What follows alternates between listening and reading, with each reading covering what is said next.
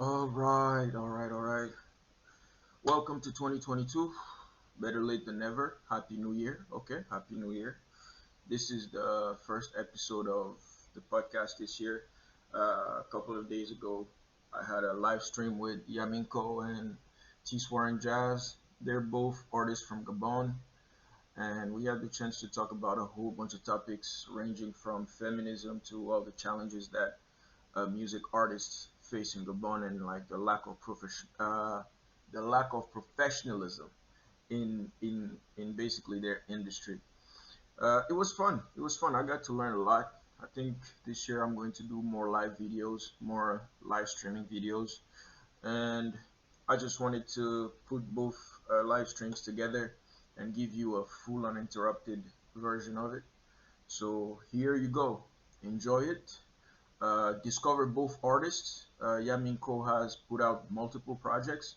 I suggest that you go and sign up to his mailing list at yaminko.com and definitely go stream Female 2. Let me say it in French. Femelle 2. It's the latest project from Tissoir and Jazz, and it's a very, very, very good project. There are a lot of good songs on there. My personal favorite right now is Chez Nous. That introduction is a killer for me. In the meantime, what did I want to talk about? The subscribe button down there. I don't know where it's going to be, but the subscribe button down there is not for decoration. If it's still red, please click on there. Click on there. Okay, click on there. It won't hurt. It won't hurt. And click on the like button as well. And that little what's it called? The notification bell. Yeah. Click on that and we'll see. This year the goals are clear.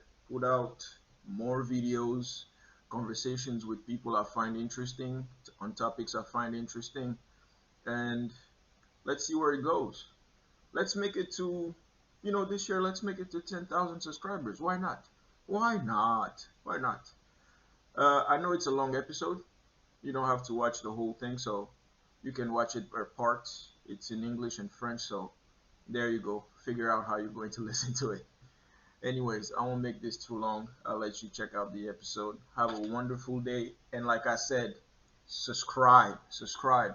And just in case, you will win a delicious bottle of SAPIC, you know? Anyways, I'll let you guys go. Check out the episode now. You're you're going live on Facebook. We just might if this shit decides to work. Yeah, go live. Why don't you go live on Instagram? Yeah, I mean, I really should, but it's just that, You haven't figured out the way yet. the thing with like going live on Instagram is that you're only live on Instagram, right? Yeah. Whereas like the way I'm trying to do it right now is I'm live almost anywhere but Instagram. So that would be what, Twitter, Facebook, and YouTube. Twitter, Facebook, YouTube, and Twitch. Oh, there you go. What you using? Discord? No, I'm using OBS. Oh, okay, okay. Yeah, this Yeah, motherfucker about it, man. I might just go ahead and fuck with trust me, it. trust me, low key. Cause I have it. I have the thing. I have the thing. And then if you're doing this live, I'm just gonna share the live. Yeah, no problem. Like, some motherfuckers might try to tap in, Of course. You Let might me. you might fuck around and end up with like 6 people on this live, bro. Let me Once see. I share this motherfucker, I know Nalfla is doing shit. So Let me remove this. Okay. I want Add a little I texty need to get text. I'm gonna need to get my whiskey on for this one. Yes, sir. A little bit of that. Wait, wait. I love how I say that like I wasn't gonna drink whiskey regardless. What the fuck I put for that?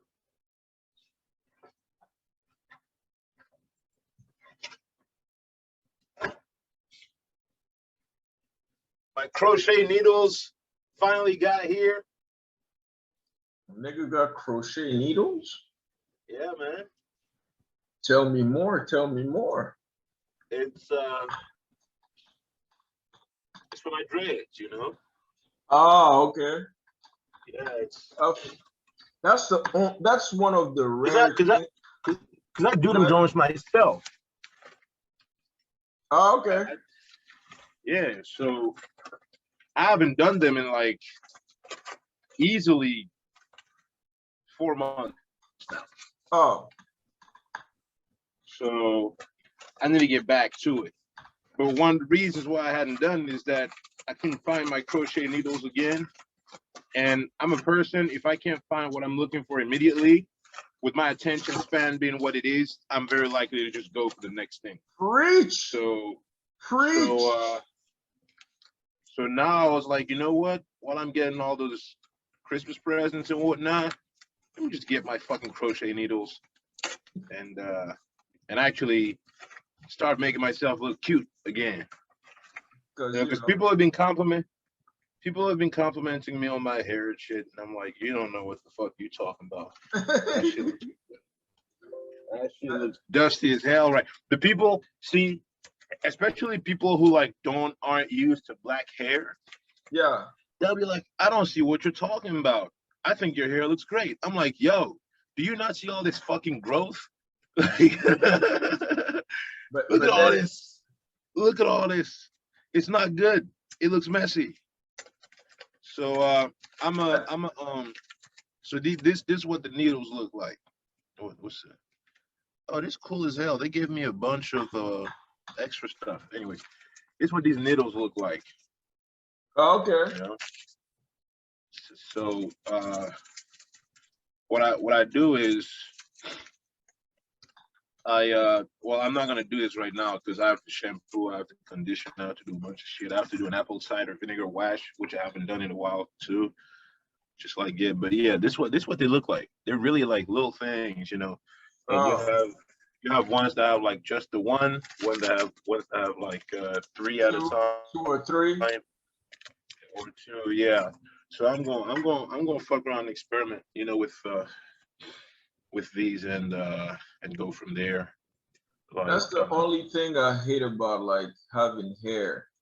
It easily starts becoming like a high maintenance type shit. No, it is high maintenance. You know, that's one thing I've realized. I remember there was someone I was dating a while back who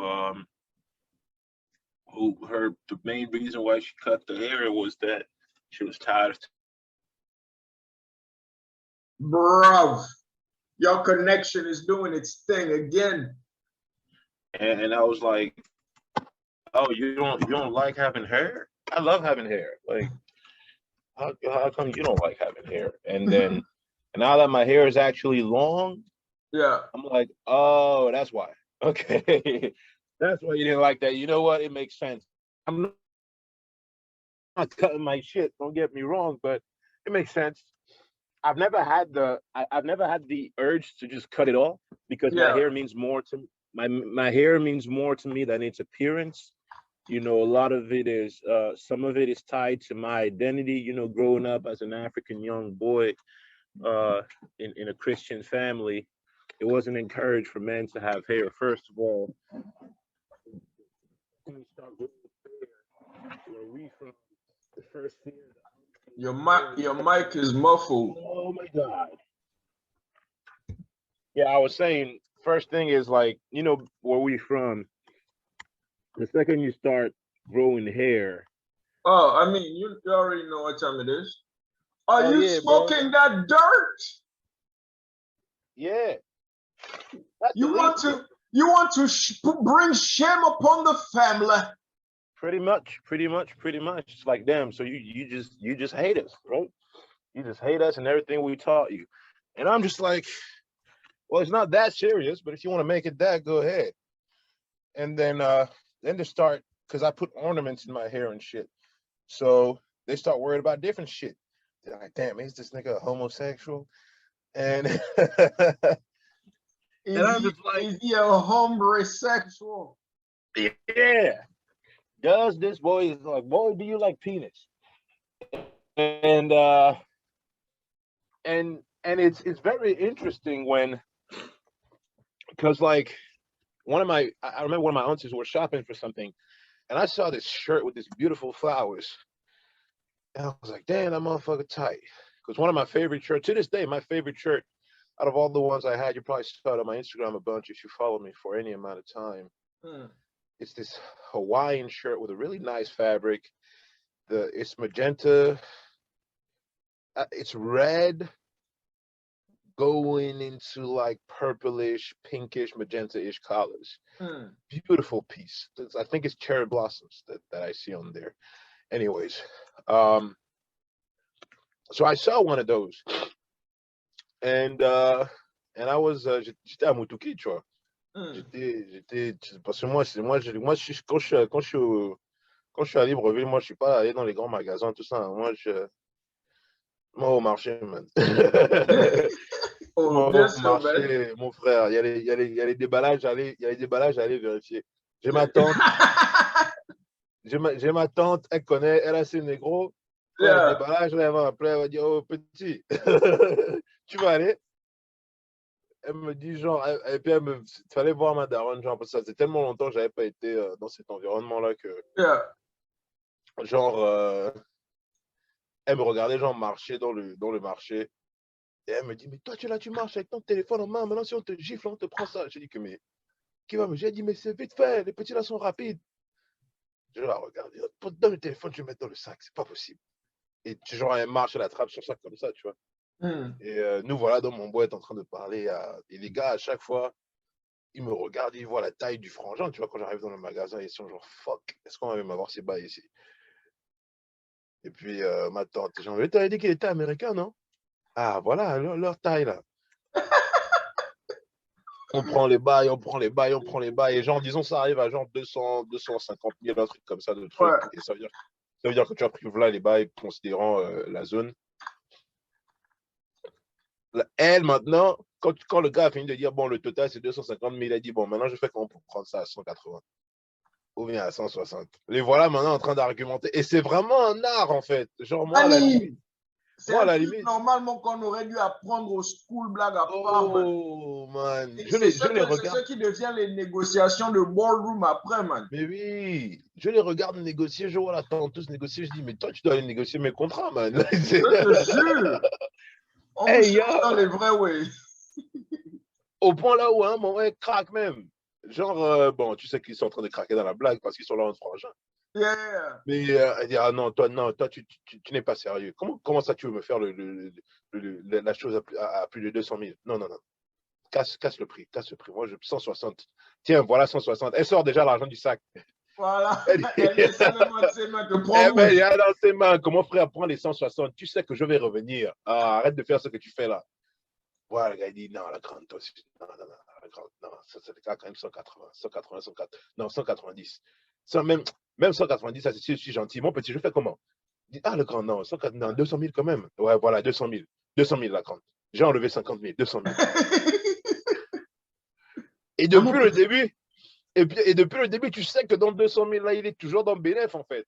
Oh, bien sûr. Je suis d'accord. Il est toujours largement dans le bénéfice, mais le frangin, non.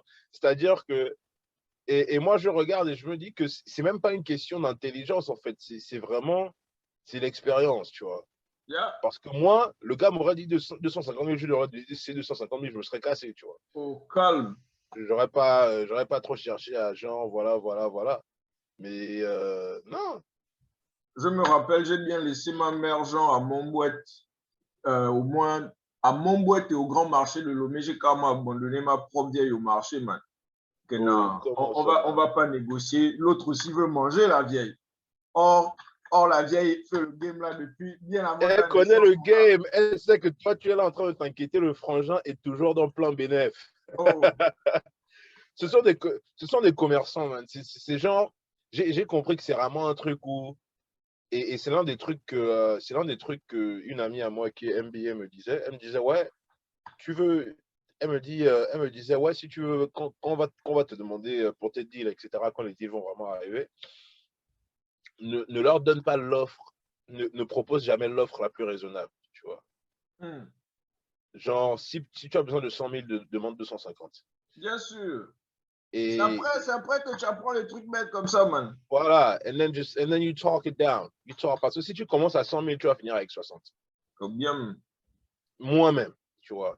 Donc, mieux, tu vois. Et les darons, elles savent que quand le gars te dit, ouais, tel truc, c'est par exemple, je sais pas moi, 10 000.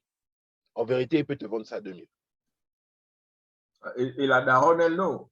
Elle sait, elle sait, Elle est dans le elle game sait. depuis bien Oui, toi avant aussi. la nuit des temps, mon gars. Et même, et ma daronne sait négocier, tu vois. Yeah. Mais ma tante là, man, non. Elle, c'est carrément Elle c'est carrément freezer. mon frère, doctorat. Doctorat. She, Doctorat. she's not PhD, mon frère. she's not playing them games. Nigga, PhD in international bargaining. PhD into that. Hey, that should be that sounds like a dope ass degree too. Hey, PhD bro. in international bargaining. International bargaining, bro. She She'll can tell do you, that shit anywhere. elle te sort les trucs du genre, mon petit, tu as commencé à négocier avant même d'arriver au magasin. Elle te dit, avant que tu n'arrives au magasin du gars, là, tu vois comment les gars s'enchaînent. Elle te dit, petit, magasin numéro 6 là-bas, c'est là-bas où j'arrive. Je commence à négocier des magasins numéro 1. Quand j'arrive au magasin numéro 6 là-bas, il sait déjà qu'il ne faut pas blaguer. Il m'a déjà entendu dans les autres endroits. Donc, quand elle parle fort, là, en fait, c'est pour que les autres. C'est pour que tous les frangins sachent que là où j'arrive, là, ne faut pas blaguer. Parce qu'ils s'alertent entre eux, tu vois. Il y a un Yeah. réseau. On sait Même quand il y a quelqu'un. parfois, c'est même le même magasin qui a Mais plusieurs ce sont les endroits. mêmes frangins, man. Il te dit, oh, Man. attends, je vais demander à mon frère là-bas s'il n'a pas un truc. Et tu vois que, genre, en fait, ils ont les mêmes bails.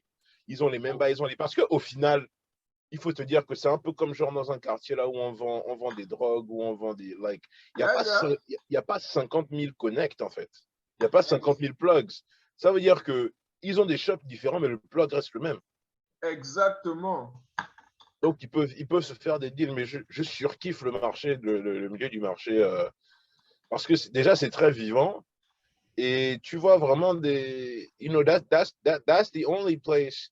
I mean, that's one of the few places in the country where you can go and just run into back-to-back independent businesses, you know, and those guys should be celebrated. There should be more money behind them because, Those you know, guys are literally what everybody in our generation is pretending to be by opening a yeah, social no, media seriously, account. that's what they are businessmen. They are They are businessmen. exactly, they are the actual businessmen. They're Yeah. doing whatever the fuck your college professor pretends to be teaching you.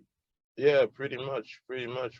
Like, you Uh, know, they have experience. It's just what's lacking is resources. I'm sure some of those guys, if you could find, you know, the people with the proper drive, and you put money behind what they're doing, you know, you got something serious. You just observe the kind of business it is, and it's like, yo, what happens if I how do I elevate the entire and the thing is, you know, we when we think about solutions, of course, the first thing you're going to think about is, oh, I'm going to find one guy who's really good and put some money behind him. But I don't even think that's a solution. I think the solution has to be systemic in that you look at an area and you're like, okay, what's the smartest way I can put money in this area so that all those guys can thrive one way or the other. Uh, Whether you're investing in, par exemple, si tu as, je sais pas moi, si tu as 10, 15, 20 millions à dépenser, yeah, you can put that money in, you know, fixing the spaces in which, you know, in which they're working, or you can put that money behind, I don't know, like, you know, deciding that you can get like 2, 3 vans, and it's like, okay, as far as distribution is concerned, you don't got to worry about transportation. Like, we're just for you, just for the merchants, you because know, you know what's crazy? Economists have already studied these things for years and came up with solutions. Our leaders just choose to keep doing it the stupid way. Like well, they're not literally. they're not stupid. They're actually extremely smart. It's No, no, just no. that they They're don't. actually extremely smart. They're doing it the stupid way because that's how they make their money. Exactly, exactly, Because exactly. if things being better would make them wealthier, best believe they'd make that shit happen. No, But but things being better would make them wealthier. It's just that that's but not. they They would don't lose just control. exactly. They don't That, just want to be wealthy. They want to be wealthier than you. exactly. They Because never want to trip about nothing. They want to yeah, keep being able to tell people how to live. Like what? yeah. These niggas Because know. like you got to think about these things. It's just if we're getting to a place uh where we actually have equal opportunity in a place like Gabon, very quickly the people who are in power are going to be taken out. And I don't just mean, I mean there's the business aspect of it, obviously, but there's Oh it's no, not there's just the life aspect of it but for there's real. exactly there's the life What? aspect of it. Like It's I mean, these people know better than to let the community get into a position of power. Because as soon as people are yeah, not don't have to worry about food no more, then they're yeah, worried about who the fuck got kept us in this state this whole time. yeah, and it's that's what happens when it's what happens when you know what you did. You know what I'm Exactly. saying? Like That's exactly what it's happens when you like do what you did. it's you're the part of you is like, okay, I'm down to let you, it's not the worst thing for me if you get this shit financially. But the more power you get and the more you understand how this works, the more you'll realize how much I fucked you. I can't let that happen because you're gonna want to fuck back. Because you know why? Because I would want to fuck you back if I was in your position. Exactly. That's it's a very straightforward process and way to perceive this whole thing. So that's what it's really about. That's why it's gonna have to be their kids because you know their kids are gonna have haters, but they're not gonna have the same kind of haters they got because their kids are fraternizing with the rest of the population. That's why it's so You, important for watch kids to. out. You'd be surprised. Oh no, of course. Like I'm not naive about this. Like I know what happens when you realize how much power you actually wield. But you know, it's gonna be easier to have certain conversations with them. Uh, I um, mean, at least a lot of us will have like the ability to, we went to school together, whereas like that's most, yeah, and that's why I was saying it. honestly, that's why education is so powerful because like those high schools that where we all went were actually hubs of power being built, like power being like concentrated in places. Because Yeah, most of us, there's a lot of us, for example, who have no actual social skills, but were able to build a lot of relationships back in those years that you might be yeah. able to leverage in the future. Even if in like in a class of 1,000 that you were while you were in school, only two Hmm. people make it. You're like what, 2 degrees or 1 degree away from them. That's Hmm. nothing. Whereas like our parents lived in villages and they only got to meet each other in their like 30s or 40s, probably later. Yeah. Hmm. No, Okay, God, we're doing this. However the fuck we're doing this. This is another experiment. so you are going live. It's about to happen, bro. All right, cool, I, cool, I do cool. not I do not guarantee success, but I do guarantee that I will try the best as I can to not All right. embarrass us. I feel good. I got my makeup on. This nigga said I feel good. I got my makeup on. I'm not too worried about how I present. I look fantastic. Oh, dude, that's not even worth being worried about. Last week review live. Okay, yeah, Minko.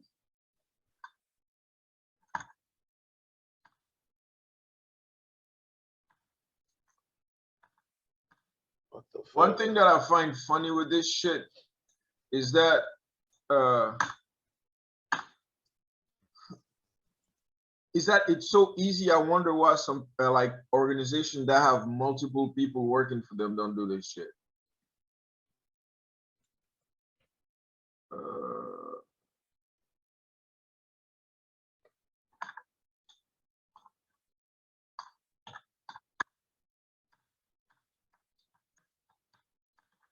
It's,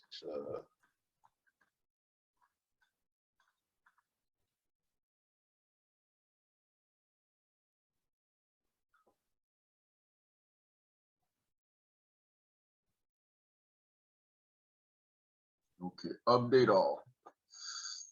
Father God, I leave everything else in your hands. Glory be to you and you alone.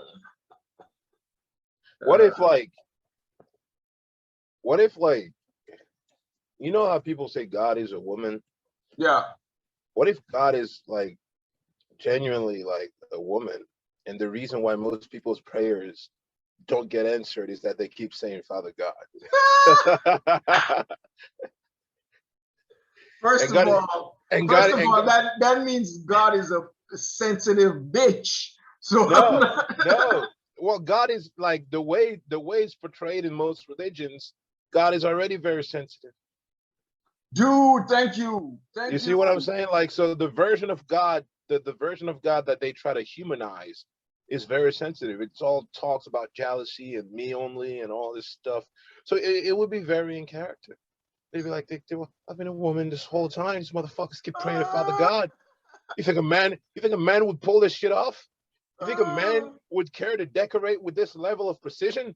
this, this nigga right here. If I was a man, you would still be in caves.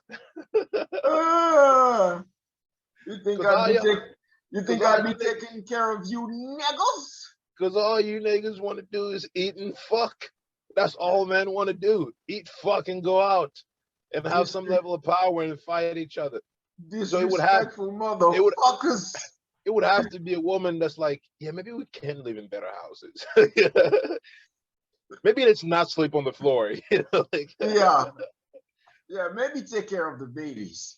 yeah, you know what I'm saying? It's like, yeah, where your dick swinging? Like, let's find something to cover this shit, man. Like, because even when you look at a story like it's really interesting that Eve in this story in the Genesis was the curious one, right?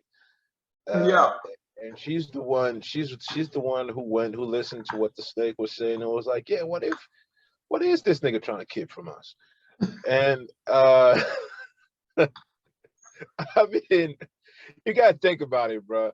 You're talking about a motherfucking child. Adam and Eve were the first kids ever.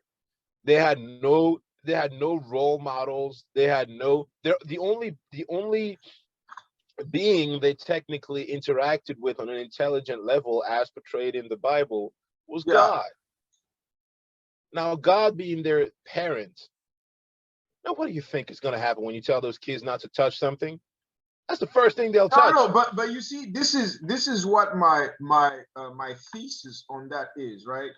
I think it was all a setup by God. A setup. Yes. Because if God is the way we describe God to be, right? Omnipotent, omniscient, he's outside of time. That means he already saw that. It was something Yeah. that he could have prevented that he chose to allow to happen, right? So Yeah. from that standpoint, I think he has more responsibility when it comes to like the whole Yeah. original sin than Yeah. Adam Nah. actually has. No. That's something that makes a lot of sense to me because it's like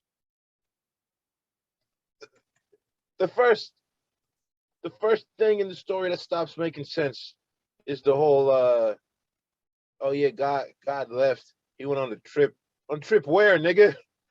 Exactly. Like, you mean to tell me? This You is mean it. to tell me that this dude who can be everywhere at the same time happens to not be there? This nigga left. Like He this, can't. He this can't dude leave. knows everything that's going on in the He, universe he at cannot. once. He cannot leave, bro. Come This on. man. This man cannot leave. He literally cannot. He is everything. So he actually created something that somebody else was able to hijack? You mean to Yeah, tell me you know that? what I'm saying? It's like damn, like that feels like a bad experiment. It How about you stop playing with my spirit? feels like you fucked it up. Like, Or or simpler, which is the conclusion that most people will come to after they've done a little bit of thinking. Y'all fucked up the story. I think that's probably what's the most Oh accurate. no, It's like that's it. people describe things according to how much they understand, and we can Exactly. all agree that nobody understand whatever the creator is doing. That's what that's why people like saying God works in mysterious ways and all, and there's a mystery to everything. So I'm gonna let it take some of that. But a lot of it is like, you No, he know, works the in reason ways that you're not supposed to understand. in yeah, well, it's wisdom and everything, and then you have the whole thing where it's like one of the reasons why these stories have so many plot holes is that they were written by human beings. They're flawed, like the human beings who wrote them. And on top of that, whoever actually had authority over publishing that shit wants to make sure that whatever is being published is to his or her advantage.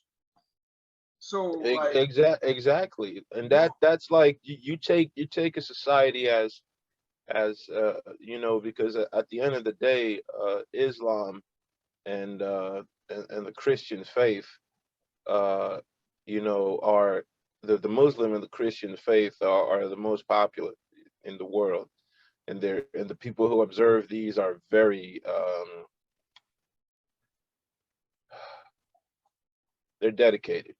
They believe what they believe what they practice, and I have varying levels of respect for that.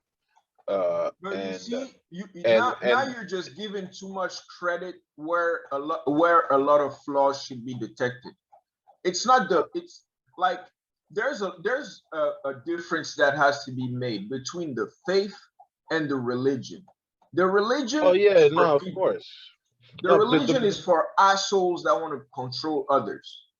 I wouldn't even go in that direction with that because I agree with that point. The thing was with the amount of people who believe this and the origin of a story, you know, as as hopefully accepted as the one in the Bible is that women are evil, Oh, I mean, to me, it's and not you're even.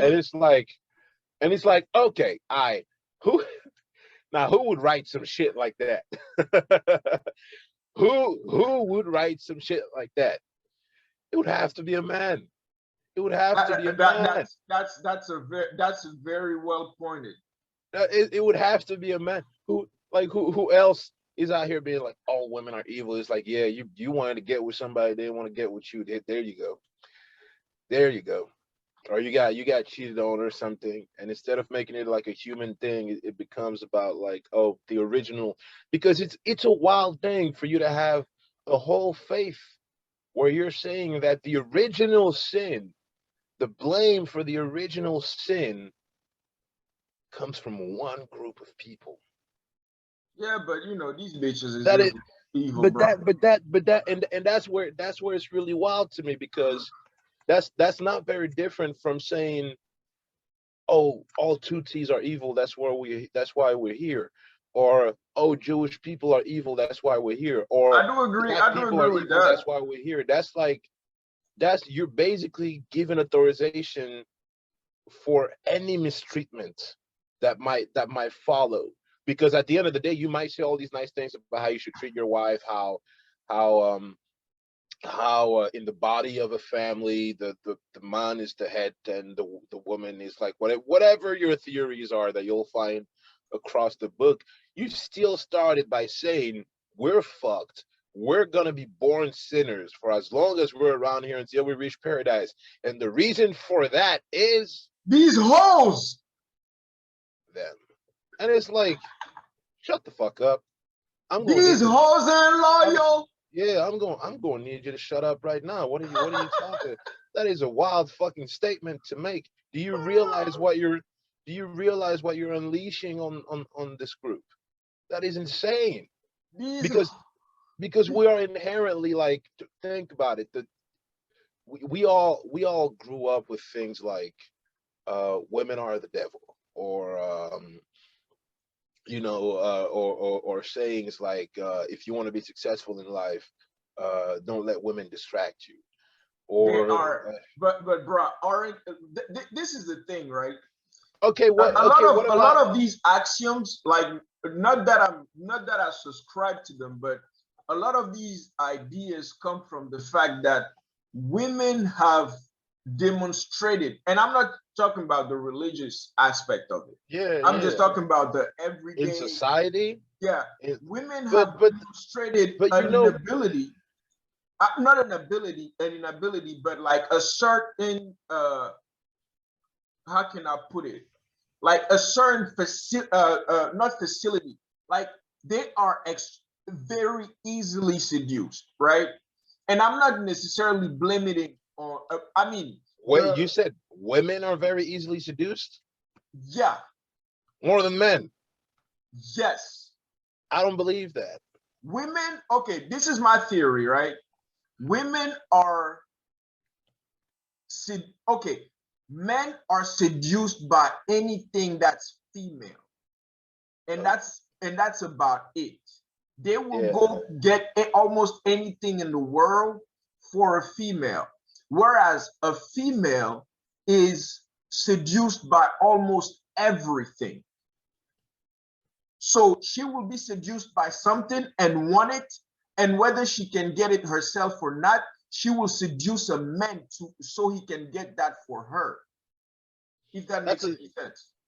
I think we inherited these ideologies, and they're not actually entirely true or true at all No, no, in no. practice. I'm not saying Because that. the number one thing is that, for example, there's a the whole, and that's gonna sound like a very in the current conversation type of comment, like, oh my god, this again. But we're looking at this whole thing from the perspective of straight relationships only, to begin Yeah. with, right. So even the whole like man versus women thing, like, women are a distraction, this, that, and the other, it's like, okay, so who's a distraction to the niggas that like dick? Who's a distraction to the women who only like women? Who's a distraction to the people who go both ways? The reality is that the biggest distraction is not specifically pinned on a man or a woman, it's human desire. Whatever we desire, whatever we are instinctively attracted to, is what ends up distracting us. It's vice, where we fall victim to, we are the victims of our own vices. It can't be on a group, it can't be on a Okay, group of people. what's the main vice of men, whether they are straight men uh uh or Power, not? power, power, power, power and That sex. that's power and It's, sex, right? yeah, it's power and What's sex. the main vice of women, whether they're straight or not? It's the same thing. It's power and sex.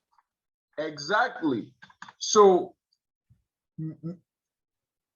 huh, I don't. I think. Okay. I think the issue maybe in the traditional framing is that Yeah, uh, the one group that has power. historically been uh, dominant. let me change that. Power, sex, and entertainment. These are our three main vices. Yeah, Power, I sex, and mean, entertainment. some would say not entertainment, but they would say how you call it, shit, evasion or whatever the That's what proper word that's is. that's what that's what entertainment is for. That's what entertainment does for us. It helps us escape our reality. It's a diversion. It's a distraction. Hmm. It's like, I think drinking is entertainment. I think banter is entertainment. I think gossip is entertainment. Like everything we do that doesn't serve a practical purpose is entertainment. Even a lot of what we do with sex is for our own entertainment. Like Hmm. everything that gets past the practical is like, yeah, we're just having fun here. And that's one of the things that we're addicted to. We're addicted to having fun. We don't like it, and I don't think there's much wrong with that. That's just the way it is. And I feel like if we could accept that these are things that are inherently that exist inherently in every human being, then we don't have to have long ass arguments about who did this. Was it men or women? Of course, like when it comes to like factual shit, and it comes to like not just factual shit, when it comes to observing a certain era and trying to understand why we are where we are, we have to point a few fingers. But I bet we're not pointing all those fingers at I bet we're not pointing all those fingers at one group, specifically not that group. I I start questioning a group when they're pointing too many fingers. You know what I'm saying? Oh no Like, no. Oh yeah no. I do. I mean, because I think the problem is one of the main problem is the whether you look at it from like a spiritual text or you look at it from the point of view of not just spiritual text. What's the proper word here? Okay, whether you look at historical text, religious text, or even yeah, just secular history, for example, the issue is that it's first it's been historically dominated by men, it has. right? So and then there's whatever detail gets lost in history, and there is also all the biases that get included in the retelling of that history. Yeah, So we are already dealing with very polluted material to analyze with. But yeah. I think when I dig into my personal experience, this roach will not disrespect me. Hell no. Yeah. I'm recording something and you just go roach out in front of me. You what? Nah, as I'm recording this shit, this roach is like walking on the ceiling right in front of me, like I'm not about to stand up in the middle of a stream to take care of business. The Yeah. fuck you thought was this? This was. Let me see. Okay. Uh, do you have another?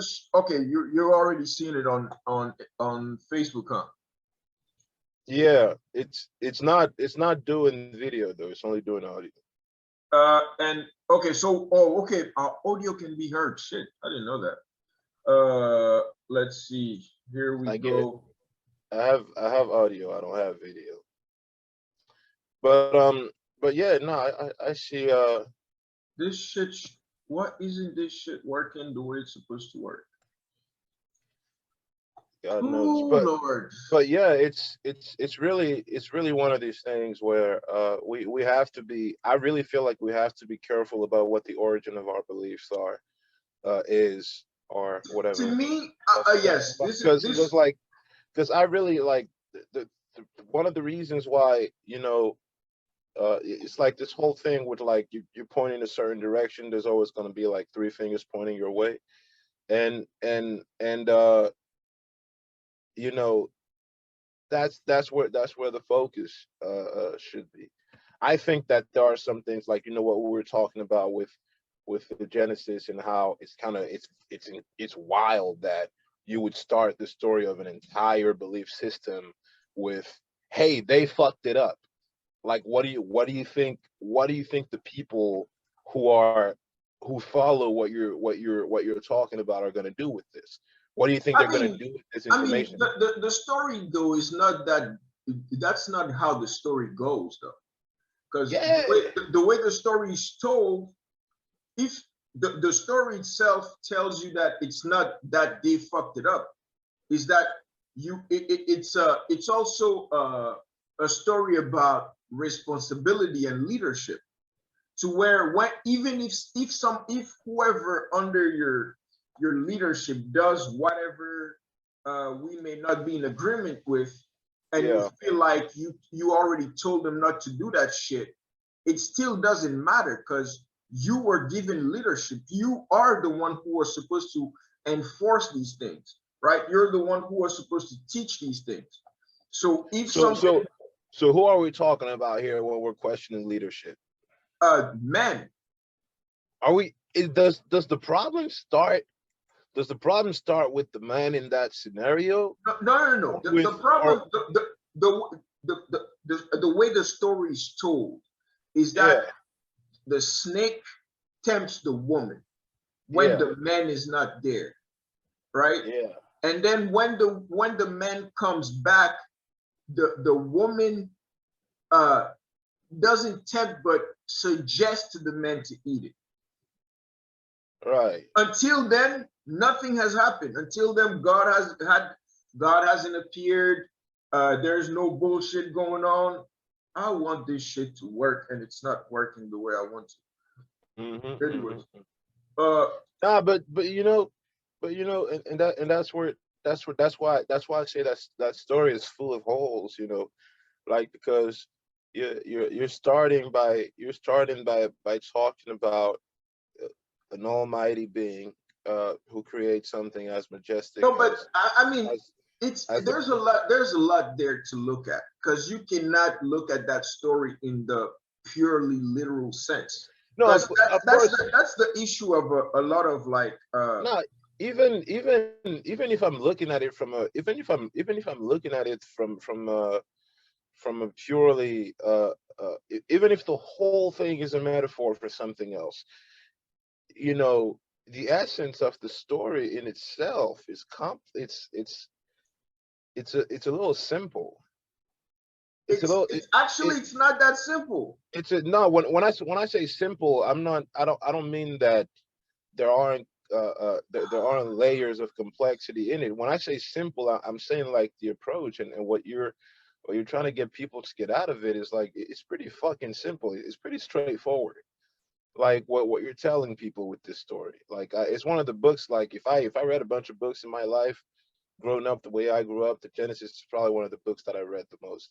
And the story goes as follows. There's nothing. I create something. I'm everywhere. I can see everything. Eventually, I also create human beings, starting with a man and then a woman, and then I leave those puppies unattended, and those puppies go and do what puppies do. They start biting shit, and the second they start biting shit, I cast them away and declare them, sinners and evil forever.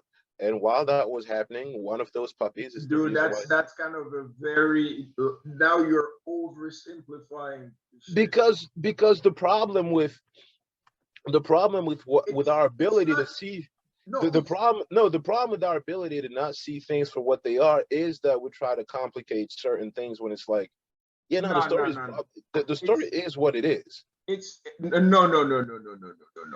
because now because you have to understand there's first um uh the analysis of the word through the eye of faith and the analysis of the word through the eye of literal rationalism, and it's not the same thing because So so what you can so analyze what's what the big difference? What's the big difference between the eye of faith and the rational eye in that instance? it's like for example me saying No, in that specific scenario, like, because we're still talking about the Genesis. What would because the okay faith tell you? the whole description, for example, saying this is the same story where it is said that the snake talked to the woman. When's the last time you saw a snake talk to anybody? Yeah, that's all fine and dandy. I can include No, that in the but story. it's not. It's I can neither. That's the thing that bothers I'm me the not least with that comfortable. story. From my standpoint, is it's that I'm not comfortable. For example, saying that because first, it's not a story that I completely grasp. First Right, of all, right. this shit is irritating me at the highest level. Oh Jesus! I don't know what Hold it on. is. It's not a story that I first of all understand at the highest level. But what comes to what transpires for me is that it's describing certain principles that take a great deal of wisdom to understand. The simple mind would go as blame is being put here, blame is being put, basically interpret the story to the closest to the literal view of it. And then there's also in our new age, we have these ideas of equality and all this shit, and we're trying to rewrite history. But these facts that are being portrayed in the book of Genesis, these archetypes are archetypes that in many ways have transcended time and culture. These stories of women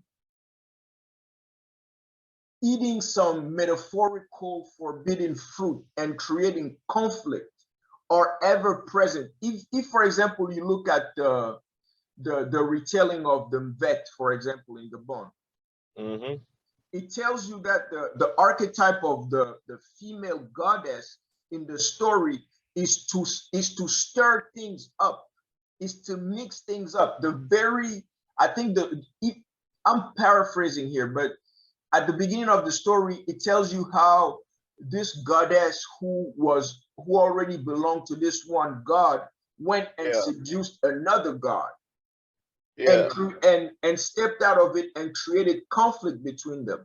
Now we can agree, for as much as I know, because I'm not that familiar with the genealogy of faith and shit like that, but those stories look archetypically close. At least I don't know if it's the mythology is not that far apart. Like, so if we go back to, for example, Troy, like the Greek story of Troy, there was, yes, there was tension between the kingdoms, but it was it was a story involving a woman that started it all, right? These motherfuckers were already killing each other. They just yes, they were already killing each other. They just found one more reason to do it. They just want the story. The story is that they sign a peace treaty, and one of the princes of Troy ends up disappearing with the man's girl. You know, and it's that, like, the things that we have the biggest problem with is, like, because we don't question the right things, like the culture of ownership, like the culture of like the way we perceive hierarchy, like the way we approach, like, you're telling me about patterns that keep coming back and haven't worked for a long time. They've done what they do. They've been helpful to various extents, and I think that in every system that is flawed, there's a lot to keep, there's a lot to learn from, there's a lot to build with. But you know, we also have to be good at spotting certain things. And for example, the narrative, I think that the idea that all the problems we have, or that the biggest problems we'll have, will always come from a certain group of people. No, that's, you see, that's not the narrative. It is. It no, is no, no, no. That's the narrative. That's the narrative. That's okay. I don't know how to say this without making it sound bad, but I feel like seeing it that way is claiming some type of victimhood, because it's not the only caricature. It's not the only image of women that is portrayed. It doesn't have to be. It doesn't have to be victimhood, because you were talking about responsibility earlier. Yeah. And what I'm saying is that we have to be a little more responsible with the core ideas that we're pushing on people. Like, it doesn't, like, what started the conversation was the portrayal of women in the book, like the Genesis, but it happens in various other aspects of our society. The way, for example, a few countries with nationalist ideals who feel like their national integrity is being threatened will do the same thing and start talking that way about immigrants. The same way someone like Hitler was talking that way about the Jewish population. The same way every time, as a society, we decide that all our problems come from a certain group, we are doing something we need to worry about. Because what you're doing is you're authorizing hatred. you're giving hatred a Okay. pass. Even if you sanction it at a local level, in the general conversation, you've already authorized it. Okay. Would you agree with me that we are a much more civilized society today than we were 100, 1,000, 2,000 years ago? Well, from what I know, yeah, easily. Like, Okay. yeah, So Jesus. can you Yeah. can you imagine? So you can imagine. You remember? For example, of the stories of like women being called witches and being killed all over, being like the real Yeah. scary stories, right? Burned and burned to the stake and thrown places and all that. Exactly, Yeah. exactly. So the point I'm trying to make here is that if those barbaric sons of bitches, right, Hmm. with all their lack of understanding, Yeah.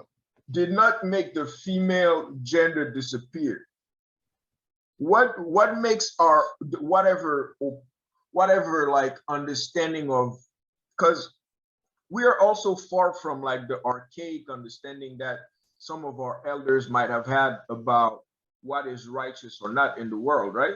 Yeah. Yeah. So even I don't think even the church perceives women the same way that it used to perceive them. It Maybe I'm doesn't. It wrong. does because it doesn't have a choice. Because the church as a system doesn't have the kind of power it used to have. Because now, in the politics, independent of religion, are stronger than they were before. It has nothing to do. It has very little to do with the church actually wanting to change its mind. No, no, I mean the church is probably, how can I? Mentalities have evolved because people have questioned them, which is my point from the very beginning. Morale, our perception of what's moral and what's acceptable grows because people challenge the way things are. For example, you talk about our archaic forefathers. Things didn't change because they changed their minds.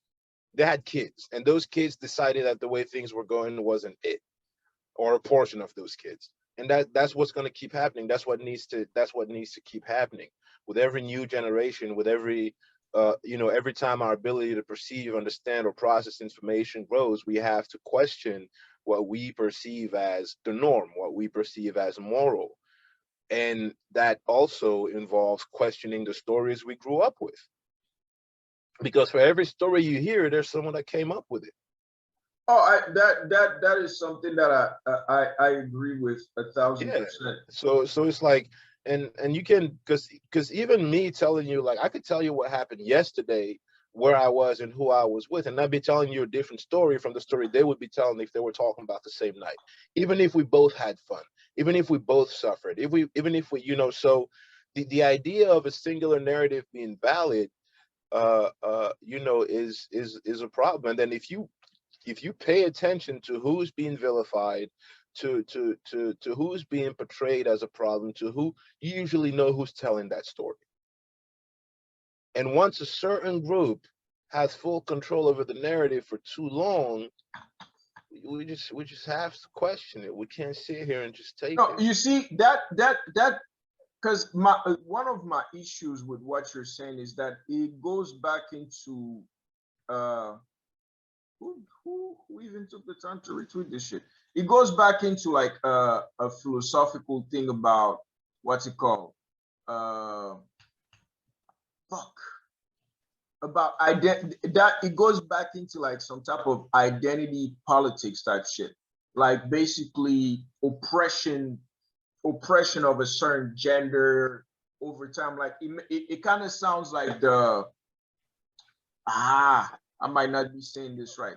It kind of sounds like the feminist argument over like the treatment of women in society. Whereas which is like which is valid, it's not which is completely valid. which It, is a I, the I base the I base am the basic strongly the basic I the basic strongly argument disagree with feminist claims of the 21st century. the basic argument is valid. People like to argue about semantics. It's like No, it's it's the it's basic. What basic argument are they making?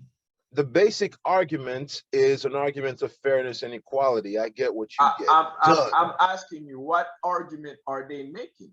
That's what I just told you. It's a fairness, equality. The treatment. It's Fairness about in fairness and equality. It's fairness about. and It's equality, about. right? It's basically saying the scale is tipped, and we need to figure out ways to tip it back over. Now, In what in what you're gonna do, and what everyone does, Mhm. is they're going to go into, because it's a revolution, right? The revolution is what happens when a portion of the population decides that things need to be done a certain way, and the power structure is not going to agree with it, so they're going to fuck shit up. That's what a revolution is. Okay. And when a revolution happens, the core idea of the revolution usually makes sense. And then as the fighting happens, because there will be fighting, there are going to be excesses. And what the power structure is going to do is that it's going to zero in on what's excessive and use it against the original point, because the reality is that the power structure is afraid of the original point because it's afraid of losing power.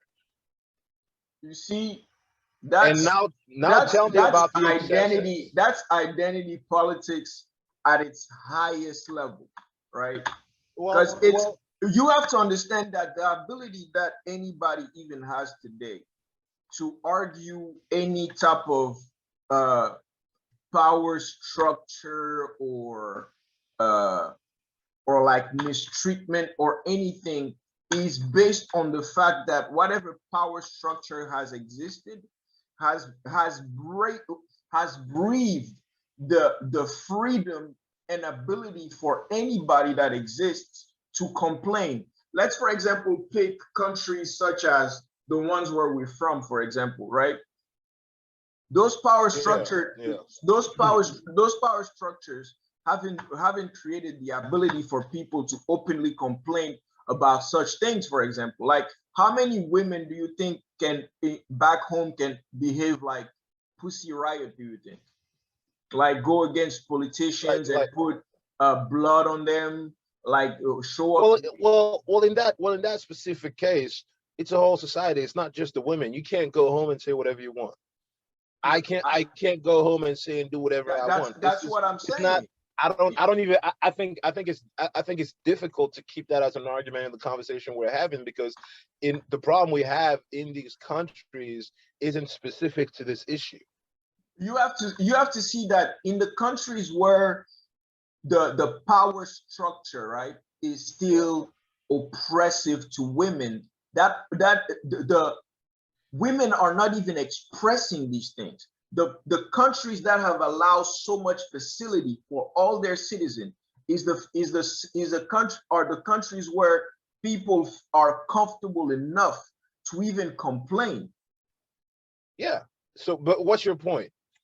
My point is those people are oblivious to the type of progress that they're being part of and asking society to move much faster than it understands, right? And they don't understand all the factors that are involved Yeah, of uh, course, but that there's not in creating the reality that they're benefiting from. there's always going to be an issue with the pace at which progress is happening, and that revolutionaries want things to happen a lot quicker than they can. That's real, and that's going to keep happening, and that's not even really a problem. I'll tell a radical or a revolutionary that whatever you're thinking about or whatever you want to make happen is probably not going to happen in your lifetime. It's probably not going to happen the way you want it to happen, but I'm not going to take away from them that it is their role to fight in that way. I'm not mad at them. I'm not No, no, arguing with them. yeah. I'm not even arguing with them on what they're fighting for. I might try to understand it, I might question it, but that's what their role is. This is who helps. I think all progress happens at the intersection of what is, what should be, and there are people who act and function according to what should be, and people who function according to what is, and some people caught in the middle. The mix of all that creates progress, because we can't help but evolve, sometimes for the worse. Now, the when you talk about when you talk about societies in which, for example, we can't say the things that we could, for example, say here in the US, or do in the US, or even in France or the UK or whatever the hell, like the contrast that there is between these countries and the countries that we come from, You know, it doesn't need to be the main argument. And if it is the argument, we know that you judge a society, you judge the quality of a society by the way in which it treats its most vulnerable members. So we have a lot of fucking work to do. If there's anything that comes out of looking at the contrast, is we have a lot of fucking work to do, which still doesn't help the point that the people who are requesting, the minorities who are requesting the things they're requesting, are wrong for requesting it. Their methods might not always be good. Some of them might be extreme, but the core argument is valid. This is where me the way I position myself in the argument is usually that I'll argue for the position that's being argued for the least, right? In these issues are continual conversations, right? It's not because the position that, for example, the person who's at a disadvantage today may be arguing, that it's not going to come to a situation of bam, we've reached that ultimate solution. Because, for example, like if we look at the numbers, there's more girls who are who've been graduating with higher education, higher jobs in the past few years than men, right? But the way these arguments are being made, for example, is that we if it's being convoluted, if I'm making any sense, right? We're convoluting, for example, because we started the conversation at females, right? The rights of females, or like the way they've been perceived by these archaic stories that we're told, right? Right. And then there's also, but then the rights of female in our day and age have been mixed with the rights of queers, have been mixed, I mean, the whole LGBT community, right? And has been mixed with the rights of immigrants. Ooh, my Well, my it's my well, it's fingers not look even wrinkly as well. fuck. It's not even that complicated. They're human rights. No, no, no, no, no, no, no, no, no, no, no, no, no, no, Yes, no, they no, no, yes no, they no, are. no, no, Yes, no, they no, no, are. no, no. They're human This is rights. this is the problem with people who want progress. They don't understand that it's a give and take. There are things that you have to sacrifice to gain those new benefits. But most people who require progress think that it's a full addition of a new set of benefits. No. For example, the dude who's going to make $20 million a year is not going to have the same freedoms as the same duties as the dude who's going to make $200 million a year, right? For example, we have certain family dynamics in poor countries, such as the ones that we're from, that will disappear if our countries reach a certain level of wealth. There's a good reason why the countries that have like a certain level of development don't have the same family dynamics, have some systemic changes in their culture. And it's the same thing at individual level or at the level of communities. For example, let's say women want to be paid more in the job market, for example, right? That means they're going to have to spend less time with their families. That means they're going to have to spend more time at work. That means they're going to have to compete. That means they're going to have to suffer at a family level. Most successful men you know are of the highest level of success possible have shit family life. But what I have personally noticed from a lot of, for example, people in a lot of female movements is that they are asking the ability to be paid by like a dude who will work till 2 a.m. in the morning, even late in his 40s, 50s, as them who will take off of work at least for a year every 5 years, maybe for those that want to have children, right? For what? Well, well, Like, the what's the yes, you're doing something that's important to society and that's important to yourself. but it's not that important to the industry or the business that you're in. Therefore, you will lose in that department if you choose to go Therefore, that way. but that's when we need to question the business. That's when we need to question the No, not industries. at Yeah, all. Not yes, at all. yes, yes, Because it is, the truth is, because at the end of the day, if you have industries that are functioning, right, and then the rest of society, whether it's their employees or the, because we're talking about the human condition here. Like mhm, we're talking about the way human beings are treated, yeah, and and and at the end of the day, every time we get to a place where we put profitability or production yeah. over the human condition, we're doing something wrong. There's a difference No, between no, no. pushing it, working hard, and developing resilience. That's a And matter that sorry to interrupt. That's a matter of perspective, right? Because all these way of lives have been competing for centuries now. Capitalism has not been the is not the first ideological system to run a nation, right? right, Socialism is not the only one, but right, all these ideas have been competing worldwide, and the ones that could not sustain the test of time or culture have disappeared. Capitalism exists right now because it fits us most. It's not the best. Working for production is not the best, but it is the one that has been functioning. Now, we want to uphold the sovereignty of human beings, but in practice, people behave according to their personal interest and benefits. That's why most people will talk to you about all these idealistic ideas, but they will get a regular job in a bank. That's why Christians will tell you about all these ideas about turn the cheek, give money to the poor, but they work in the same banks that deny people loans.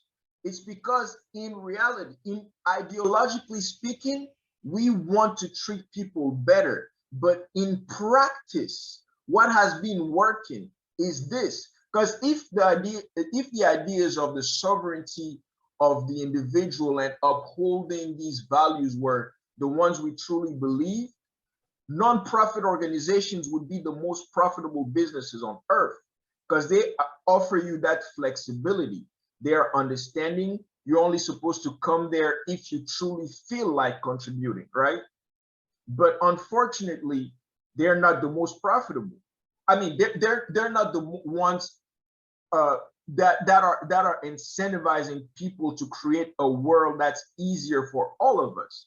Whereas the greed of businessmen, the greed of bankers, though it is extremely dangerous, has created people who are so motivated by profit that they're willing to come up with innovations. Whereas in the other setting where we're just hoping for people's goodwill, they're not incentivized to innovate. They're not incentivized to make this world a better place. The dude who created tampons for women or condoms did not do that out of the goodness of his heart. He, I mean, maybe the guy who created it did it out of the goodness of his heart, but the one who was able to distribute it to all women in the world, that was a greedy capitalist. If I mean, I know that was very long-winded, but I hope I make some sense. no, I like letting people finish before I destroy their arguments. I like letting people finish before I destroy their points. It gives me time to think Go about ahead, what to say sir. next. I'll be Nah, but working on my comeback. yeah, nah.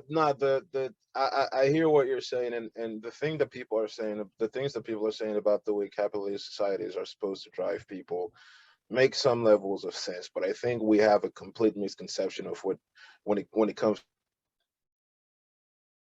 Dude, how we can guarantee that human beings stay driven, right? One of the biggest problems I have with the way we defend systems that have shown some level of some positive outcomes for a certain amount of time is that we forget that we're supposed to challenge those systems.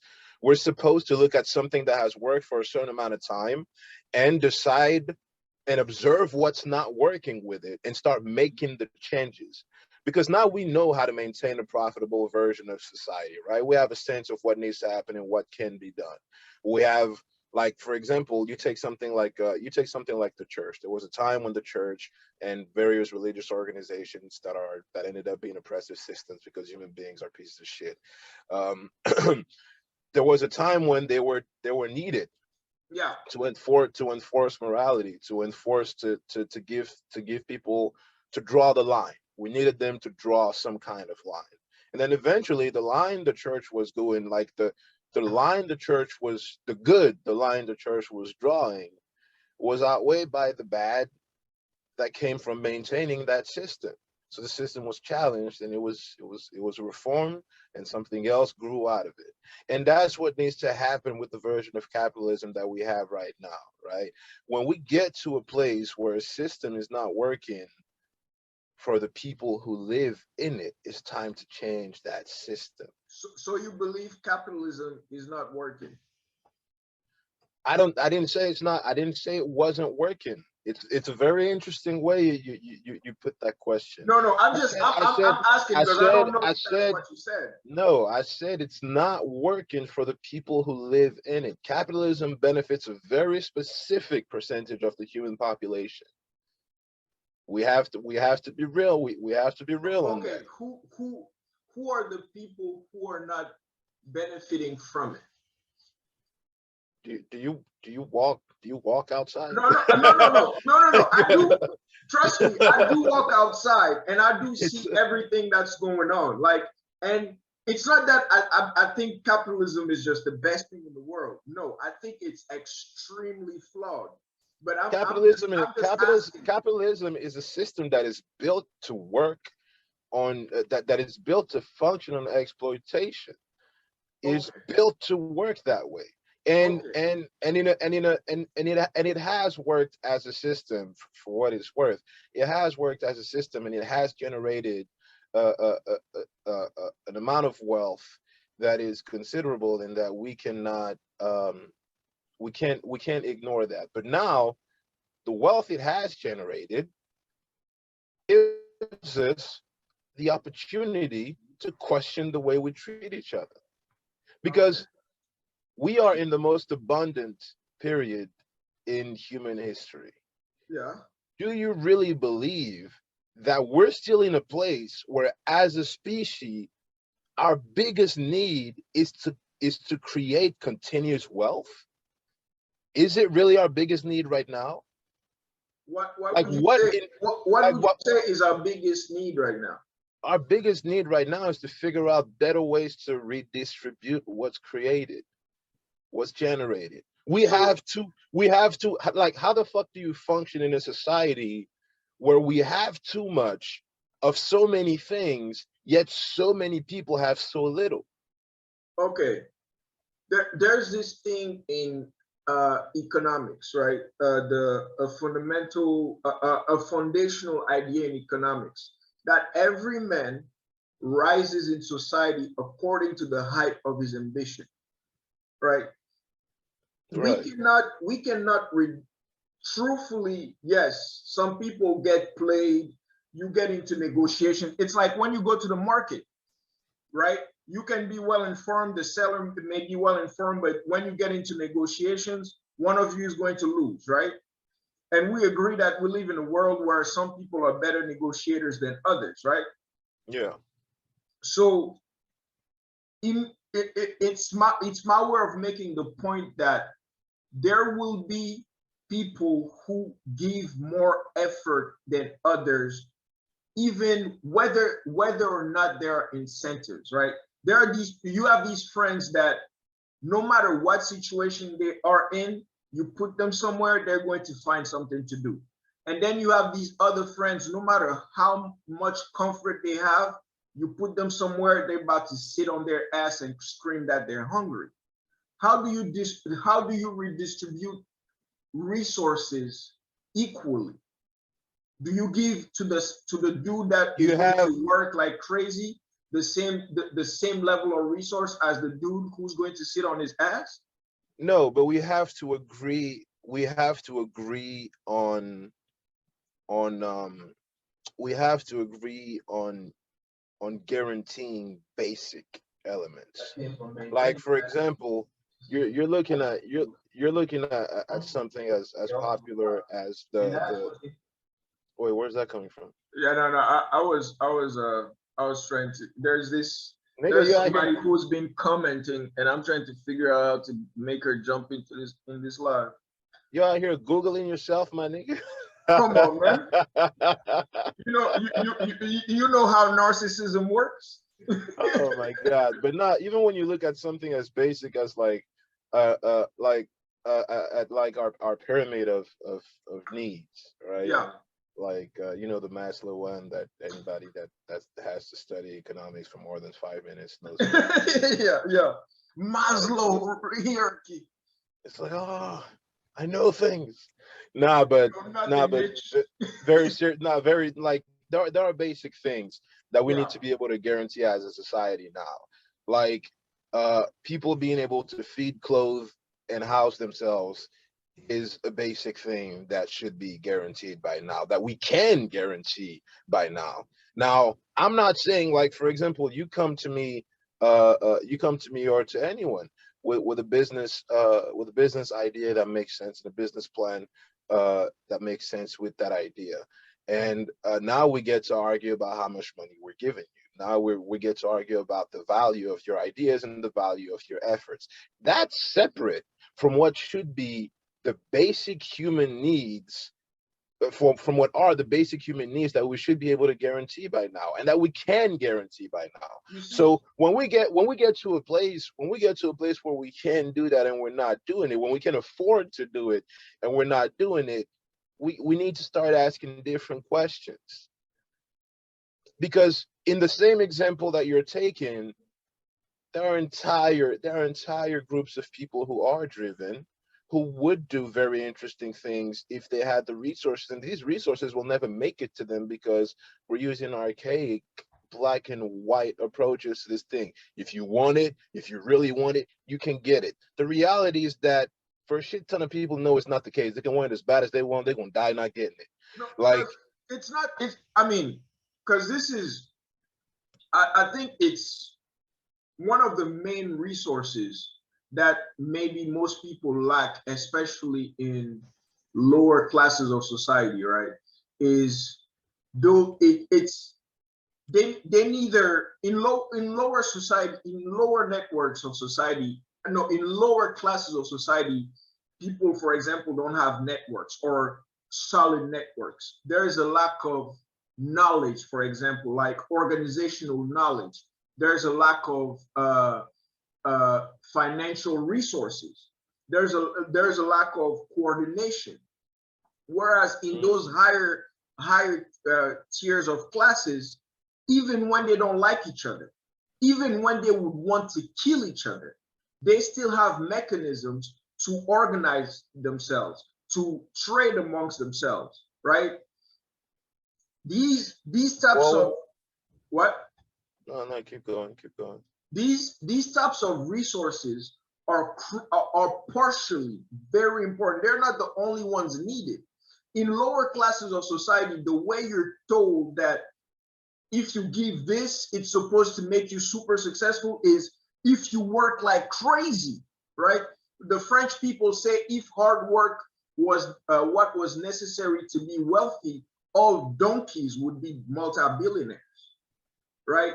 It's there's also a matter of worldview. There's a certain naivety in with the masses when it comes to understanding what is necessary. Your average wealthy person is not getting his information from TV. He's not getting. He's not obedient to whatever the president or the minister or whoever is saying. Most thieves, the most accomplished thieves in the world are in the upper classes. The most accomplished thugs are in the upper classes. The people in the lower classes think that by being by simply being a law-abiding citizen, it elects them to all these supposed benefits that are in culture, not in culture, but in society. And they forget an important thing. Human beings are evil. These are evil people. We are evil people creating systems. We evil people do not create systems that will benefit everybody.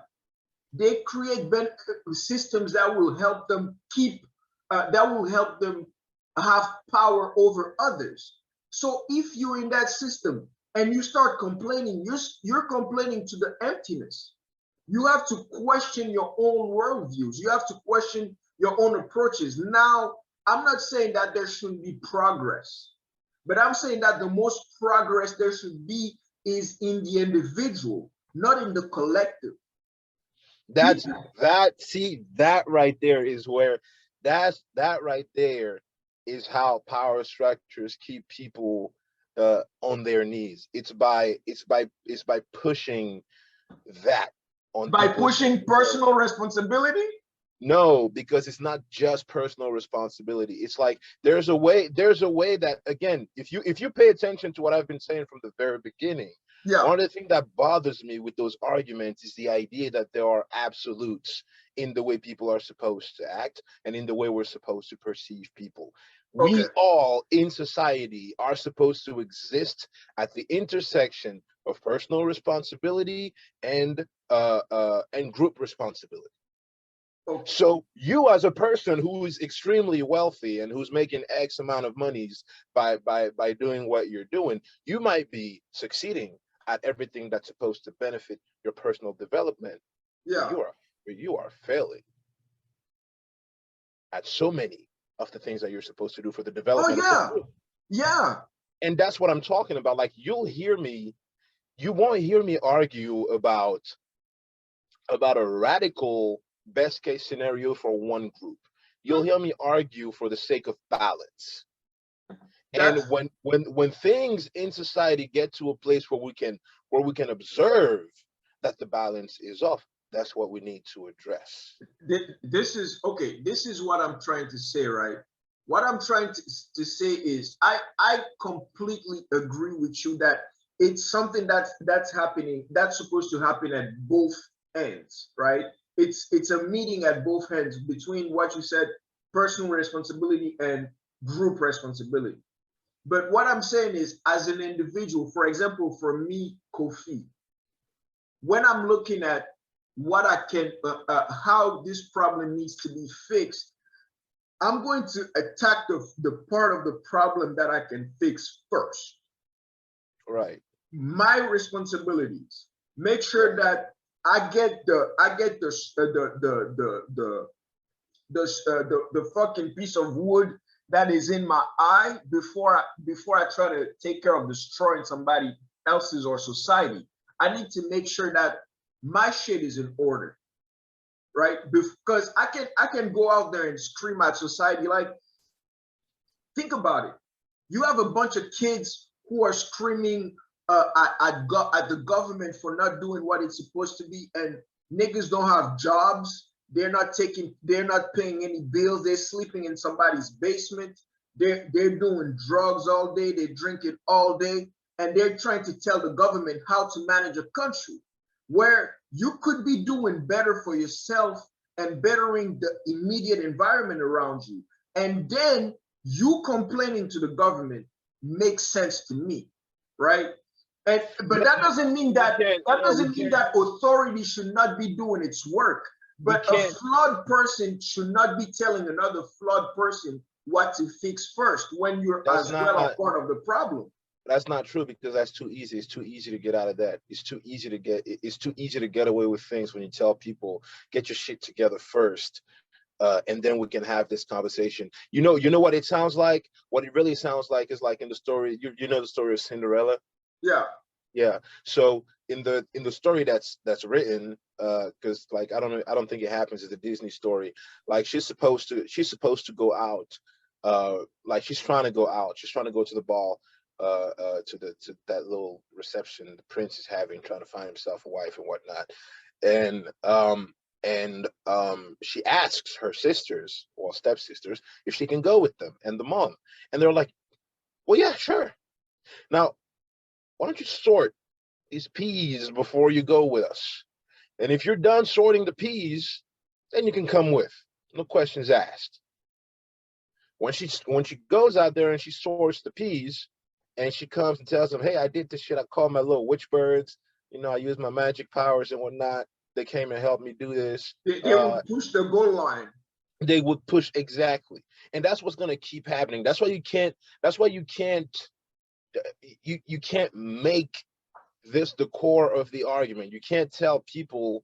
I mean, you can, but you shouldn't tell people. Oh, fix your shit or get your shit together, then we can talk about what I'm not doing right, especially when, unlike them, you're responsible for the entire group.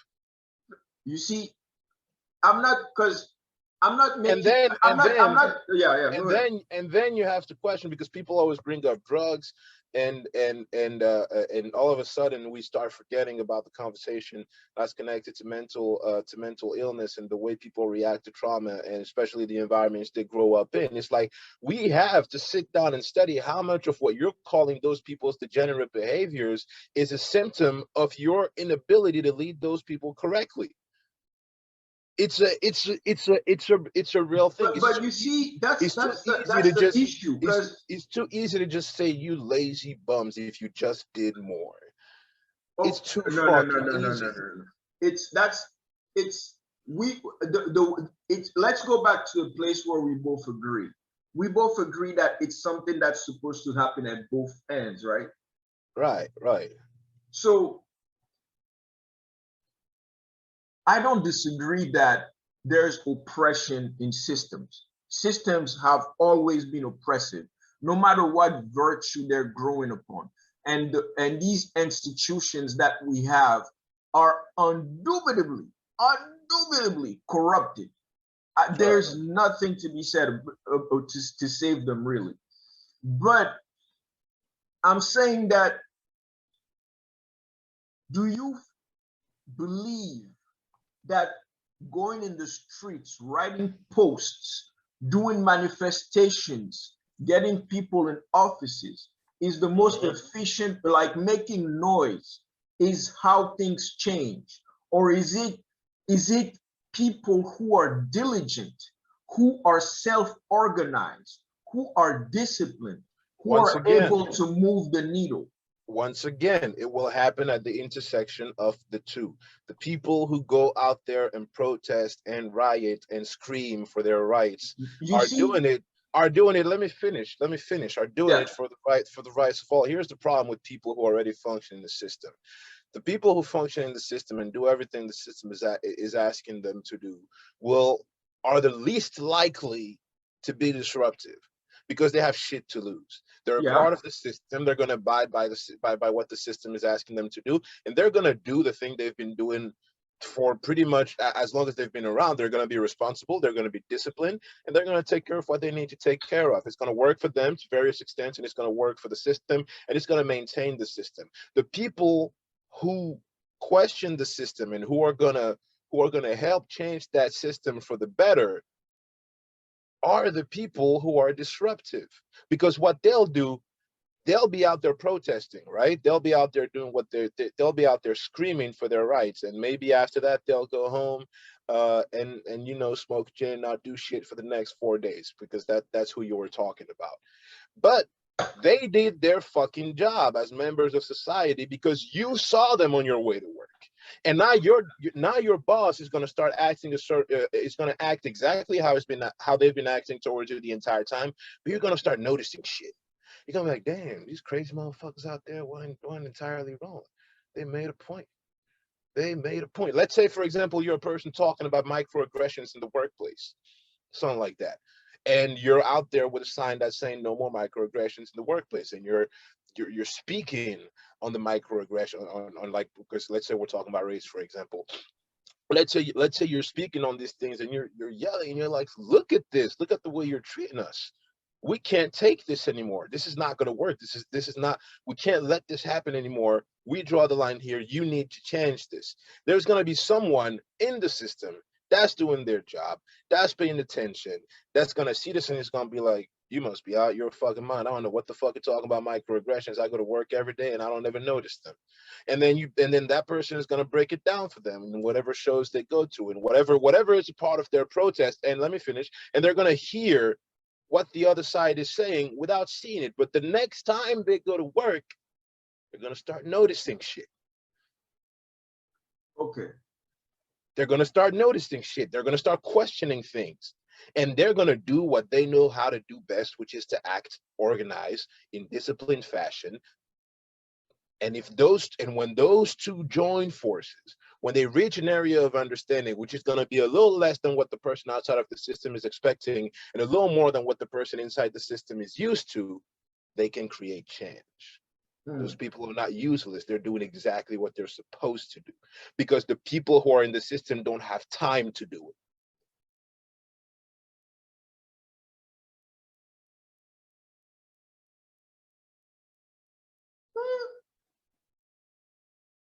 Again, it's the intersection.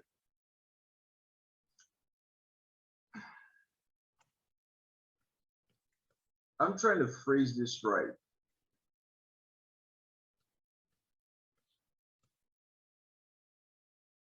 If we're talking about changes within, for example, businesses, because these issues are happening at many levels, right? So there's the cultural, everyday changes. For example, people trying to get called by, now I'm going to an extreme right here, but people trying to get called by their fancy new pronouns. Or maybe people who are noticing, let's say, who are noticing microaggressions, right? Now, my issue is, it is cool to want almost anything.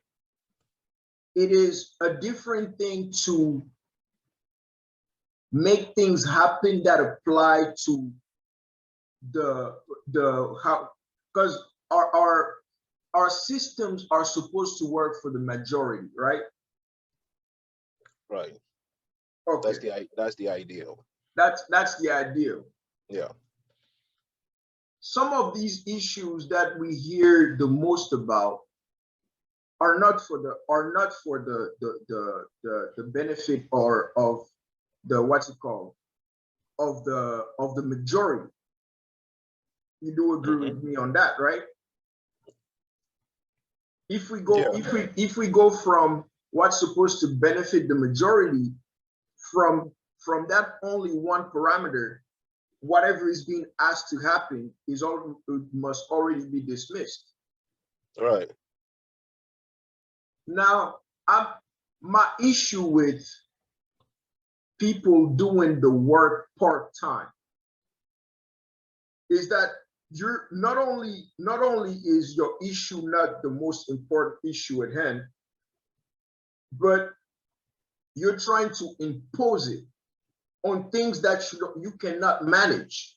You're not able, you want to be a catalyst, but you do not want to be the person managing those things on a daily basis. You see those people who are part of the established systems are the people who show up on a daily basis without passion to do the work. The people who want to guide them and those are the people who pay your taxes. Those are the people who work on your bridges. Those are the people who do the annoying work that most of us creatives don't want to do, right? Right. And us, as more liberal and more progressive types, we want to scream at people like, change this. The world is not good. Do this, do that. But we want to only take part of the fun part of it. Going out there and protest in a group is fun. Going out there and riot. Nah, bro. No. People might join in on the fun, as you call it, when it gets safe. But you know, the people who start protests are very aware of the fact that it might not turn out the way they expected. You see, Our original protesters were doing it at times when that meant they could get killed. Okay, so like I'm not gonna diminish no, the, no, the no. The work reason they're why I'm doing. saying they're doing it only in times when it's fun is because if the issue was that solid, they would, like, you can notice when an issue is serious to people, they defend it whether they're alone or not. They make it a point, right? Whereas if we're only arguing about an issue when we feel safe about it, because the whole issue is that the whole thing when we start like going out there to scream about it is because we've had enough. And if Yeah, I've had enough, it means I've had enough as a person and we've had enough as a group. That means right, when you see me by myself, I've had enough. And when you right, see me with my friends, we've had enough. But in a lot right. of these issues, why is it that, for example, and that's another tangent I'm taking. Why is it, for example, that all the big marches, right, about somebody being murdered by the police or everything only happens around election times and only happens when it's somebody from, it's a person of authority in the white race that happens to kill somebody in our community? That these marches happen. Young Dolph just got killed, right? Yeah. Almost nobody even made that an issue of like the insecurity in our communities. Nobody went out there and said a word. We just posted good messages about, oh, we shouldn't be doing this to one another, right? Whereas we, more deaths in that specific topic, more deaths have come. Who would okay, because we're talking about protests here, and that's a thing that's kind of interesting about the like every time someone brings up the black on black crime argument in a No, conversation no, like no, no. this, It's not. because That's not where that's I'm what it taking it. is. That That's that not was where it. I'm taking it. It was That's just implied. crime. It's It just was crime. implied. It But was when, implied no, no, because no, no, no, no, no. because you talked about Because because I'm very I'm gonna familiar with the I'm term gonna of re, black on black crime. I'm gonna retrace what you said. You said, why is it that the only times we're outside is around election time when it's a person of authority, especially a white person that's killing one of us, and yet when young Dolph was killed, we're just posting good messages. So Okay. you're comparing the scenario of white authority on black murder versus black murder. I'm comparing the selective outrage. That's what I'm talking about. It's not so much it's not the thing is it's not selective outrage, because one It of the things that I is. because It no because the is. thing because These niggas shoot at houses with babies and grandmother in the houses. what And we was say that's just street life. what was the reaction to young Dolph's death? A couple of What did IG posts. no what did the people in the community say? What did the people who are the celebrities that people look up to say? What were they saying? Were they saying rest in peace, or were they just saying rest in peace, or were they saying this man, you know, may this man rest in peace, and we need to stop treating each other like that, and the way we murder each other in our communities doesn't make sense, and it's a problem. It raised the discussion. I know, because I pay attention. I pay close attention to what's being said. The reaction to young Dolph's death in the community overall was outrage. Bruh. But the difference between Bruh. that, listen, Bruh. the You difference see, between that, the difference, that's let me where finish I the find point. it. Let me finish the point. Let me finish the Okay. point. The difference between that and something that will be happening if, for example, he had been killed by a cop, or if he had been killed by anything that's a representation of the government, is that we're talking to them. If we're talking to each other, you're only going to hear this in the circles where we talk to each other, right? Because you're not going to go to you're not going to go to the White House, to the White House to argue about black on black violence, because they're not even the people you need to talk to about this. You got Actually, to they talk. are. You got to Actually, they know. are. No, they're not the people you need to talk. So you're gonna go to them and be like, coming, hey, we need you to go in here and motherfucking like talk to all those people so they can understand that we need to stop killing each other. No, No, no, no, no. Because we're no, gonna do that work. you see, that's a satirical approach. Like Because we're I would say, how about you make this a dry county? How about you close all these gun stores? Like you write legislations to close these stores. How about you improve the quality of the schools That within effort cities? is ongoing. There are neighborhood No, organizations. yeah, There are yeah, groups who are I agree. actively doing that. I agree. Like I understand that it's being done, but I'm Yeah. talking about the energy that is being like I'm talking about energy levels. Like my issue here is about energy levels, right? It's like basically this is what I'm saying. It's we're in the house. Your little brother smacks you in the face, right? And you're outside and some My brother's random getting dude, smacked back. yeah, you're gonna smack him back, right? You're Yeah. gonna teach him who's the big boss in the house. I know Now this ain't let's about big boss no more. Since you tough, nigga, we're gonna have to figure it out after this fight. That's it. exactly. But you see, like this is about like getting an understanding with your little brother, right? Yeah. Now I'm talking about the dude when you're out in the club with your girlfriend, like some Right. random dude just comes up to you and fucking smack the shit out your girlfriend or like punches the shit out of you. Why You're would a not, nigga ever do yeah, that you're shit? not going But to yeah. scrap like it was your little brother, Right. right? You're coming with all guns blazing, end of the world type shit, Yeah. and Yeah. and that's Exactly. and that's what I'm saying. Like we got to acknowledge that we're behaving in a very preferential way. We're Well, not here. we're Well. not Well. coming with the full weight of our motivation to make change within I. ourselves. I We find only that. bring that energy to others. I find the scenario you're using very interesting because it doesn't even work in favor of your argument.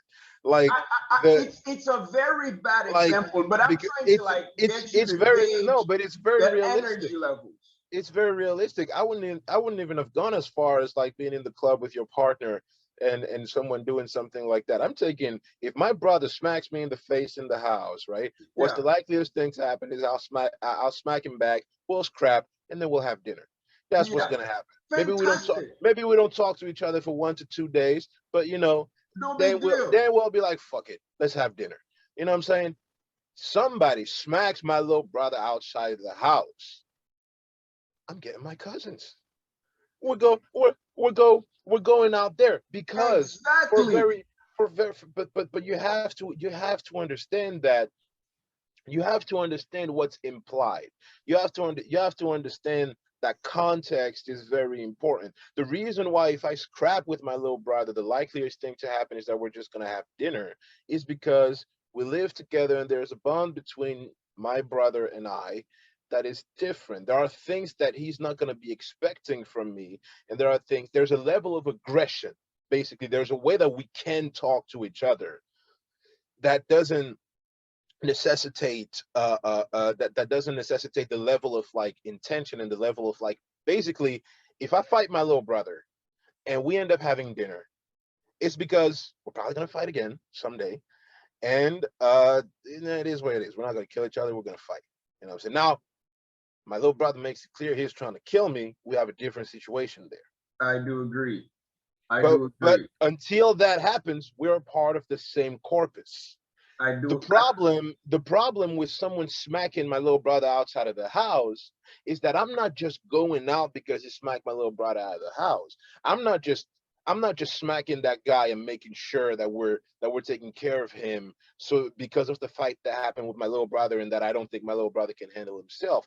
I'm doing it because now I have to make an example out of that guy, I because agree. now I have to make it clear that not just my little brother, but me and anyone in our circle should not be touched in that way, and we will not tolerate that. I Because if you agree. let that happen, you're going to take it further. Today you smack him, tomorrow you take his money, and the next day you take his house. Yes, sir. I am in agreement with you 100%. Now, if we only blow that little household problem to the level of a country, right? With all the intricacies that get involved, the house is the country. The cup that killed one dude or another is like the brother who it's I understand that it's not the right wording and it might be outrageous, but it's like the brother who has beaten his brother. Now we will say, oh no, somebody died in this situation, but we're talking about the context of a country. We're talking You're about, saying, you said, hold on. Let me try to understand what you're saying. You're I'm saying the saying cop. brother You're beating saying brother in the context of a country between a cop and a citizen. The cop making a mistake, maybe the person dying. no, that's not. No, that's not it. That's not. No, it's not comparable. It It's not. is. It's It no. is It's not. It's completely not. No, it's because not. No, it's not. It's not. It's not comparable because in the scenario you're using, like for example, a brother and a brother, they're brothers. The nature of their bond is that they were born in the same. They were born in the same house. That argument would only be valid if that motherfucking cop wasn't on duty. no. Yes, yes, You are because born in the the same country. That is your that nah brotherhood. That is your the, bond. Because the if an roles no the external, roles if North diverge. Korea, check this out. If North Korea comes and attack America right now, those same people who are saying fuck the police are going to run to the first police officer's house and say, where are the guns? Let's fight together. Well, Don't yes, if obviously a larger that's what I'm issue. saying. The same That way in that the no, big, but yeah, the same way it doesn't scale up the way you think it does, because even if the same North Korea that you're talking about, if we have some kind of space invasion scenario, they're also going to bond with the exactly. US to deal with Then it, we're scaling which the way house as the which planet, makes exactly you got to address the situation at the scale at which it's existing. and This is not what we're talking about. we are It's talking not about.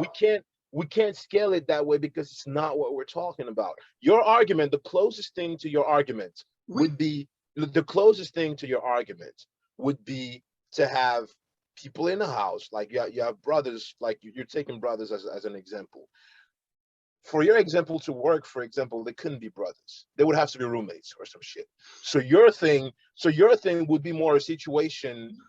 So your thing would be more the kind of situation where in a building that's like a condominium building or whatever the fuck okay, whatever the fuck it is, people live in homes, they share the okay, same realities, they share the same space, and then some people are responsible for the security of those people. That person might, and that person, let's say the person lives in the building too, right? Let's say that motherfucker has an apartment in the building too. You're supposed to come deal with a situation that's happening between two tenants or with a tenant. And in the middle of that situation, where you have authority and where the power to kill and the power to the power of aggression is in your hands, which we are giving you because you're supposed to deal with extreme situations, you use that power to kill somebody. You use that power to kill somebody that you were supposed to protect. Your responsibility to that person is different. It's but not the same as if, no. for You have to example, understand two tenants are fighting. when it comes to that level of, because with each level of authority comes a different level of monopoly over on violence, That's right? a horrible argument.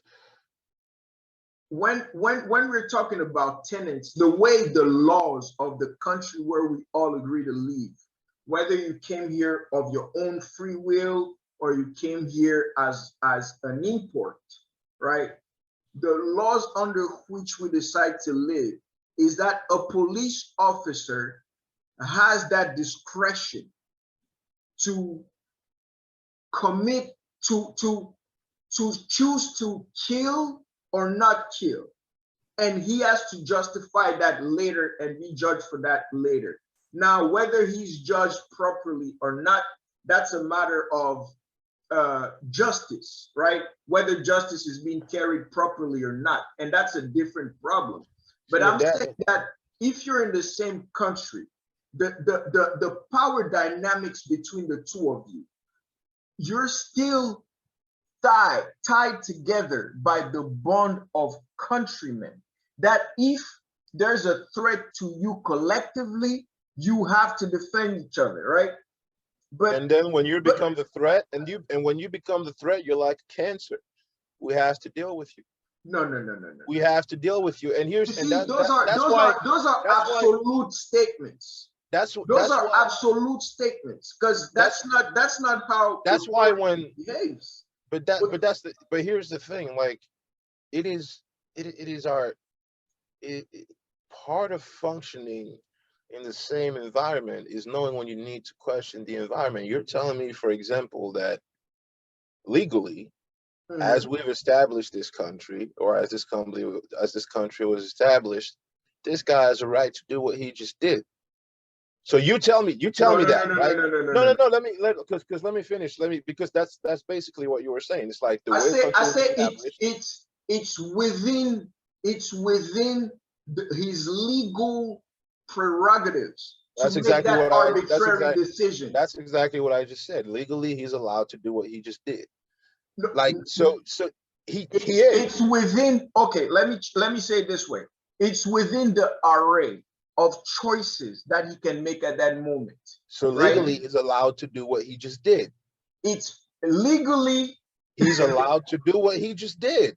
legally he's let's go with that. Legally Yeah. he's allowed to. Legally, he's allowed to do what he just. If required, Legally, we're like like every all the is that bro, happened bro, after. legally the army, the legally the your banker can take your money.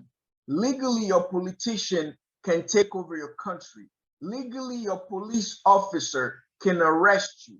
Legally what else? Legally your doctor could kill you. And here are the two flaws with what you're presenting right here.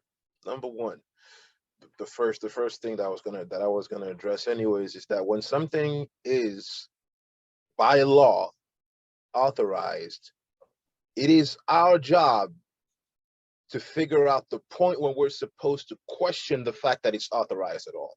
If you're allowed to do this legally, if the reason why you're getting away with this is that when we look at the law and when you are observed through the filter of the law, you're allowed to do this, then we got to talk about that law. We got to start talking about that law because there's a problem there. You see, Remember, the world is not remember, kumbaya, my brother. remember, Kofi, remember, they were legally allowed to own slaves. The law is not always right. And there's a point where as a society, we need to start discussing how well the law is working for society. And Okay, it might take some time. It might take 100, 150 years for someone or a group of people to be like, hey, why the fuck is that shit legal? Like what? Like, because once something happens too many times, and you're like, yo, why does this keep happening? This is a problem. And you're like, well, it's legal. And then as a society, we're like, hey, well, maybe it shouldn't be. you see, That's number one. yeah. Number two. The biggest problem we're having with what's going on with the example that you're talking about with the cops, with the example where the cops are found guilty of some of these actions is not so much that um, I mean, the part where they're even allowed to make to make that decision so arbitrarily that we end up with the situations we end up with is its own problem. But the biggest problem and the reason why people are out there is that those people walk away scot free. There are no consequences. It's because of the amount of times when it's because by default because you're telling them all you have to do is justify it. They always have a way to justify Bro, that's why the law is written that way. That's why even when we have the worst people in society, they still get a legal defense. Or it would be like back home when a dude steals, or we suspect somebody to steal of stealing, and then we just kill him right away. If we want to be in a society that has laws, we have to give those evil people the benefit of being judged and the possible chance of them getting away with the crime. Now, I'm not and saying then that. as a society we have to be good at determining when our justice system is not equipped to judge those people properly. Okay, what I'm trying to say is we shouldn't be taking lightly the fact that we are the people who've people been have, doing this human thing the best in history, as far as we know, as far as I know, at least. yeah, no, Right? that's cool, and that's cool and dandy, and all appreciation to that. Don't get me wrong. I appreciate what's good with the society that I'm having, but the conversation is not always that.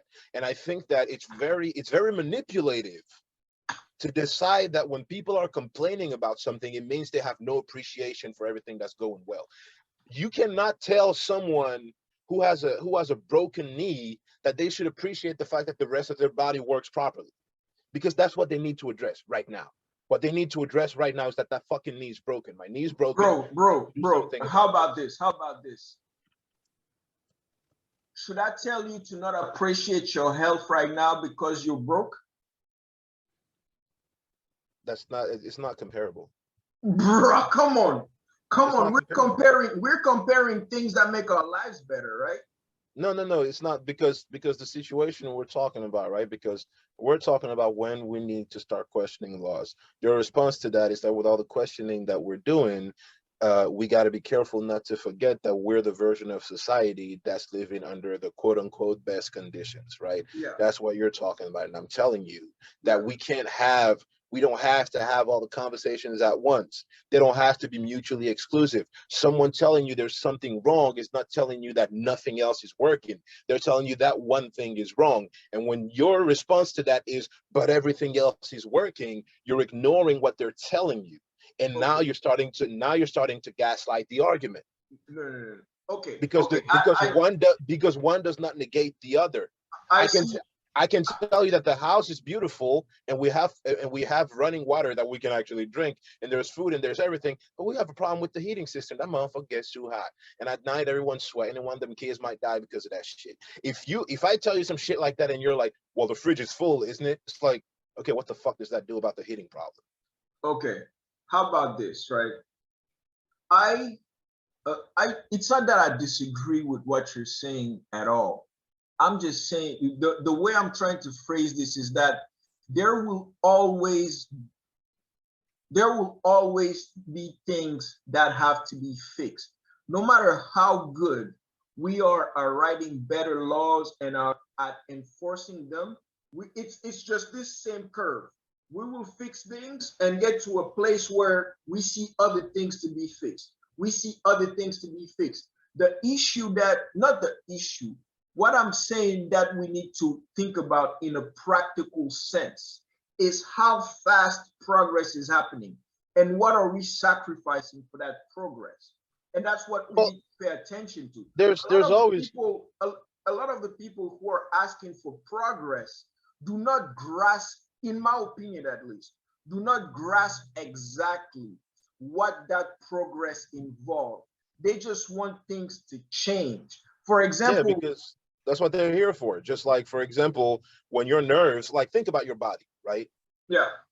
There is a portion of your body Mm-hmm. whose only job, which is your nervous system, whose only job it is to feel things. Yeah. That's the only job nerves have in your body. Yeah. You hit something, they communicate pain to the brain. Mm-hmm. Something feels good, they communicate pleasure to the brain. Mm-hmm. Something feels a little hot, a little like, they just tell you, hey, this is how this feels right now. That's the role.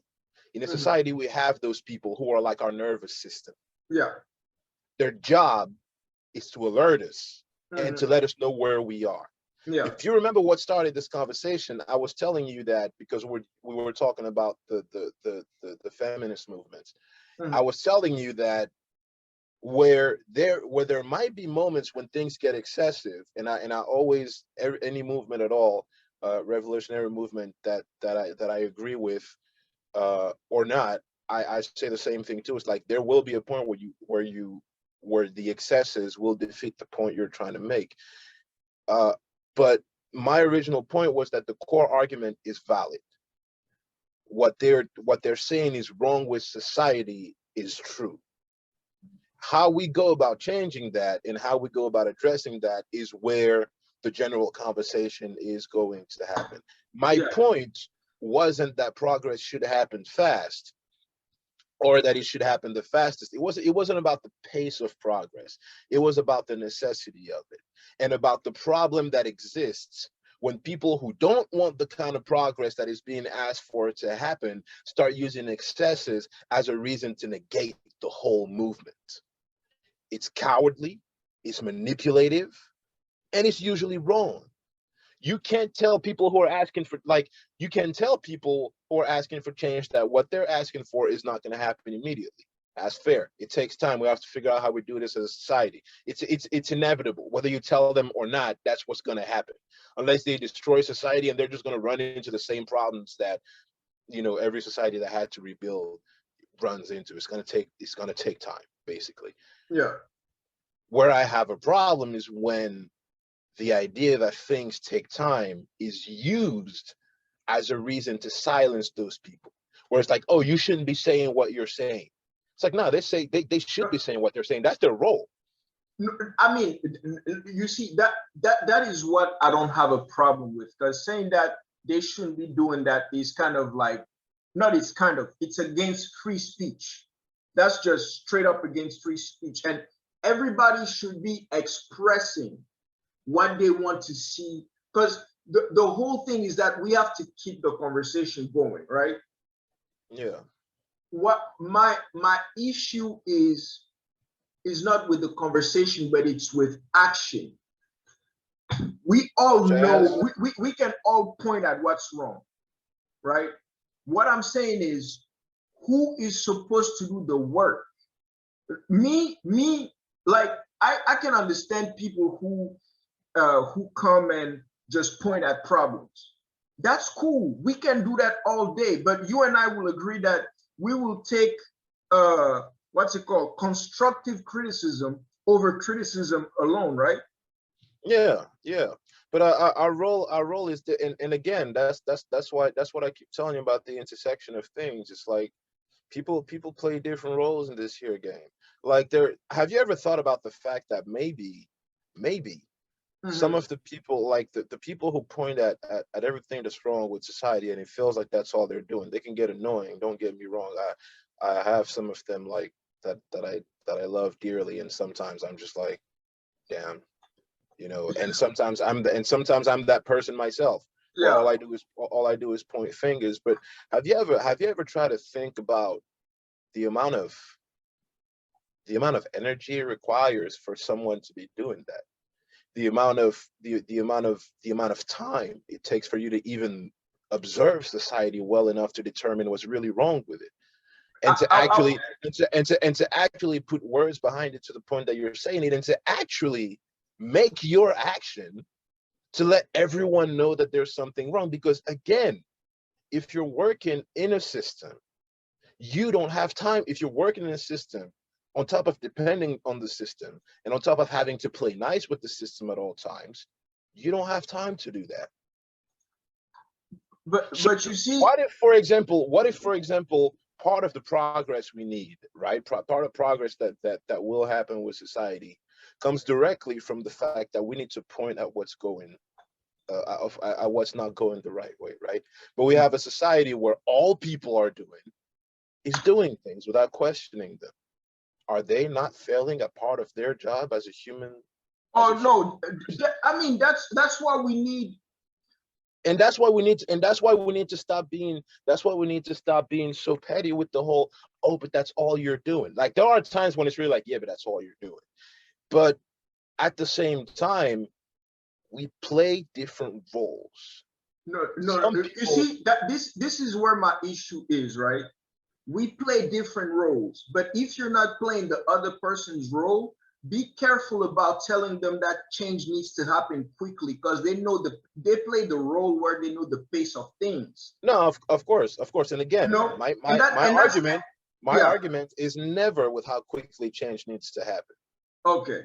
Because that's process. It's a different story. Yeah. And that's not even what started this conversation. It wasn't the pace of change. It's Yeah. whether or not people should be asking for it. And they No, should always be asking they for it. should always. I think that I understand you better now, because I I think I understand you better, because my issue is not with people saying this is wrong, that is wrong. Like, because me from a purely intellectual standpoint, I can argue both points with because they have very good merits, right? But my issue has always been about how little people who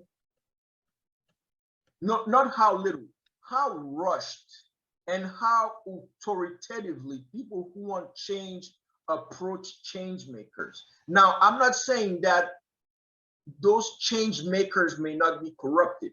I'm not saying that the system is even righteous. I'm not saying that at all, because there's a lot of change that needs to be made. Some of these people are legitimately corrupted, run to the core, and some of them are pure evil, point blank, period. And a lot of the things that have happened in society lately has not been good or righteous for anybody. But I'm saying we should be careful. And that's where my only problem is. We should be careful rushing things because we want change. Because I feel like a lot of these people are starving for like they're starting that's another tangent. I'm not going to take that. I just feel like some of these people just want things fast. We live in this era where everybody wants everything at Amazon speed. Well, now it's not just now. It's human to want things fast. Yeah, no, and it's that's human everybody. Because think about it. Like anytime you realize something needs to happen, part of you is going to want it to happen right now. It's just not going to. Yeah. The same way, for example, you want people to understand immediately that they need to stop wanting things fast, and that's just not going to happen immediately either. It's going to take the time it takes. Like there's the idea being spoken about, spoken into existence, and then there's the process that leads to that idea actually materializing in the real world. That's going to take the time it takes. And my problem is when, because this is the process, we know this is the process, we understand this is the process, we understand that people are going to want things now, because when you have an itch, you want to scratch until it's gone. It's human. We can't condemn people for that. And it's a problem when pointing that out, when that portion of everything that's happening becomes the conversation. Like we're not even talking about the issue anymore. We're talking about the fact that you don't like that I'm telling you about the issue, or you don't like that I'm telling you that I keep telling you that change keeps happening. Then on that I agree with you 1,000%. Yeah, nobody should be telling nobody. Not only is it a waste of everyone's time, at first it feels like a waste of everyone's time, right? Where it's like you're being silly. That's not what we should be talking about. But very quickly you realize that response in itself is very intentional. You are willingly wasting my time because you don't want this to change. But do you agree that a lot of the change that some people ask for is silly? What do you mean silly? You can agree with me, for example, that your child, for example, coming home and saying, "Dad, I want to be Spider-Man," is silly, right?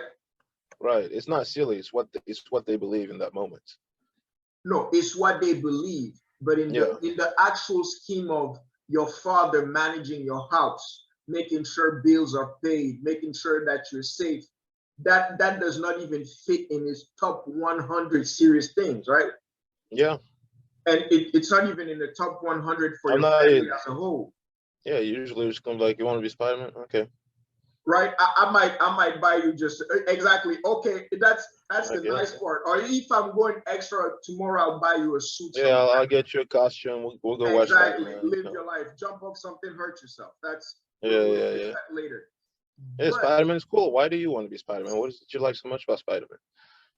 Yeah. Exactly. So that's what I'm saying, that these from the standpoint of these institutions, right, it's kind of been in their DNA to identify it's okay. It's the same reason why, for example, things like, if you forget about the conspiracy that America did it, if you consider 9/11, for example, it's because they couldn't filter all those informations that were coming in, because you're getting a call of, oh, this is a terrorist, that is a terrorist, that is a terrorist.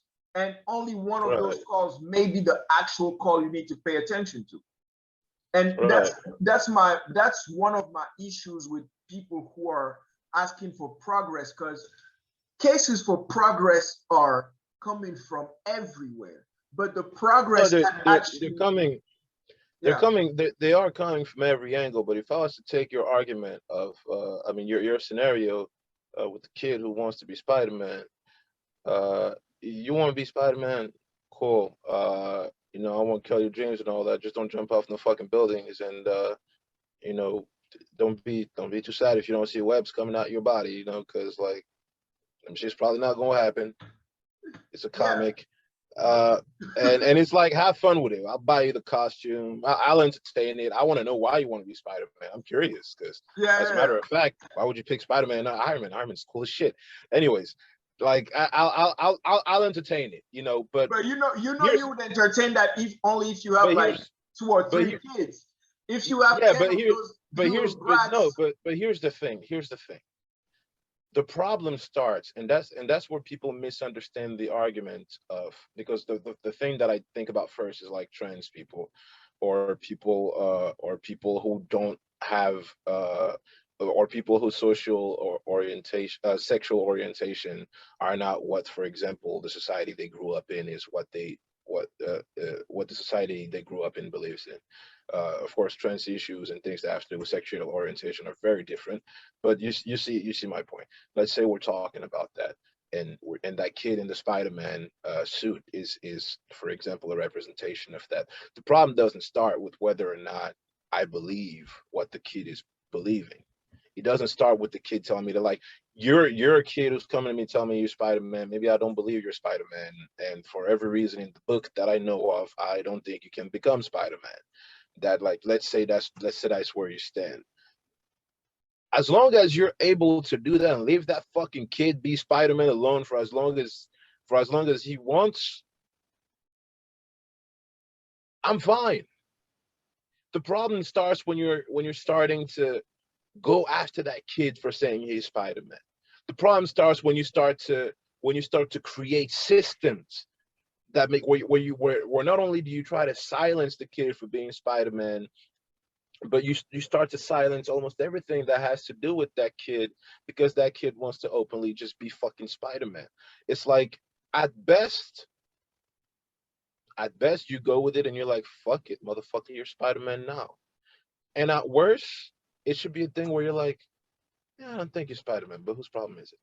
but but but you And see, we have a problem. Like, let's say, for example, that fucking kid I comes to you and tells you he's your kid and is like, hey, I want to be Spider-Man. I think I can be Spider-Man now. And you're like, yes, you can't be my son no more. you see, that's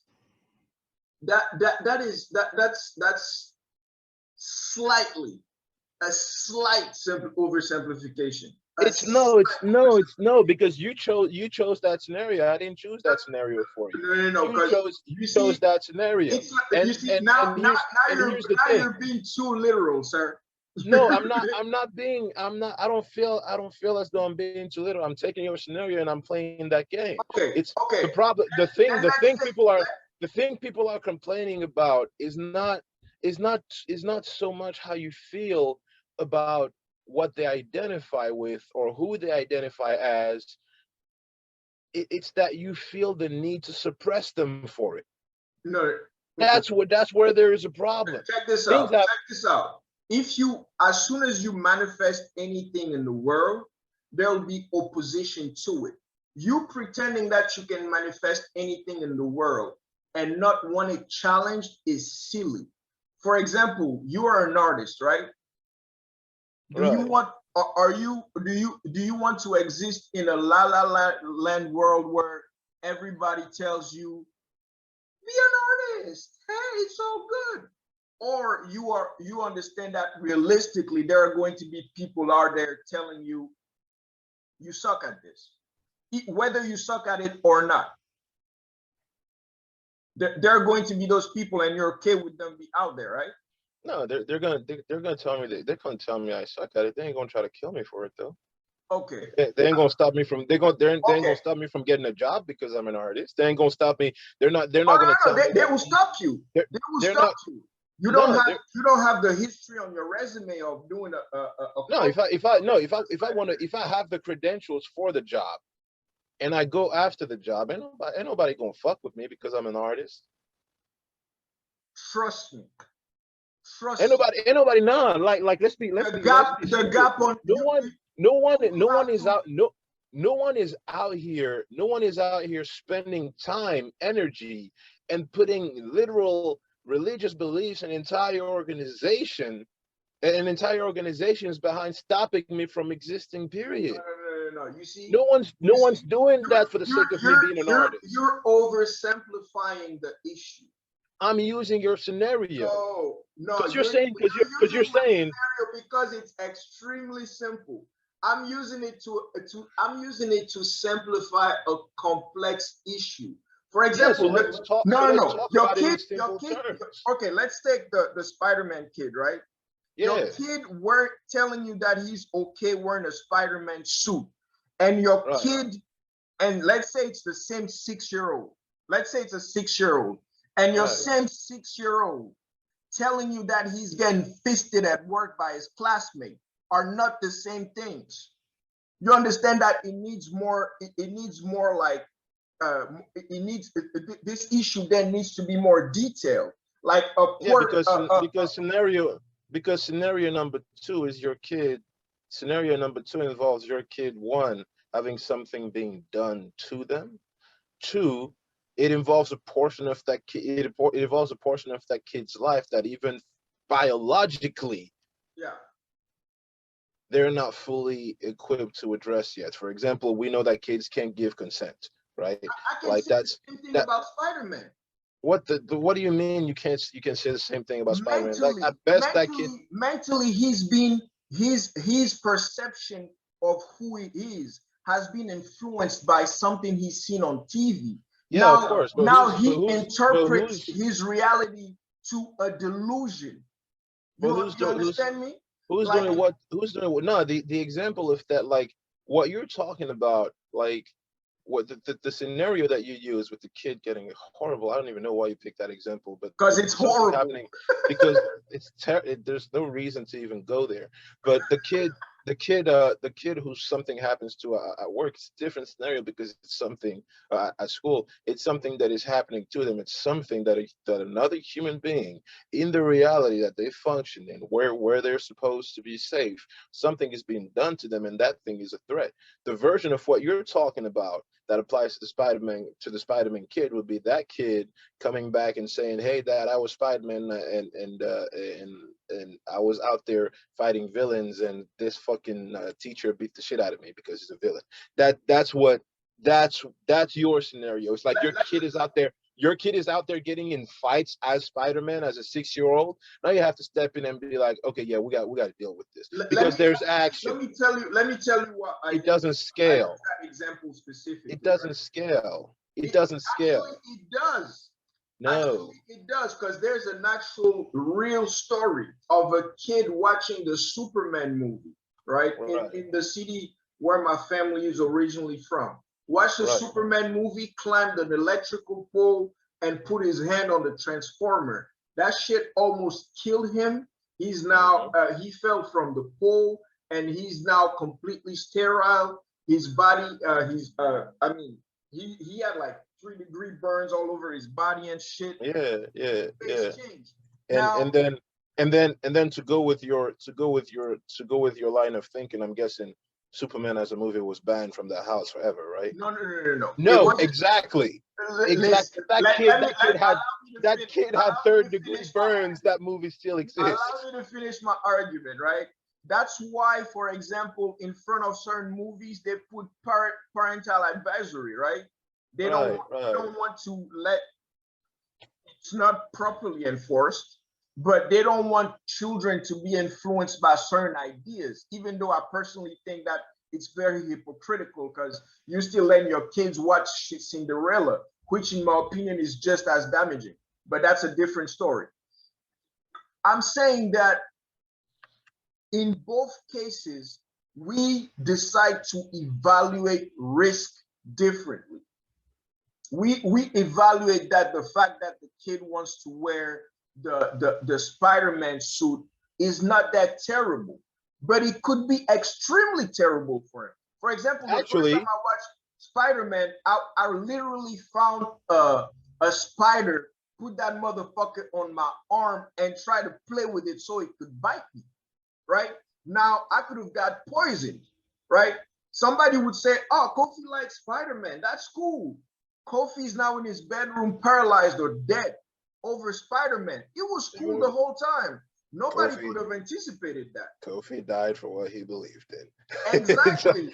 But From nah, but shit. here's the thing is that what you're saying about the possible threat, first of all, it's such a minimal, and I mean minimal threat I do agree. in Like the sense that in the sense that the percentage of the population that this would even happen to is so fucking small. That number one. Number two is even when it does happen, ain't no ain't nobody writing like entire think pieces about motherfucking like, hey, we should motherfucking kill the filmmakers and ban superhero movies forever. no, oh no, no, You no. We see, don't even you talk see, about those no, movies. we barely talk. It's like, hey, this kid thought he was Spider-Man, he jumped from His building. parents can God, do better. it's Fuck. like, damn, I feel bad for his parents. Is he okay? Yeah, I bet. You hear about the new Spider-Man movie that's coming out? By the way, now that you're mentioning that, there's a new Spider-Man movie. You want to go see it? Yeah, absolutely, Done. sure. Because you understand that what happened, even though somewhere in that scenario that somewhere in that scenario, what's it called? Um, something bad ended up happening. You're not blaming the entire construct on what happened to the kid. It was the kid's interpretation of what was that ended up like leading to that. You're not sitting here saying Spider-Man is bad as a movie. As a matter of fact, you're probably not sitting here saying Superman is bad for society. No, I'm not saying that. Exactly. So what I'm talking about when I say like people have a reason, the people who are what you call identity politics and all these things talking about oppression, when they talk about oppression, they're talking about real consequences that happen after what you were talking about. They're the version of that story where people are outside with pitchforks looking for the people who made that Superman movie. They're the version of that story where people are going to stores and telling people you shouldn't sell Superman and Spider-Man costumes because the kids are going to jump off buildings. They're the people. There's a whole effort there would have to be a whole But, effort to but you see, suppress the thing for that it to that's scale. okay. That's why I'm saying it doesn't scale. Why I'm saying that, why I believe that it does, is because people evaluate threat differently, right? The same, for example, somebody may find, uh, let's use another example, and this is another silly example. So don't be too attached to the base Yeah. example. But let's say you have a 15-year-old daughter, right? You know how some parents are super relaxed with how late their kids come home, and some Mm-hmm. parents just won't let you come. I mean, they want you in the house before 6 p.m., right? Mm-hmm. In both cases, the parents are looking at potentially the same risk, and they're evaluating the possible outcome differently. One parent sees it as, my kid may be kidnapped or raped or whatever may happen. And the other one is like, I want my child to be more independent and have more freedom. And I want my child to know that I trust them. Both are looking at the same risk and are taking different decisions. It's the same thing with the Spider-Man thing, in Mm-hmm. a way that two parents, one parent, in one case, the kid is saying, I want to be Spider-Man, and the parent is so stuck up that they're like, oh no, that's white people's bad spirits. Don't do that. Yeah. And Yeah. the Yeah. other parent is like, Okay. I grew up in the house. I wasn't allowed to watch Harry Potter. Exactly. Those are I the mean, rich it's not that I wasn't allowed, but my parents were not. They were definitely not fans, and I was definitely not allowed to own the books. That was one thing. Yeah, I used to you wasn't going to have magic books in I their house. used to yeah, you ain't about to bring that bad juju shit in my house. Like it was a whole thing where I used to get the book from one of my friends because he used to get the book as soon as it came out, and Yeah. I would just get the book and hide it under my. But you know, when you're a kid, you're fucking like sometimes you're fucking stupid, you know. So No, I you're read the fucking book. stupid most of So the time. so I read the fucking book and I take the book, I put it under my pillow. So my dad goes, just like, "What are you doing?" And I'm like forcing my eyes shut and shit, like I've been sleeping the whole time. And he looks under my bed and gets the shit out, looks at it. It's like, I told you this thing is bad for your mind. It's polluting your mind, and this and the other. And he'd be like, whose is it? And I'm like, yeah, it's my boy's. You know, like, yeah, well, you know what? I'm take this joint back, and you're gonna give it back to them. And yeah, that's the environment that I grew up in. And so I know how that goes, and then that's why sometimes I'm like, hey, kids will be kids, and more than anything, human beings are going to turn exactly in the kind of human beings they're going to turn into. But your parents at that moment are responsible for the decisions that you make. So Yeah, for the better for better or worse, whether they have enough understanding or not, they have to do at that moment what they understand as being the best possible decision to be taken. And it might not even be close to the best decision that must be made. But mm-hmm. a certain but like they have but if they don't follow that instinct according to who they are and according to their principles, they are actually not doing anything that's beneficial to you. I rather create, I don't know if and this loosely this does not actually apply, but Mm-hmm. i rather be I rather be a very strong disciplinarian and my child actually articulates and chooses to defend his position in spite of punishment than be loose with discipline and my child just falling naively for anything out there. Like Sure. we have our sisters who got like our friends in high school who got pregnant at 12, 13, 14, 15, and only found out about actual sex education years later. Well, You know what I mean? well, I like I, the people in your comments are asking to transition to French, so I'm going to transition to French. learn some English.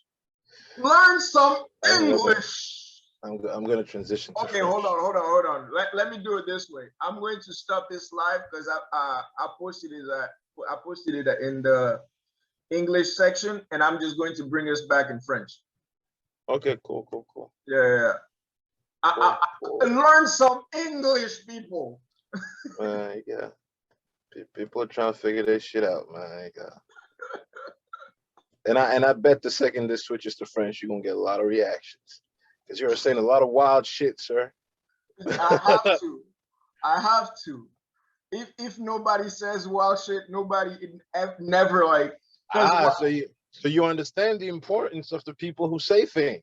No, like honestly, I really do understand their importance. Okay. For me, it's like I feel like I feel like they don't even understand how important they really are. Because if they did, they would structure they would structure their work and be more prepared when they come to fight. Because what I come to find out is I'll see these debates and they just come and scream and act out. And yeah, it does get you the attention, but it makes your argument look silly because at that moment you're the symbol of it. Yeah. And if you're defending people who are being oppressed, please, I need you to show up there like it's war. Like, don't be silly.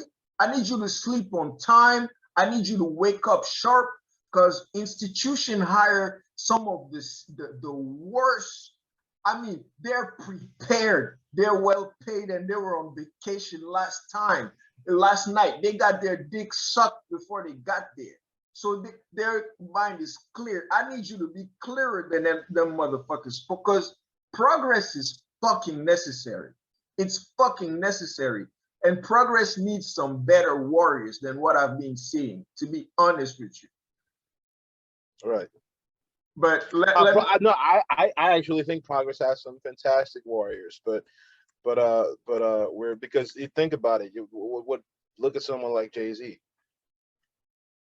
You see, you just gave a questionable example, my brother.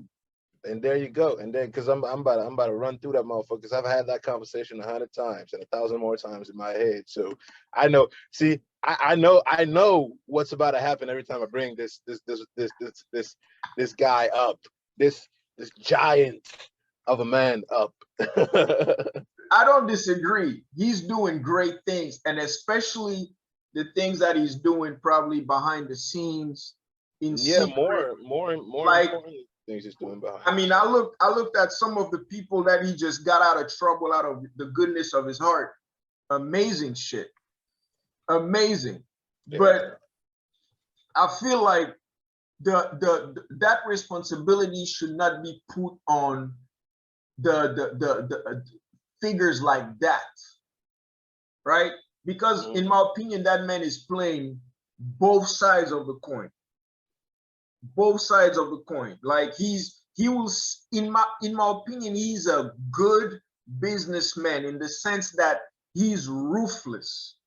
No, he definitely is. You know, he understands what needs to be done to survive the environment he grew up in. That's what I think about Jay. I think a lot of the ways that Jay made it where he made it, and you know, I can admire the man while recognizing that a lot of his methods are going to have to be outdated. We need to outdate that. We need to decide we're not going to do things like that anymore, because there were times when his actions were questionable. Just like when the next generation looks at us, they're going to think, like, let's say we reach high success levels, there are going to be a few things that they look at that are going to be like, hey, you guys are great and everything, but look what you did there.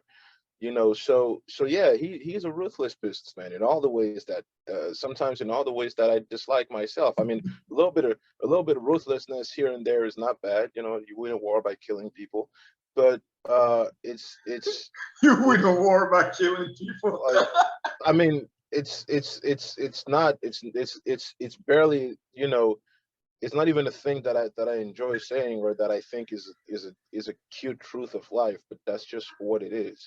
Yeah, Like, yeah. you win a war by killing more people. You win a war by killing enough of your enemy's peoples that the enemy doesn't want to fight the war anymore, or until there's none of them left. Like, Yes, sir. Yes, sir. you know, it's like it's or well, doesn't want to or cannot fight the war.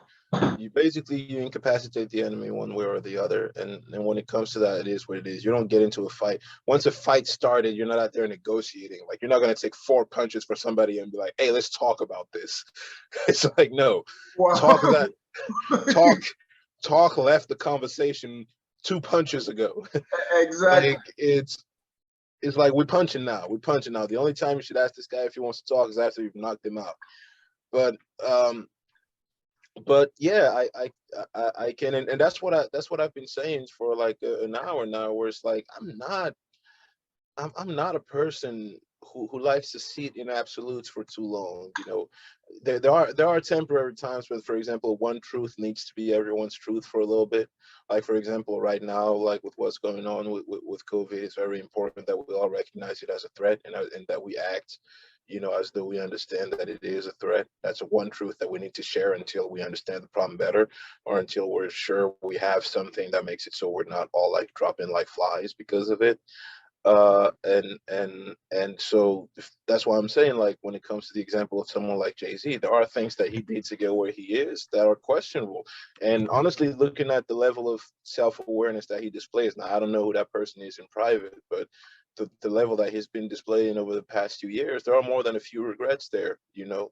uh uh like, even when you look at a track like Freemason, where it says like, it's amazing that I made it through the maze that I was in. Lord, forgive me. I never would have made it without sin. There's there's an understanding there that it's like, I did some things that I didn't do, you know. I agree. But Doesn't no, go ahead. it doesn't make these things okay, and I think that's where we make the mistake, is that we make the apology of, like, why people did the bad things they did, and we write them off as like, oh, it's a necessary evil. It's like, I mean, it was his necessary evil. It doesn't justify why you would do it, because you saw him do it, so it's bad. So it doesn't justify why you would do it. Like, for example, he said in an interview that he regretted Big Pimpin' as a record. When he listens back to it, it's a banger, and it's a huge record. I mean, sonically, it's just such a good record. Like, I jammed to Big Pimpin' for years, not even knowing what it was about. Like, Big pimping. spending cheese, doing big, like, even growing up, like, and I'm a motherfucking PIMP. Like, before I moved here, and before I had a better understanding of like the English You were language. singing that to the top of your lungs, weren't you? Yeah, man. I thought, oh, man, and that remix with Snoop Dogg. What? Do you realize we used to like Bishop Magic's Don S, Juan? A yeah, S and whole pimp. double O P and D O double O G. No, it was FIFTAYNDO double OG. It's the motherfucking remix, and I'm a motherfucking PIMP. Like, and it's And like, that's, hey, but not to interrupt you, but it proves again the paradox in what I was saying earlier with the whole Spider-Man kid thing, right? The things we right, right. that our parents allow us to be find okay for us, because we were singing that shit in front of our parents, Yeah, and nah, it but was but we was in Africa. These niggas didn't know either. they didn't They know, didn't know what it was either. they Like, didn't know, but that shit is worse than you reading Harry Potter every day, yeah, yeah. Because if you think, even a song like Candy Shop, I take you to the candy shop, bro. I let you lick the love. Like, even Bro, the house that they're walking through, it's like, damn, this is like it's a whorehouse. bro, we were It's listening to Mystical at home, and Mystical was in jail for a rape case. you see what I'm saying? It's like, so we, like, yeah, now it's our, like, growing up, we see these things, and it's our responsibility not to repeat them. Like, having watched Jay-Z, like, Hold on. I are, need to stop you for a quick second. T are we in Sword French? Jazz is here. Oh, okay, okay, okay. Yep. Where On vous he at? fait ça comme ça, mais pardon, si on a la possibilité de s'attraper, c'est là, et que tu me dis que là, que tu es encore en ligne, je suis dans les parages. Comme ça, je me cours de là à là. Oh, he wants to jump on the live. Yeah, because normally at 1 p.m. I was supposed to start a podcast with him, but we missed that as well. So I'm just going to set it up so all three of us can be on here. Okay, so yeah, we're definitely switching to French. Yeah, mais du coup, tu vois un record comme PIMP comme Big Pimpin' de Jay. Tu Yeah. vois, lui, il a fait le son, à une époque là où c'était là que la conversation en était, tu vois.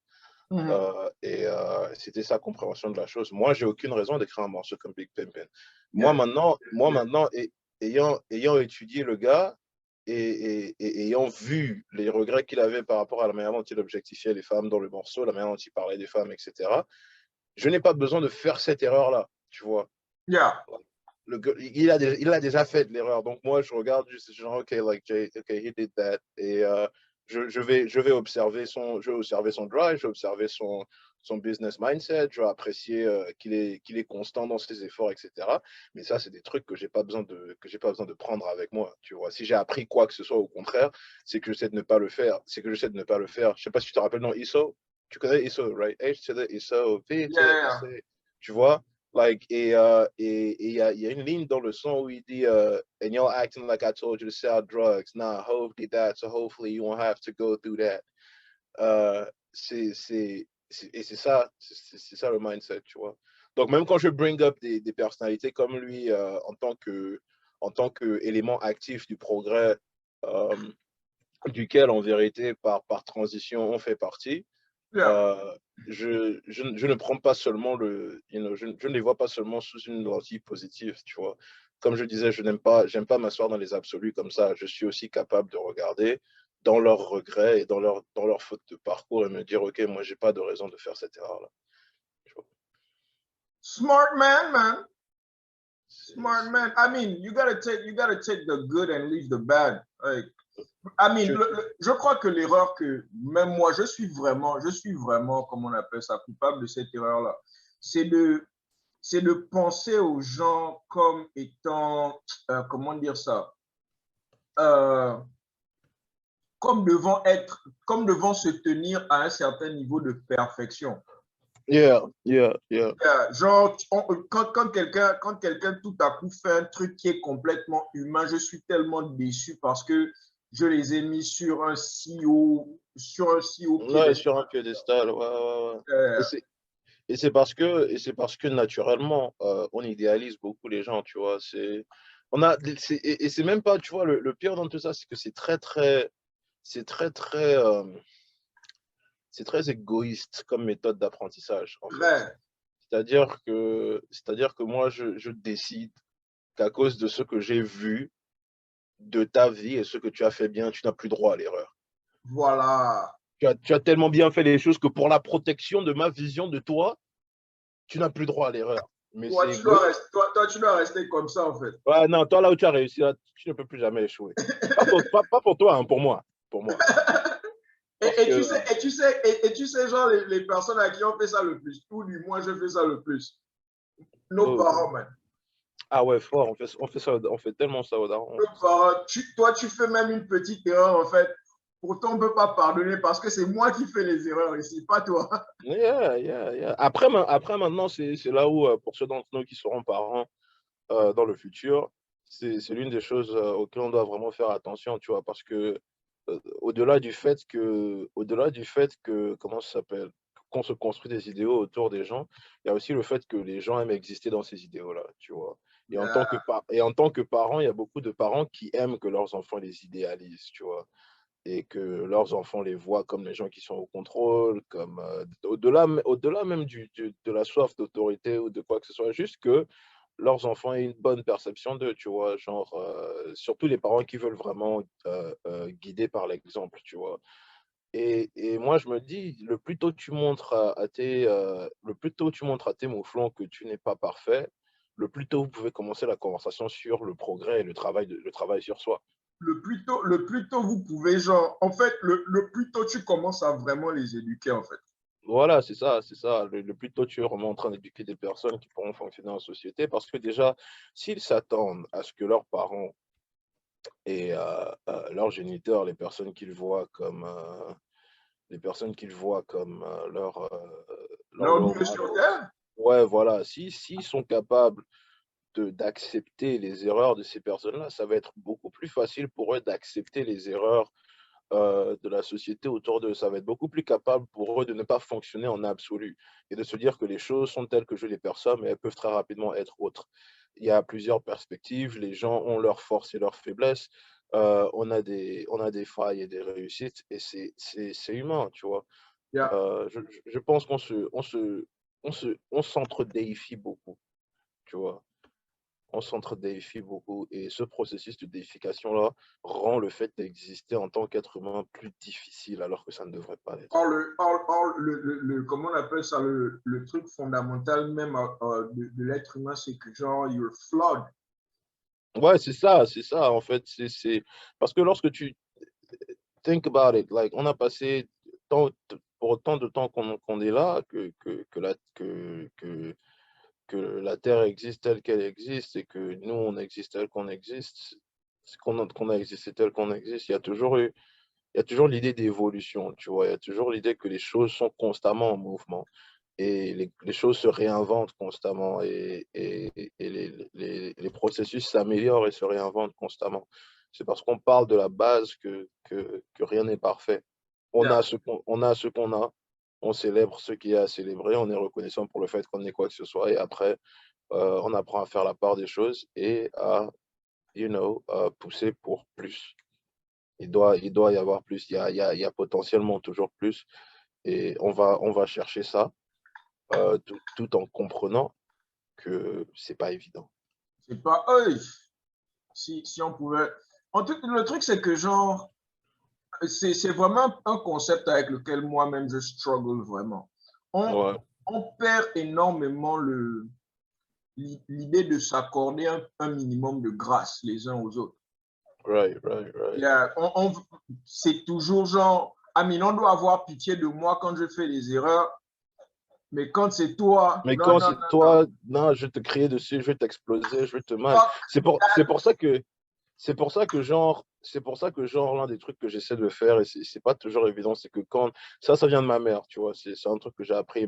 Ma mère était très elle est très grande sur l'idée d'être lent à la colère, tu vois. Je ne crois personnellement pas au fait de taper les enfants, etc. yeah. Mais même quand ça nous arrivait, elle ne le faisait jamais à chaud, ce qui en vérité est un peu cruel, mais elle le faisait jamais à chaud, tu vois. Très cruel même. Ouais, tu vois. Elle, c'est un Genre, silent killer. ah ouais, elle va s'énerver avec toi et puis elle va te dire, je vais te frapper. Pas maintenant, mais je vais te Et frapper. toi, tu viens avec la terreur de ça en Ouais, attendant. tu vois, non, mais voilà. Et puis un jour, et puis pas un jour, plus tard, elle va t'appeler et elle va te dire, bon, euh, tout à l'heure, ou bien la dernière fois, je t'avais dit que j'allais te frapper. Et le moment est venu. Nous y voici. Est-ce que tu comprends pourquoi elle te demande de dire à haute voix pourquoi elle est sur le point de faire ce qu'elle va faire? Et ensuite, euh, elle agit sur la chose, tu vois. Mon daron, mon daron, lui, c'était littéralement, tu vas pas entendre parler de lui jusqu'à ce qu'il soit sûr de ce qu'il veut te dire, tu vois. Et, les rares fois où il réagit, où il faisait les choses à chaud, c'était un peu regrettable, tu vois. Mais ce que j'ai appris de ça, c'est que agir sur l'émotion, c'est rarement ce que tu veux faire, tu vois, parce qu'il y a des choses que tes émotions vont te dire de faire qui n'ont aucun sens, mais rien de ton fonctionnement ne va te dire que, genre, tu n'auras pas les récepteurs. Être émotif, c'est comme être bourré, en fait, tu vois. Tu vas faire des choses là où, quand tu n'es plus dans l'émotion, tu es genre, what the fuck did I just do? Oh man. C'est. Mais, ouais, c'est pour ça que je crois qu'il y a réellement des gens qui tuent des gens par accident, tu vois. Ou qui font des choses horribles euh, par accident. Mais c'est pour ça que le impulse control est tellement important. C'est justement parce que we can't trust these, so pour ceux d'entre nous qui auront des cas, c'est vraiment important de non seulement ne pas se défier, parce que le fait de ne pas te considérer comme étant une personne qui doit être parfaite pour ses enfants rend aussi beaucoup plus facile ta capacité à percevoir leurs erreurs comme des moments d'un processus d'apprentissage, mais en même temps, ça te permet aussi d'être moins vulnérable à tes émotions, parce que je vois tellement de parents qui font des erreurs énormes de jugement et de comportement vis-à-vis de leurs enfants purement par frustration. Yeah. Mais juste par frustration, ce qui veut dire que tu auras attendu 1 heure, 2 heures, on serait plus dans la même situation, on serait plus dans la même position, tu vois. Et ouais. Je suis en train de vivre carrément un vrai film ici là. Mais J'ai comment envoyé ça? un lien à Tis ou à un Jazz et le lien bug carrément. Oh Dieu. Voilà, pourquoi les gens sont comme ça? Les conversations entre Nas et Jay-Z, là. Nas a sorti son album, l'album est très dope, par exemple. C'est l'un des albums de Nas que j'apprécie le plus, celui qui vient de faire avec Hit Boy, là. Yeah. Mais voilà, tout le monde est lancé dans les affaires de Jay-Z, voilà. Jay-Z est meilleur. Oh, c'est Nas qui est Non, meilleur. mais non, les gens sont en train de dire ici là que, enfin, le tweet que je viens de voir, on va voir maintenant, ça va être quoi la réponse de Jay-Z. Mais comment ça va être quoi la réponse de Jay-Z? Quoi, que Jay-Z doit sortir un album Que pour maintenant répondre. Jay-Z doit sortir un projet pour répondre à Nas. Foutez-moi le camp, man. Le gars, Soons. il est riche et il dort, man. Voilà la situation Oh d'aujourd'hui. man. En fait, les deux vont peut-être même manger un lobster ce soir en se moquant de vous que vous êtes en train de leur faire le marketing for free, man. Yeah, man. You're crazy for that C'est shit. ça. Ils doivent même, honnêtement, là, si on les gaz encore, ils doivent seulement sortir comment ça s'appelle? Un joint album, comme ça, les gens vont un peu se taire jusqu'à la fin des temps. That's something that would break hip hop. That's something that would break the internet. Si Jay et Nas font un album commun, genre, man, je vais devenir bête, hein. Je vais devenir, genre, ces gens ne me parlent pas pendant 48 heures, man. Je vais signer l'album là. Oh! Et puis tu donnes encore la production exécutive aux négros comme les Timbo, les Pharrell, les DJ Premier, man. Allez me chercher. Honnêtement, tu prends un projet, right? Tu prends un projet et tu mets toute la direction artistique du projet derrière Hit Boy, Pharrell et Kanye. Tu mets Jay-Z et Kanye. Et Jay-Z et Nas, genre les seuls rappeurs du projet. Et puis, genre, il y a peut-être une grosse collaboration, genre une posse track de 8 minutes, là où tu as tous les grands des années 90, là. Non.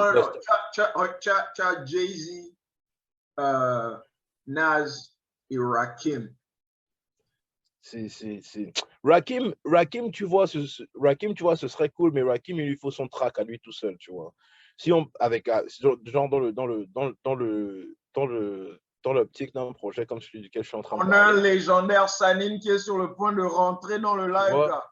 Dans l'optique du projet duquel je suis en train de parler, Yeah. ce serait genre Nas à son délire avec Jay, et c'est le projet complet. Et puis il y a un truc avec Rakim. Et maintenant, tu vois, dans les. Oh, petit soirée jazz. Enfin, mets le micro. Il a dit qu'on doit d'abord le voir en esprit avant d'entendre sa voix.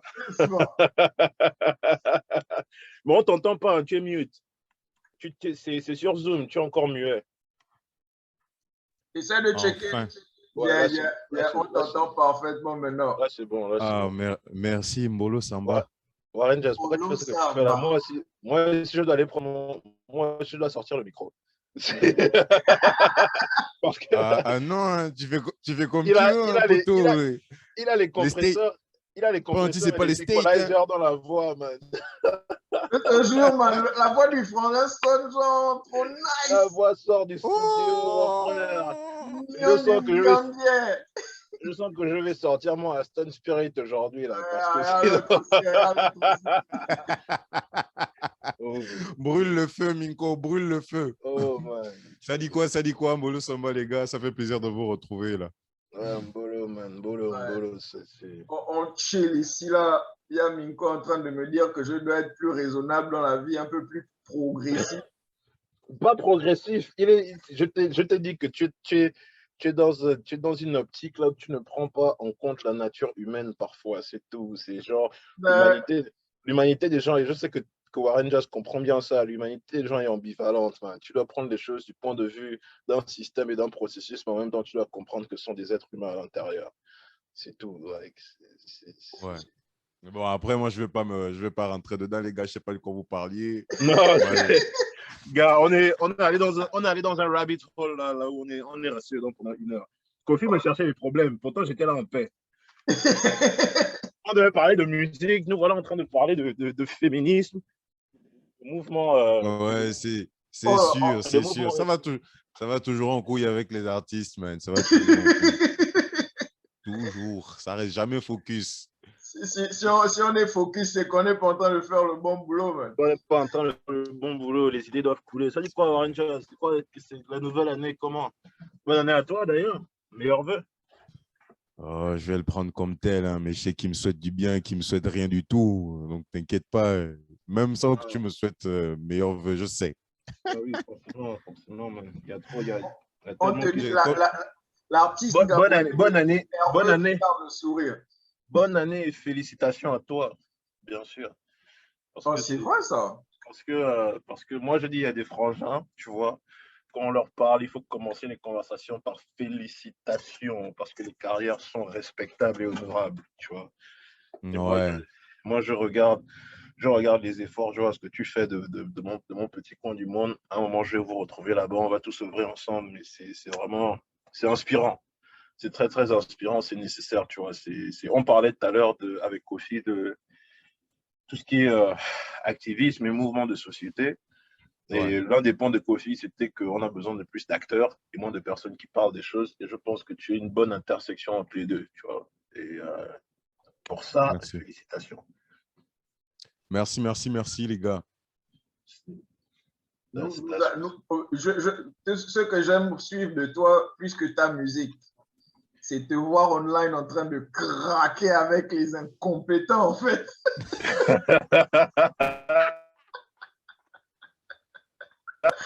Ah, tu sens que le front est seulement gazé, man. Il est là, il est Man, en train de sourire sur le live pendant 2 minutes. Dès que tu lui ouais. sors un name, ça change. Non, c'est le gros kiff. C'est le gros kiff, Mais en fait, tu vois, le surtout problème, parce que le but, c'est pas de cracher sur les gens, mais de plutôt faire savoir ce qui est réellement. Et je crois que c'est parce qu'on ne dit pas souvent aux gens que c'est des incompétents qu'ils restent souvent assis sur leurs chevaux, quoi. Et yeah, surtout, moi, j'en parle comme ça, mais man, chanter aujourd'hui, moi, je me suis pris des baffes. Et du coup, quand j'ai quelqu'un qui chante pas convenablement et qui gueule, ben, c'est pas le même rythme. yeah. Yeah, Et, yeah. et tu parlais, je suis allé chercher mon micro aussi pour qu'on s'entende bien. Et j'ai constaté, mon ami, le son a changé, le son a changé. Je te jure. Et il faut pas nous complexer ici, hein. Non, mais ouais, c'est réel, en fait, cette nécessité de montrer aux gens comment les choses doivent être faites. Après, c'est pas. Je pense que tu parlais dans une interview du fait que ta rigueur en studio, elle est héritée. C'est ça? Que en grandissant, quand tu bossais sur tes mélos, etc., tu avais quelqu'un qui te poussait à avoir une certaine rigueur, c'est ça? Moi, je veux dire que comme les slameurs disent, tu vois, derrière une école se cachent plusieurs autres écoles, pas une autre, Ouais, voilà. peut-être Voilà. plusieurs autres écoles. On y est. Et tu vois, plusieurs de ces écoles ont dû m'apprendre des choses que je n'ai pu découvrir que là seulement il y a 1 an, 2 ans, Yeah. remarquer, constater et apprendre même encore mieux que les années précédentes où j'entendais des phrases. Ouais, ouais. Et ouais, c'est de la rigueur, man. C'est de la rigueur parce que moi, j'ai fait le choix depuis mon enfance d'être formé de façon à être moyen dans tous les domaines, tous les secteurs qui tournent autour du domaine culturel, tu vois, Mhm, mhm, mhm. en espérant que j'utilise les bons termes. Mais ça, tu vas voir des gens pendant la répétition, man, un roulement est raté, par exemple, même depuis mon grand frère, et ça, c'est ce que je voyais étant gamin, mon grand frère Mhm. rate un roulement, c'est 100 pompes qu'il se tape. S'il Ah n'a pas oui. fait ça, c'est le boss qui lui a foutu une baffe. Oh, C'est de la même façon que moi, pour jouer de la guitare, man, j'avais un livre d'accords, et lorsque mon boss rentrait de, hein, Shell, une semaine à Ouais, Libreville, ouais, plutôt une ouais, semaine à ouais, Rabat, le ouais, ouais. vendredi à Libreville, etc. Les gens du Le 28, lundi 28. matin, il est reparti. Le truc que tu connais déjà là, Le pour pas 28, faire genre. 28. Oui, voilà, le 28-28, mon ami, allons. Ouais, ouais, ouais. Et man, tu dors au balcon. Et c'est le Alors fait de là, dormir au balcon parce que tes accords ne sont pas justes. Tu plaques un do, tu dis c'est si. Tu plaques un ré, tu dis yeah. c'est mi. Dormir sur le balcon, man. Euh, même des compétitions de musiciens, quand j'étais à l'école de musique à l'ACTG, man, des Ouais. musiciens de la ville qui étaient toujours chauds pour des compétitions. Donc, ouais, ça fait partie de moi. Et la rigueur, et la compétition, la guerre, Yeah. ce petit côté je dirais quoi? Je veux dire, comme un cheval, force tranquille. Ouais, Ouais. ouais, ouais, ouais. Non, mais c'est nécessaire. On retiendra que Warren Jazz a été élevé par Joe Jackson au Gabon. Oh, man. Man. c'est Les gars, vrai qu'il était élevé par tu sais Joe par Jackson exemple, du les 3 Gabon. FB. Tu sais, Yeah, les 3 yeah. FB qui sont aujourd'hui avec AFJ, c'est mon boss qui les a formés. Ah Tu oui. vois un peu. Ah, je savais pas, Il y je a savais pas, d'autres je savais pas. artistes, effectivement, qui sont dans le milieu, qui ont pu échanger, qui ont pu travailler avec mon vieux. Même des artistes comme Frédéric Gassita Ouais. connaissent la hauteur de frappe de mon type. Moi, mon boss joue la guitare avec les dents, les gars. Alors Oh, là. merde, ça c'est quand même un virtuose. Oh, mon frère. Mais, mais tu vois, on en parle comme ça. Mais petite parenthèse, bah, Jimi c'est Hendrix. ça qui est dommage, c'est d'avoir le même père qui ne croit pas en la machine qu'il a formée, en Ouais, mode, ouais, on va te ouais. dire, Tis ne réussira pas dans la musique. Ouais, c'est normal que je ne réussisse pas dans la musique si c'est mon propre père qui m'a formé et qui Yeah. n'investisse pas dedans alors que j'ai déjà fait des efforts. Donc, de la même façon, je pense humainement qu'il a le droit d'avoir des positions alors qu'on a été formé par lui. C'est de la même façon que Mhm. je pense que humainement, j'ai eu droit à l'école que je méritais et que le reste de ma carrière ne dépend que de moi, Ouais, en fait. c'est ça, c'est ça, c'est ça. Et Oh, puis après, parfois, les parents, même euh, lorsqu'ils ont mis certains atouts entre tes mains, ils ont du mal à laisser la chose partir. Je pense que c'est un besoin de contrôle et c'est une manière de se projeter aussi, parfois et très souvent à tort. Parce qu'au Peut-être final, pas peut-être pas de contrôle. Peut-être que aujourd'hui, maintenant que nous sommes des parents pour certains, tu vois, je yeah, comprends tout à fait que ce soit peut-être de la crainte à yeah. l'endroit de la crainte en ce qui concerne Et, l'échec, etc. mhm, Mais mhm. quoi de nouveau sous le soleil, en fait? Non, non, bien sûr. Déjà, Et vous, on vous a trouvé là avec des guerres qu'on ne connaît pas et qu'on ne connaîtra jamais, qu'on ne verra ouais, jamais de la même façon que vous.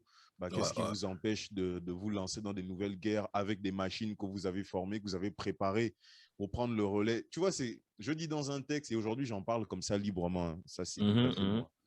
Mais comme je dis dans un texte, euh, aujourd'hui moi je mène et j'oriente ma carrière avec le culot qu'un père n'a pas eu, tu vois.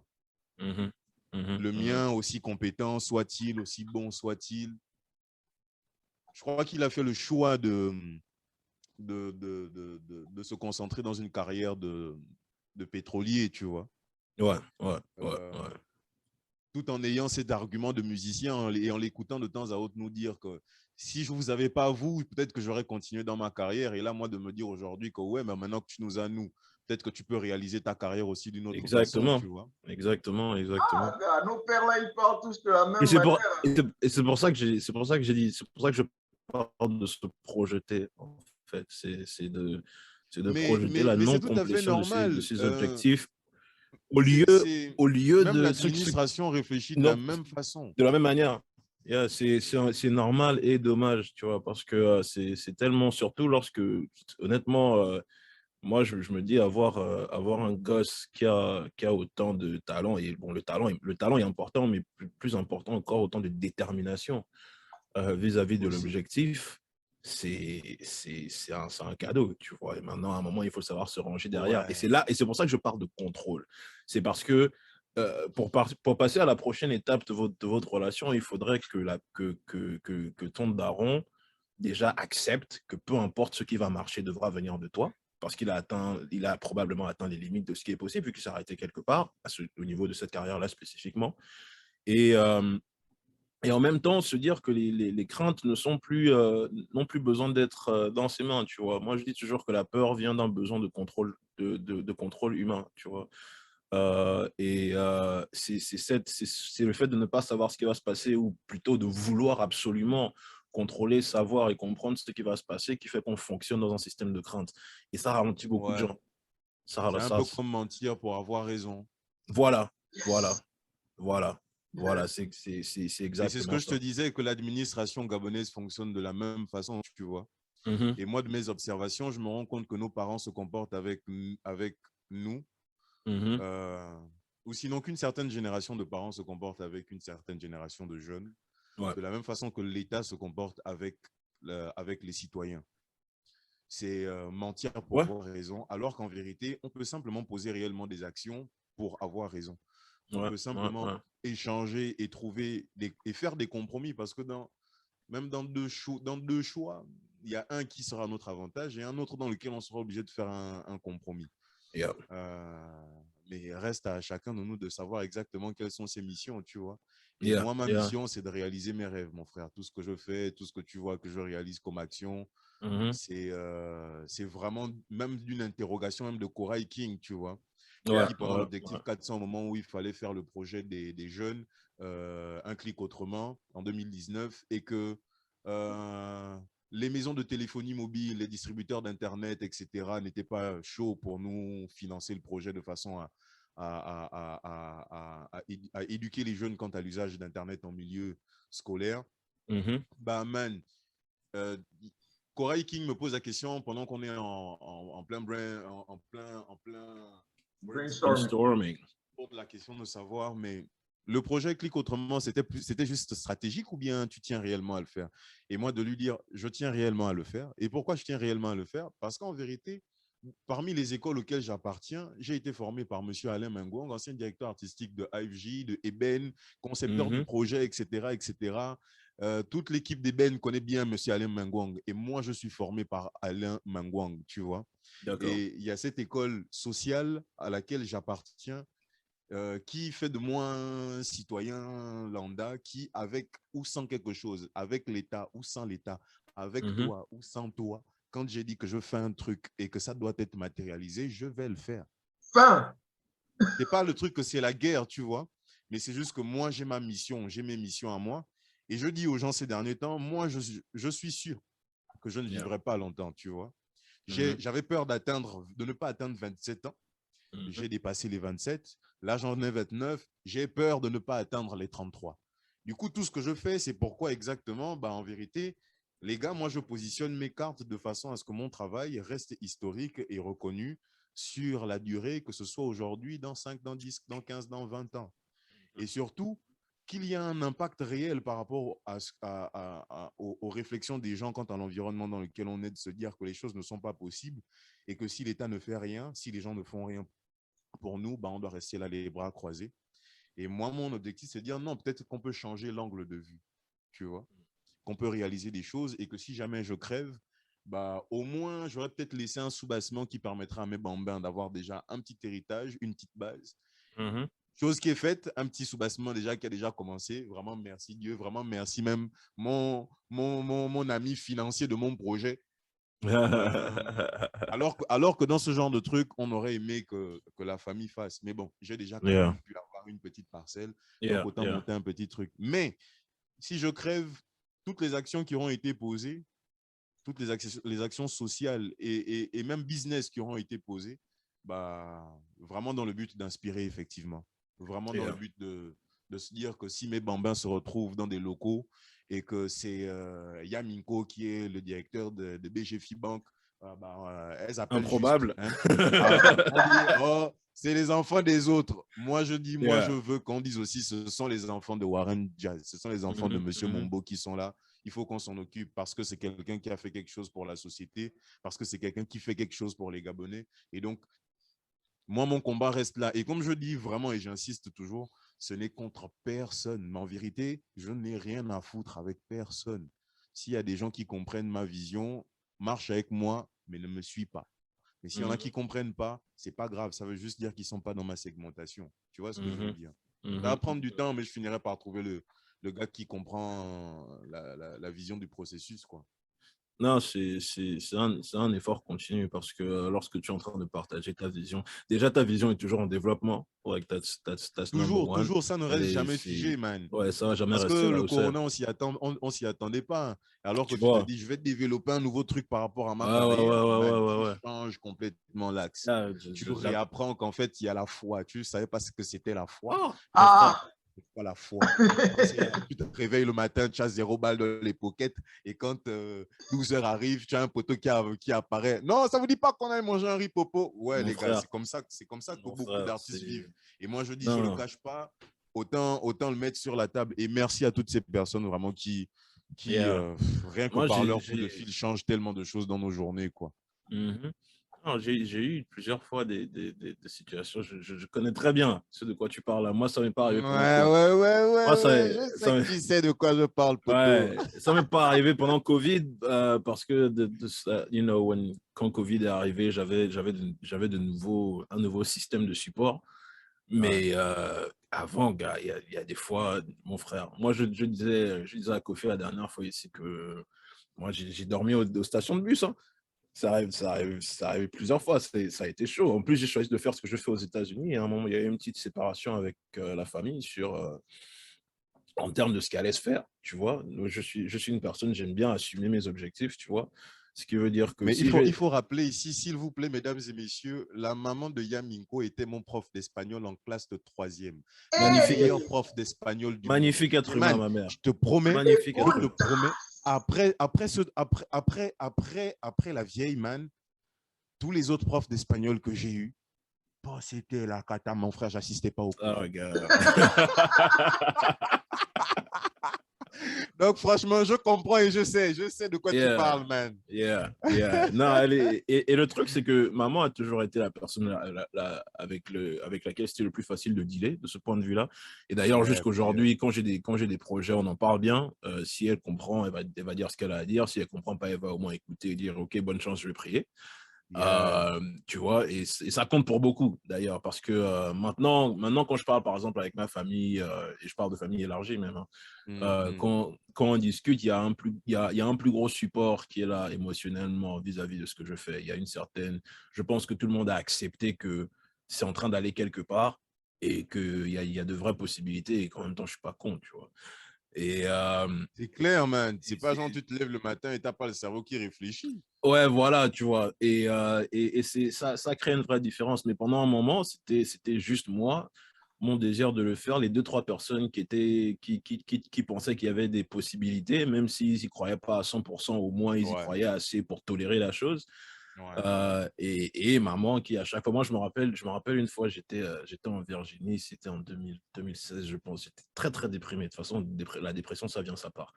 Ouais, Et, ouais. euh, et, On euh, en souffre tous les en- jours, nous les mon Africains. frère, je disais à quelqu'un, me disait que ah, parce que parfois tu es déprimé. Je dis, mon frère, je me réveille comme ça. C'est après quand la journée continue et que je commence à faire les choses que ça bouge, tu vois. Mais sinon, c'est là parce que Ah ouais. c'est une condition d'existence. Tu comprends à quel point ta condition d'existence est fragile et à quel point tes idéaux et tes objectifs dépendent de choses qui ne sont pas au contrôle de tes Entre mains, tes tu mains et vois. tout ça. C'est Ouais. ça. Mais du coup, j'avais appelé la daronne et tout, et je lui ai expliqué un peu ce que j'allais faire. Déjà, j'étais en train de penser à arrêter tout ce qui est école, etc., ce que au final j'ai fait pour me focaliser Mhm. sur ma musique. Et puis, je crache ma sauce et elle a seulement dit ouais, rappelle-toi de qui tu es, tu vois. Et elle m'a rappelé, il y a toute une histoire autour de ma naissance qui est plein de références Mhm. spirituelles et etc. que je vous Mhm. épargne les détails. Mais à Ouais. chaque fois, à mon anniversaire, déjà, elle me rappelle la chose. Et cette fois-là aussi, elle disait, écoute, rappelle-toi de qui tu es et continue à avancer. Et je pense que même elle, quand elle me le disait, elle n'avait aucune certitude à avoir, tu vois. Mais c'était tout ce qu'elle avait à dire et ça m'a servi de support, ça m'a servi à continuer à avancer. Donc, je comprends très, très bien. Parfois, quand je regarde les discours des gens qui gagnent des Grammys, des Awards, peu importe, il y a environ 30% du discours, c'est des remerciements, tu vois. Mais les gens ne se rendent pas Ouais. compte que si on pouvait, ça allait être 80% du discours. Ouais. Ouais. Vraiment. Si on pouvait, ça devait être 80% du discours. Et ce que je te dirais, c'est qu'effectivement, il faut en profiter. Yeah. Pour nous qui n'avons plus de mère, et déjà que moi j'ai toujours été un enfant bizarre, et vraiment comme je le dis au fur et à mesure des interviews ces derniers temps, c'est là que je me lâche, tu vois. Là, ces Ouais. derniers temps, les interviews, je me lâche vraiment, j'explique Yeah. très Yeah. directement aux gens qui je suis, ce que j'ai quand même effectivement pu vivre. Tu vois, quand il y a ce truc-là de n'oublie pas effectivement qui tu es, tu vois. Mhm. Moi, je te dirais, j'ai raconté la dernière fois, c'était avec Jeff et Comique, je racontais cette histoire à l'âge de 5 ans, le fait de voir dans la chambre de ma mère une ombre sur le côté me disant que je suis différent. Yeah. Tu es Yeah. différent. Yeah. Tu es différent. Mais les gars, en vérité, un truc comme ça que j'ai vu, j'avais 5 ans, c'est que là, j'ai 27 ans que je finis par assumer le fait d'être différent. Ouais. Ouais. Et surtout, euh, que la route qui nous appartient, d'autres ne peuvent pas le comprendre aussi bien que nos mères. Ouais. Le lendemain matin, j'ai expliqué à ma vieille, genre, je me suis réveillé et j'ai crié, Mimi, Mimi, j'ai vu un fantôme. Et ma mère m'a répondu, c'est le fantôme de ton père. Comme toutes les bonnes mamans, tu vois. Oui, oui, oui, oui, oui, oui, oui, oui, oui, oui, oui, Mais je vois. cette histoire-là, elle est restée dans ma tête. De la même façon, je peux te dire que dans la même période, j'ai fait un rêve dans lequel, au terrain familial, à un des terrains familiales des parents de ma mère, je me retrouve à l'avant de la terrasse et en fait, toutes les personnes qui passent, alors que j'ai des bras.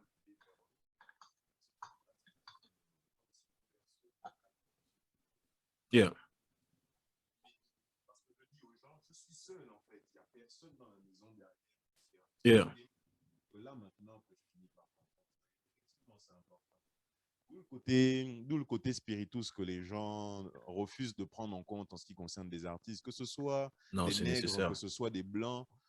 La perception spirituelle n'est pas figée sur quelque chose qui est illusionniste. Ça n'a rien à voir. Non, C'est très réel. C'est pas, il y a un truc qui va t'apparaître sous les yeux et puis tu vas finir par Non. comprendre. Non, c'est même les initiations, quand on dit on doit te faire initier au mouiri, tout le calvaire que tu vas vivre dans le temple va te rappeler qu'en fait, quand tu es dehors et les gens te font chier, tu leur dis, mon frère, toi, tu sais pas ce que j'ai vécu. Tu crois qu'en fait, tu es en train de gueuler, tu crois que c'est parce que tu cries que tu fais peur. Mais en fait, que nenni, mon frère. Et c'est cette école-là, en fait, c'est cette école à laquelle moi j'appartiens et que je me dis qu'il faut transmettre aux gens pour qu'ils ouvrent un peu plus les yeux. On est des noirs, on est des nègres, on est des kamites comme d'autres le revendiquent effectivement. Et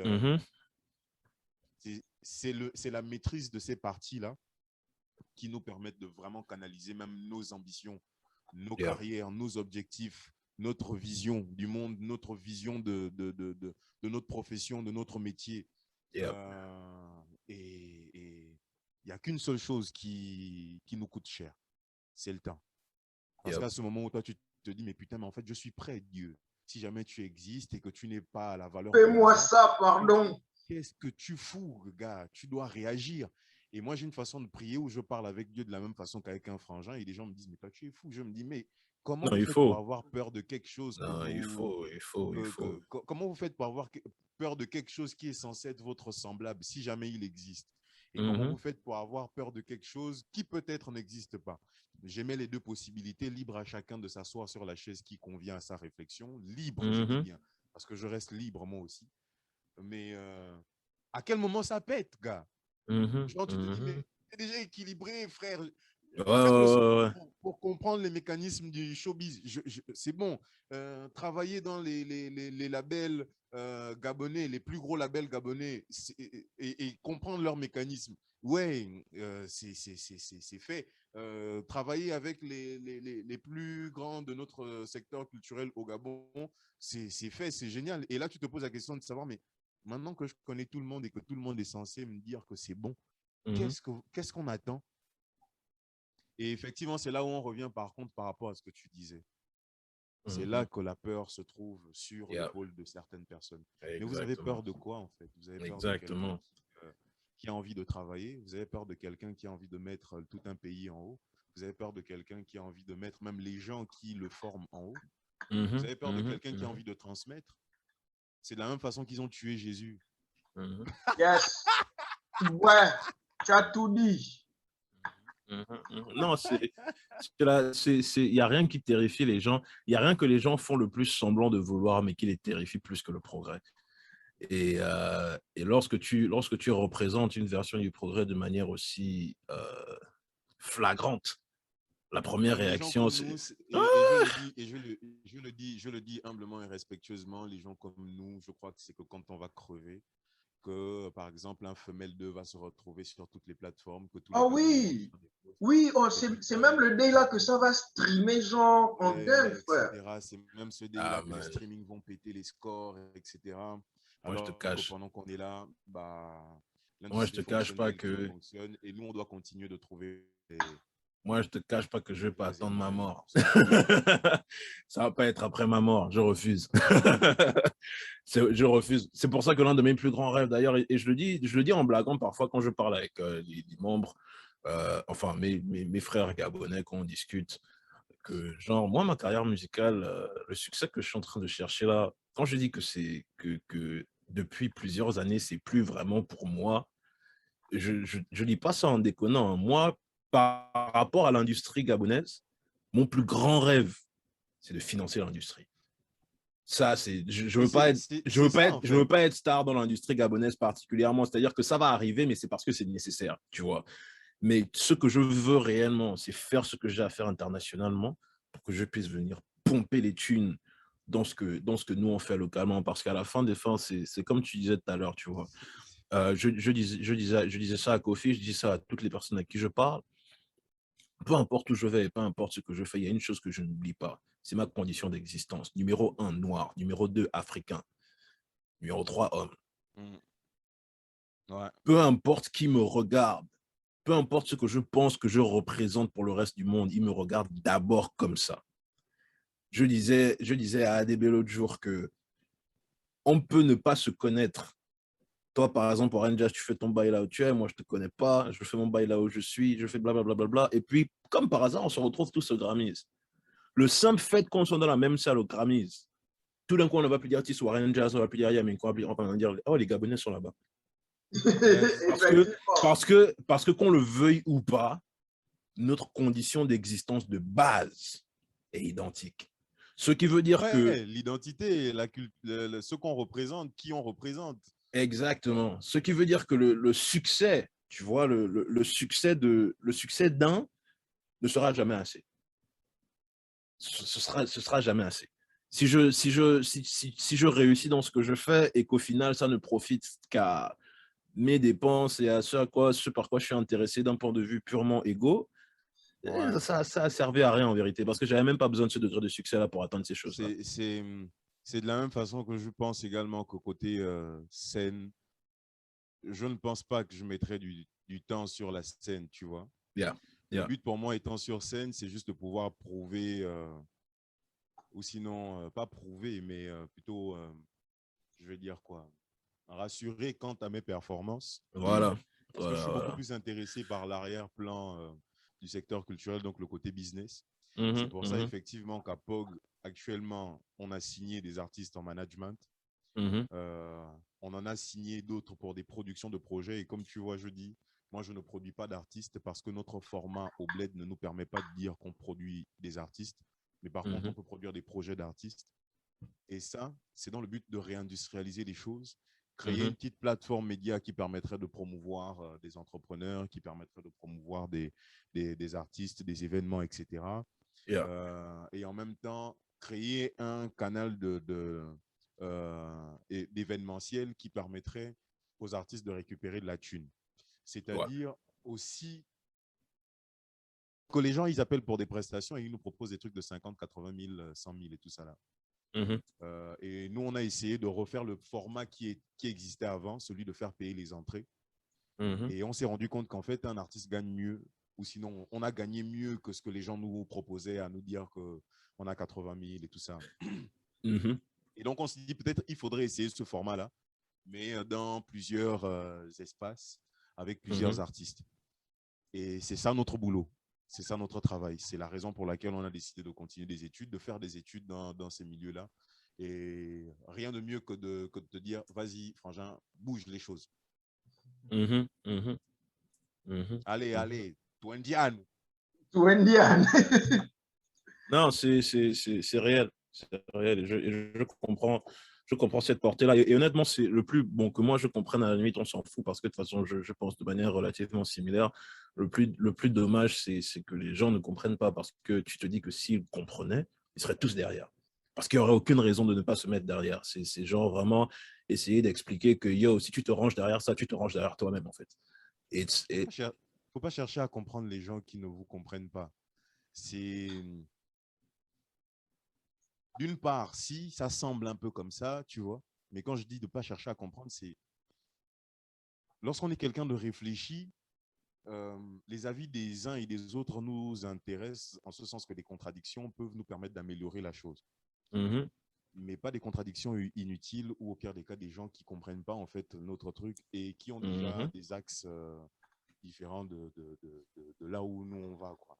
Tu vas voir quelqu'un qui va te dire, ouais, mais est-ce qu'il y a les droits d'auteur au Gabon? Bah, là, je peux pas t'expliquer qu'il y a le droit civil, il y a le droit pénal, et qu'il y a effectivement donc les droits d'auteur. Il n'y a pas de maison de gestion de droits d'auteur, et qu'on ait encore des artistes qui disent ça sur des plateaux. Bah, Je te promets. Et moi, normal que moi, je n'y suis même normal que pas. le people répète ça, mais Et oui, moi, je suis même pas. Je là, je te regarde et je suis me dis, plus. Tu vois, non, yeah, la conversation est terminée. une soirée de recherche, ça m'a pris pour comprendre l'état des droits des artistes au Gabon. Une soirée de recherche. Tout est sur Internet, man. Il y a même le truc Ouais, de la Constitution, etc. tout C'est est tellement là, sur man. Je lisais le bail et je me dis, ah tiens, ok, d'accord. Man, Donc, moi, il y a un artiste de POC qui m'a demandé une fois, mais je t'ai vu à une formation là et tout ça là, mais c'était un truc sur les droits d'auteur. Et moi, de lui dire, ouais, mais en fait, le problème, c'est qu'il n'y a pas de maison de gestion de droits d'auteur. Il y a le Bugada, etc. Mais c'est un peu chaud encore. Et là, il me dit, mais toi tu as un big, toi, tu as beaucoup de maisons. Donne-leur une des maisons et tout ça là, et tout ça. Et comme ça, ils vont. Je dis, mais non, il n'y a pas de maison de gestion de droits d'auteur. C'est pas une maison. c'est pas Man, une fin de la maison physique. conversation. Non, cette conversation-là, c'est. Non, à ce niveau-là, il y a tout un processus de rééducation à faire. On est trop loin, on est un peu trop loin de l'objectif, tu vois. Tu vois un peu. Ah, c'est Et nous, pas. on va nous dire que c'est nous qui sommes méchants si on dit à quelqu'un qu'en fait, bon, Non, non. normalement, nous, notre travail, c'est de réorienter. Non, moi, c'est ce que Mais je fais. après, Je te comme je dis, redirige. Je te redirige. voilà. Ça, c'est pour quelqu'un qui serait ignorant et qui Yeah, l'avouerait. yeah, yeah, yeah. Mais C'est après, on genre, a des gens pas de qui sont mauvaise foi, tu typiquement sais bêtes pas. et qui ne connaissent pas, mais qui n'avouent pas leur position. Mhm. Donc, voilà, quoi. Libre à chacun de choisir comment il veut mourir.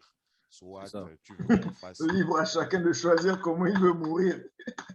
chacun son acte de décès. Mhm, mhm, mhm, mhm, mhm, mhm, mhm. Donc, soit tu veux qu'on te pull up devant les gens et puis on te la refait à la Obélix, soit Tu- tout va bien, quoi. Et puis, tu vis au calamar.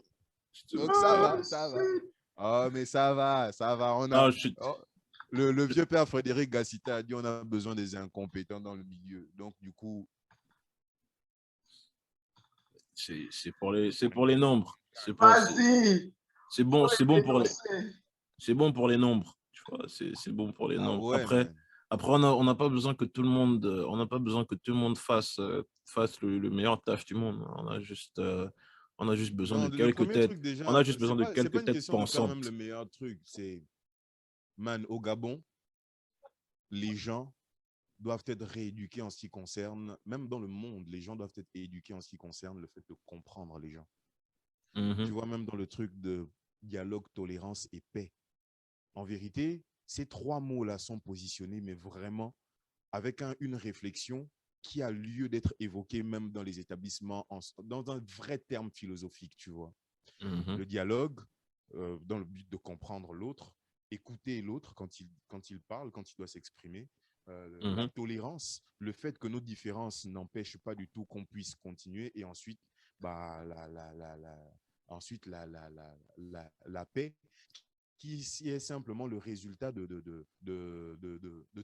tous ces deux premiers éléments-là en première partie. Tu vois? mhm, Maintenant, si à ça, on rajoute le fait que les gens doivent comprendre l'importance de la parole. Et moi, c'est ça que je déteste dans le milieu culturel, où right. chez l'humain, tel moi-même je suis, mais différent en ce qui concerne la parole, je n'en ai Mhm, qu'une seule. Mais les gens ici, les gens dans le monde, les gens n'ont plus de parole. mhm, Et que mhm, quelqu'un, mhm, si tu prends un engagement pour dire à ton frangin, je vais venir te chercher avec le véhicule à 10 heures, parce que moi, j'ai déjà prévu que la batterie, on la charge, et à 12 heures, j'ai la répétition, le temps pour moi d'installer le matos. Si à mhm, 10 heures, tu n'es pas là, en vérité, tu me plantes tout un processus. mhm, mhm. Alors que je n'ai pas l'argent du taxi, alors que le batteur lui-même, il doit peut-être arriver en retard, etc., etc., tu vois. Right. Et si tu me dis que tu dois me livrer si tu me dis que le film de mon concert est dans le TriCaster du studio et que j'arrive au studio et que finalement tu me dis que le TriCaster n'est pas au studio, le TriCaster est chez toi et que 2 semaines plus tard, tu me racontes une connerie en me disant que le TriCaster, tu as donné le TriCaster à quelqu'un qui a effacé les images du concert, je considère que tu n'as pas de parole. Et en fait, tu n'as Mhm, pas le droit d'exister. Et mhm. ça, il faut que nous, notre génération, on comprenne exactement. Regarde tout le temps que ça nous a pris avec avec Kofi de pouvoir se retrouver ici. Combien de fois il a dû m'interpeller pour me dire « Ouais, mais c'est quand, c'est quand, c'est quand ?» Mais moi-même, en tant qu'artiste, je me sens mal à me dire que putain, j'arrive pas à me connecter parce que la connexion de Gabon Télécom, c'est la merde. J'arrive pas à me connecter parce que Port-Gentil, le service, même depuis le téléphone, c'est n'importe quoi, etc., etc. Le côté financier, les scènes, etc., c'est la merde. Mais j'ai une seule parole. J'ai pris l'engagement de participer à cette émission et donc je dois me débrouiller. Ça fait plus de 3 mois qu'avec Kofi, on essaye de se câbler là pour essayer de faire le truc. Mais demande-lui, moi j'ai dû le relancer pour lui dire que non. Ah, je crois que je dois avoir une brèche d'ici là et puis on trouve le truc. Et donc la parole devrait être quelque chose à prendre en compte dans le secteur et c'est un des éléments qui humainement permettrait aux gens de savoir exactement où ils sont. Je crois qu'à l'avenir, même, je vais peut-être créer même un réseau social dans lequel les gens se rendraient service, tu vois. Et en fait, ces services seraient échangés sous forme d'étoiles. C'est que je te rends service parce que je suis plombier et toi, tu dois me rendre service parce que j'ai l'anniversaire de ma fille, tu es un artiste et je voudrais bien que tu viennes faire une prestation. J'ai 27 étoiles qui m'ont été données par des gens à qui j'ai rendu des services. Et si toi, tu me dis qu'en fait, ton service me coûtera 10 étoiles, bah, je te paye ces 10 étoiles-là et ce sont ces 10 étoiles-là qui te permettront de bénéficier aussi des services de quelqu'un d'autre, etc., etc., tu vois. Parce qu'on est dans un monde de capitalisme, mais comment des pauvres font pour parler de capitalisme? Moi, si je n'ai pas d'argent, même étant fils de pétrolier et que je n'ai pas mon père derrière pour nous accompagner sur les projets, parce qu'il n'y croit pas, c'est tout à son choix, humainement, respectueusement, il n'y a pas de souci. Mais what next, en fait? Il faut qu'on soit mieux coordonnés. Kofi, tu vois ce que je disais tout à l'heure, parce qu'on en a parlé de ce que tu viens de dire là, One Jazz. C'est-à-dire qu'on on peut pas parler de machine capitaliste qui fonctionne lorsqu'il y a tout un groupe de personnes qui, au pied de ce capitalisme-là, ne peuvent même pas se réinventer ou inventer de manière réaliste parce que les fonds et les ressources n'y sont pas. Mais, mais ça revient, je reviens à ce que Tis vient de dire. Le problème, c'est que c'est vrai qu'il n'y a pas les fonds, il n'y a pas certaines ressources, mais, mais les ressources humaines n'arrivent pas à bien se coordonner. Comme il disait, tu me dis que Amine, le truc, par exemple, que beaucoup d'entre nous, je trouve, ne comprennent pas, ne considèrent pas, c'est la valeur du temps. Yeah. La valeur du temps. Yeah, Le temps que j'aurais pris pour t'envoyer même le message, mon frère. Le temps que tu aurais pu simplement me dire non et qui m'aurait permis de passer à autre chose. Humainement et respectueusement, rien de grave. Vraiment, la valeur du temps, c'est quelque chose, parce que c'est quelque chose que moi, j'ai appris ici, à la dure, à la sérieuse dure. Genre, fort, hein? tu es en retard de 2 ou 3 classes, on te drop genre une classe pour laquelle tu as payé quasiment 1 million pour le semestre. Les 1 million de tes parents au bled, tu vois. Et le prof n'a pas ton temps, le temps de tes excuses ou tout ça. On n'a pas ton temps, man. Moi, je te dirais, c'est ce même truc-là de l'importance du temps. C'est effectivement aussi de mon père, planifier les journées, planifier la semaine, planifier les activités. Minko, tu sais bien, les Chélois, ils sont très doués pour les trucs de planification. Ah oui. On nous a A1. ça à la maison gratuitement. Et après, j'ai eu la chance de me retrouver à l'école de musique après 2 ans de formation, moi-même en solfège et tout le reste. Je me suis retrouvé à devenir moniteur de musique à l'école de musique. Mais, man, si j'ai cours à 14 h, que j'arrive en cours à 14h02, le professeur principal me tape sur les doigts, le professeur principal qui est mon parrain et que je nomme, que je cite partout, Fabrice Bagafou. Il va me dire, mais Warren, tu n'as pas le droit d'être en retard. Mais Fabrice, c'est pas moi, c'est le taxi. Non, je n'ai pas écouté, je n'ai pas écouté ça. Si tu sais que le taxi doit être en retard ou va prendre une virgule, inclus dans ton timing de transport le fait qu'il y ait un imprévu. Et donc, même dans nos projets, même professionnels, on inclut le fait qu'il y ait les imprévus, que les bâtards qui ne connaissent pas et qui ne respectent pas l'importance du temps nous imposent. Je dis bien nous imposent. Hein. C'est leur droit. Nous, on est les enfants de bateau. Jusqu'au bout. On n'a rien à faire de nos vies. Jusqu'au bout. Le temps Donc, n'existe les pas. parents, les amis, les aînés qui nous regardent, sachent que je les aime et que ce n'est rien de méchant. C'est tout Non. d'humain. C'est tout comme si on était en case et que vous avez votre petit frère le plus impoli, mais que vous aimez bien. Bon, pas Yeah. impoli, sauvage. C'est deux choses différentes. Non, mais de manière super, comment dire, de manière super réaliste, il y a toutes ces choses-là à prendre en compte. Ça c'est maintenant le project management. Hein. Savoir organiser des équipes et des objectifs sur une période déterminée et ensuite un processus d'exécution qui va mener les projets à bien. Après, personnellement, plus le temps passe, moins j'en veux aux gens pour ces choses-là parce que je réalise que c'est pour ça qu'on joue des rôles différents. Par exemple, ta capacité de coordination, lorsque tu auras atteint tes objectifs, sera différente des personnes que tu emploies, mais c'est pour ça que tu seras leur employeur. Donc, les choses finissent par s'équilibrer si nous, on reste concentrés. Ouais, parce qu'en vérité, ce qu'on fait, c'est plutôt la phase TP. C'est la formation. C'est la Tous les formation. jours, c'est le TP, en fait. Ouais. Tu testes, ça n'a pas marché, ça a marché à 20%, tu recommences. Voilà. Ce sera tout le temps comme ça. C'est tout à Voilà. fait comme rencontrer des gens. Il y a une fois, quelqu'un m'a dit, est-ce que penser comme tu le fais voudrait dire que tu es tout le temps sur la défensive? C'est-à-dire, moi, quand je rencontre quelqu'un aujourd'hui, je me dis, alors lequel de nous deux va décevoir l'autre? Toi ou moi? Et donc, quelqu'un m'a dit, ouais, mais si c'est comme ça que tu réfléchis, c'est que tu es toujours sur la défensive. Je dis non. Non. Je considère que c'est un cycle normal. Le moment Non. où viendra que tu vas jouer au con, t'inquiète pas, je vais te rappeler que tu es en train de jouer au con et que je sais très bien faire la différence entre quelqu'un qui va bien et quelqu'un qui est en train de péter un câble. Et moi-même, je vais faire péter ça. Moi-même, je vais faire péter ça.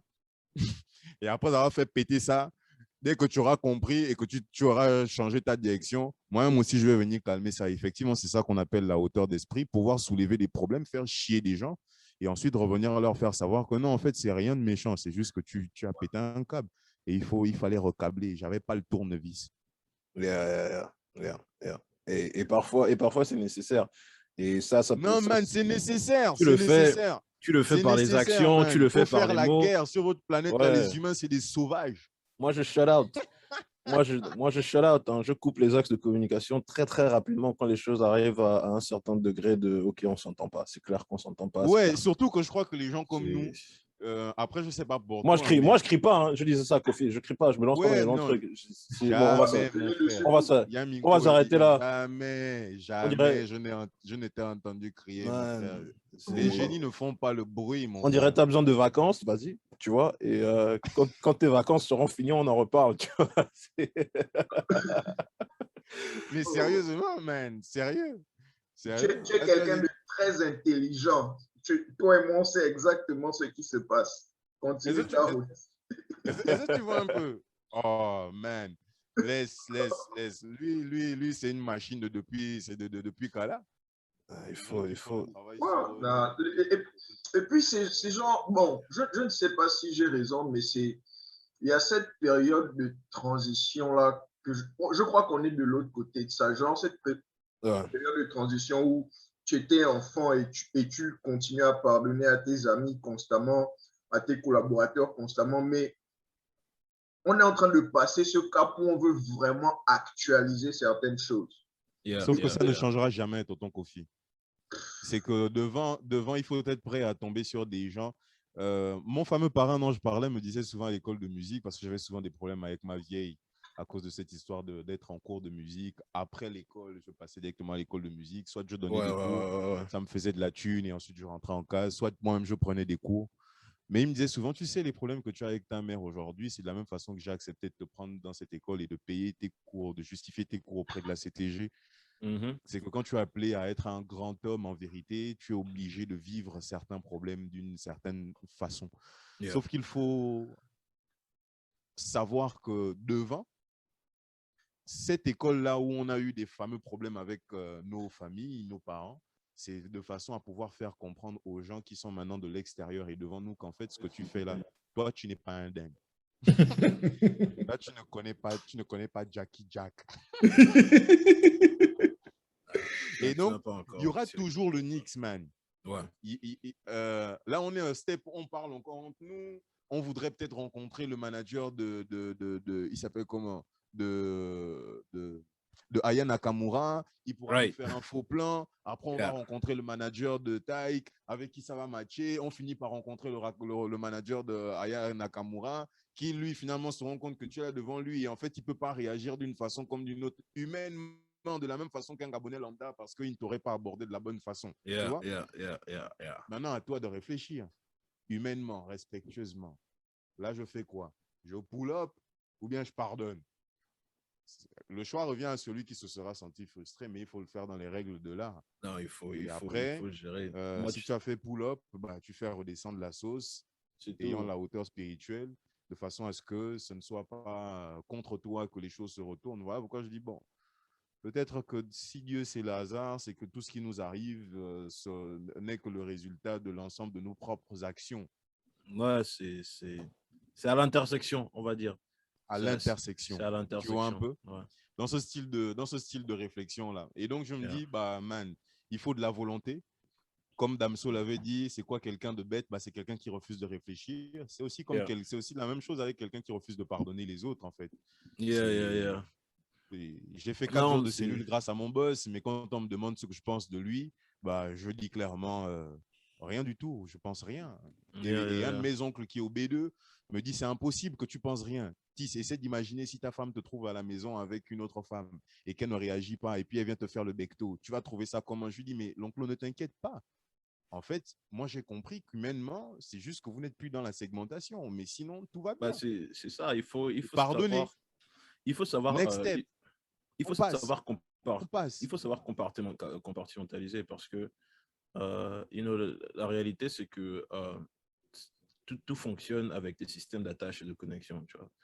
Et si ta connexion vis-à-vis d'une personne et toutes ces connexions-là fonctionnent grâce à l'énergie. Tu es toujours en train de dépenser de l'énergie. Peu importe ce que tu fais, peu importe ce que tu penses, tu es toujours en train de dépenser de l'énergie. Ouais. Et cette énergie-là, Et elle est cette plus énergie, utile déjà qu'on elle est n'a pas assez de précieuse. temps et qu'on peut peut-être crever le soir, man. Elle est précieuse, Donc, tu vois. C'est genre, on n'a pas besoin de. On va peut-être pas. Comment ça s'appelle? On n'a pas besoin de se fréquenter pour que je n'ai pas de problème avec toi. Ce qui veut dire que je vais te pardonner. Par contre, tu vas devoir exister dans une zone qui n'est pas la mienne. Exactement. C'est tout. Genre, tu te rappelles, il y a quelques jours, on parlait du fait que juste poursuivre nos idées, notre destinée, nos rêves là, ça, on est comme des voitures qui sont en train de conduire sans gaz. Et le chauffeur est très fatigué. Donc, il n'a même pas le temps, en fait, de distribuer son énergie ailleurs. Tu es obligé d'être tellement focus que tu perds tellement d'autres choses autour de toi. Mais c'est parce que la mission est tellement importante pour toi. Donc, tout ce qui vient... C'est pour ça qu'on a beaucoup d'artistes qui, en chemin, finissent soit par s'arrêter, parce que on a tout investi et il n'y a plus de ressources. C'est de la même façon que même moi aujourd'hui, déjà, entre les deux options qui s'offrent à moi, qui sont celles de dégager, un ou deux, bah, trouver un taf en entreprise, dans la communication, dans ce qui mon truc, et trouver le juste milieu. Parce qu'en vérité, ce n'est qu'une question de planification et de plan. Et la personne qui est intelligente, ce n'est pas celui qui sait qu'un plus un égale à 2.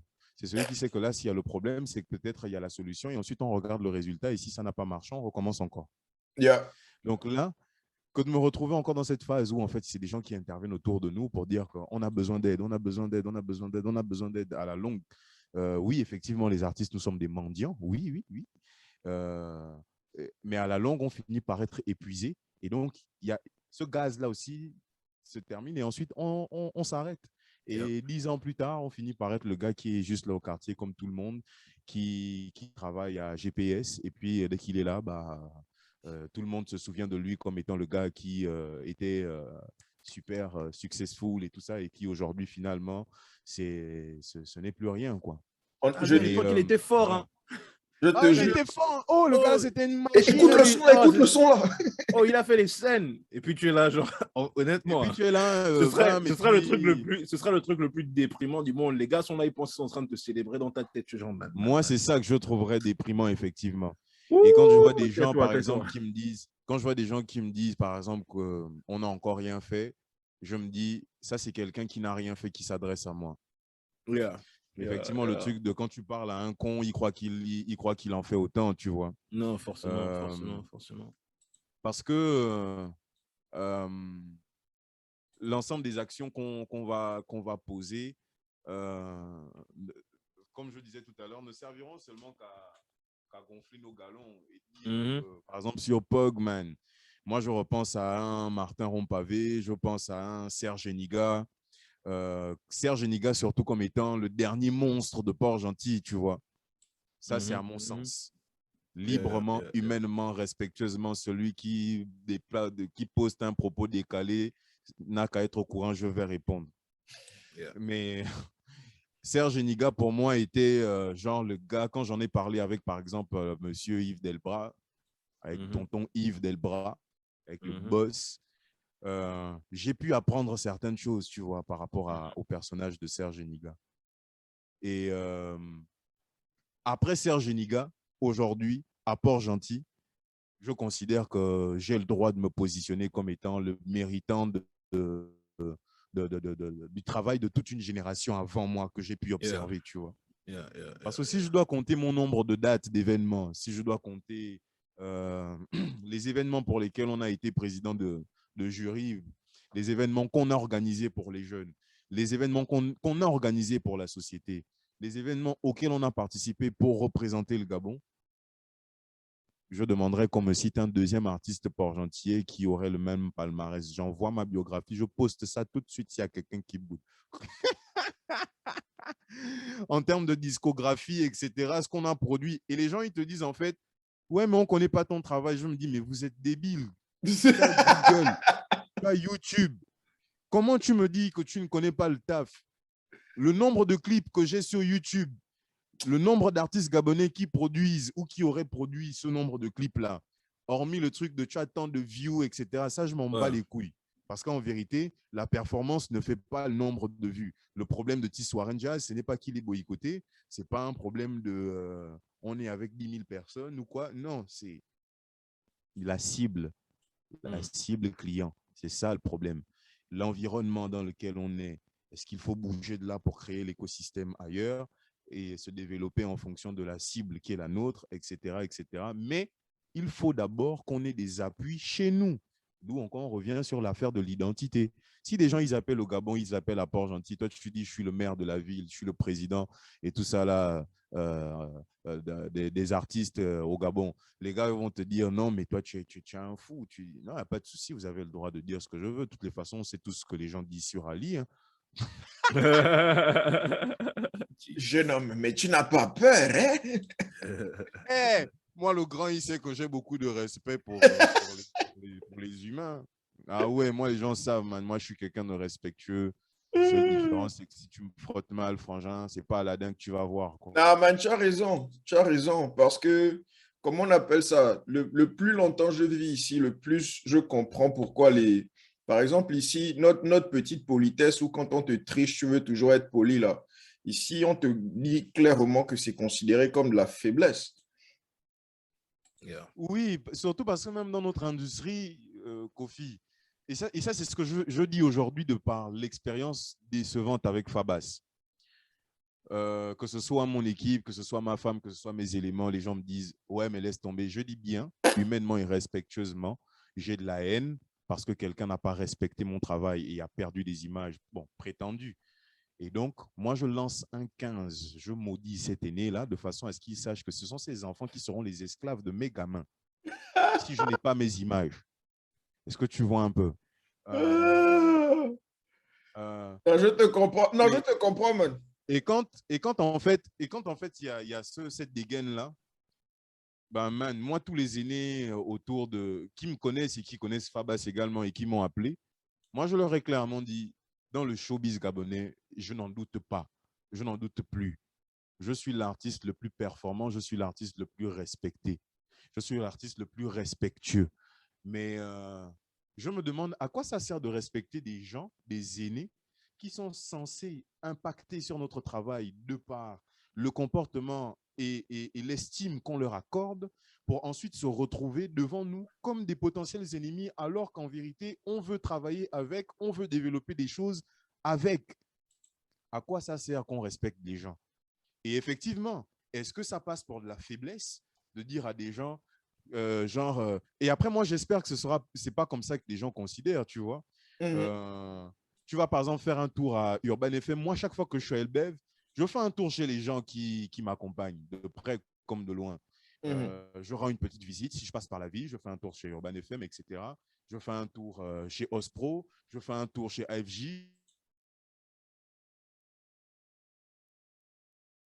Regarde, voilà, ils t'ont entendu parler, Warren. Ils t'ont envoyé un 15 au Wi-Fi, frère. Belle à signer. Belle à signer, man. Ils ont dit, Et écoute. les gars ont envoyé un 15. Tu sens qu'il y a un gars genre, au service secret là-bas qui a vu lire. Ah bon? Le colonel, il en dit trop. Il en dit trop, colonel, on va le terminer. Check. Allez chercher l'enfant là. Voilà, il faut aller chercher Warren Jazz. S'il te plaît, ne fais pas beaucoup de bruit, couvre d'abord le courant. Non, mais je comprends très bien ce qu'il est en train de dire. Je comprends sa frustration, tu vois. Après, c'est justement pour ça que je pense qu'il est impératif pour moi que j'accomplisse ce que je veux accomplir, parce que justement, les frères comme Warren Jazz et tout ce que tous ceux sur lesquels j'ai eu le privilège De bosser.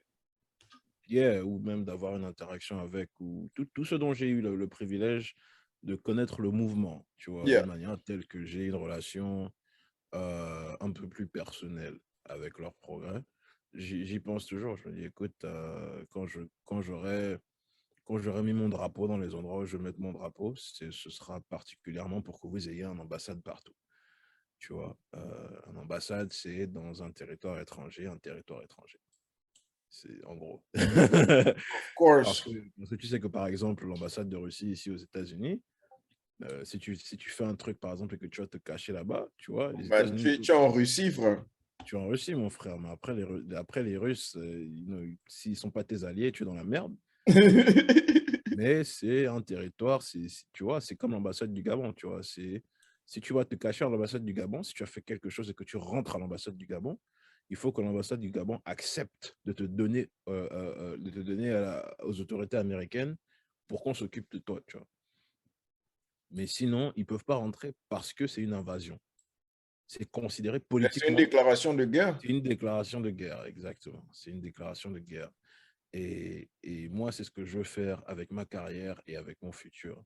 Je veux que mon succès soit un édifice à travers lequel d'autres pourront construire leur succès de manière telle que te mettre au travers du succès de cette personne-là est une déclaration de guerre contre moi, et une déclaration de guerre contre moi est une très mauvaise idée.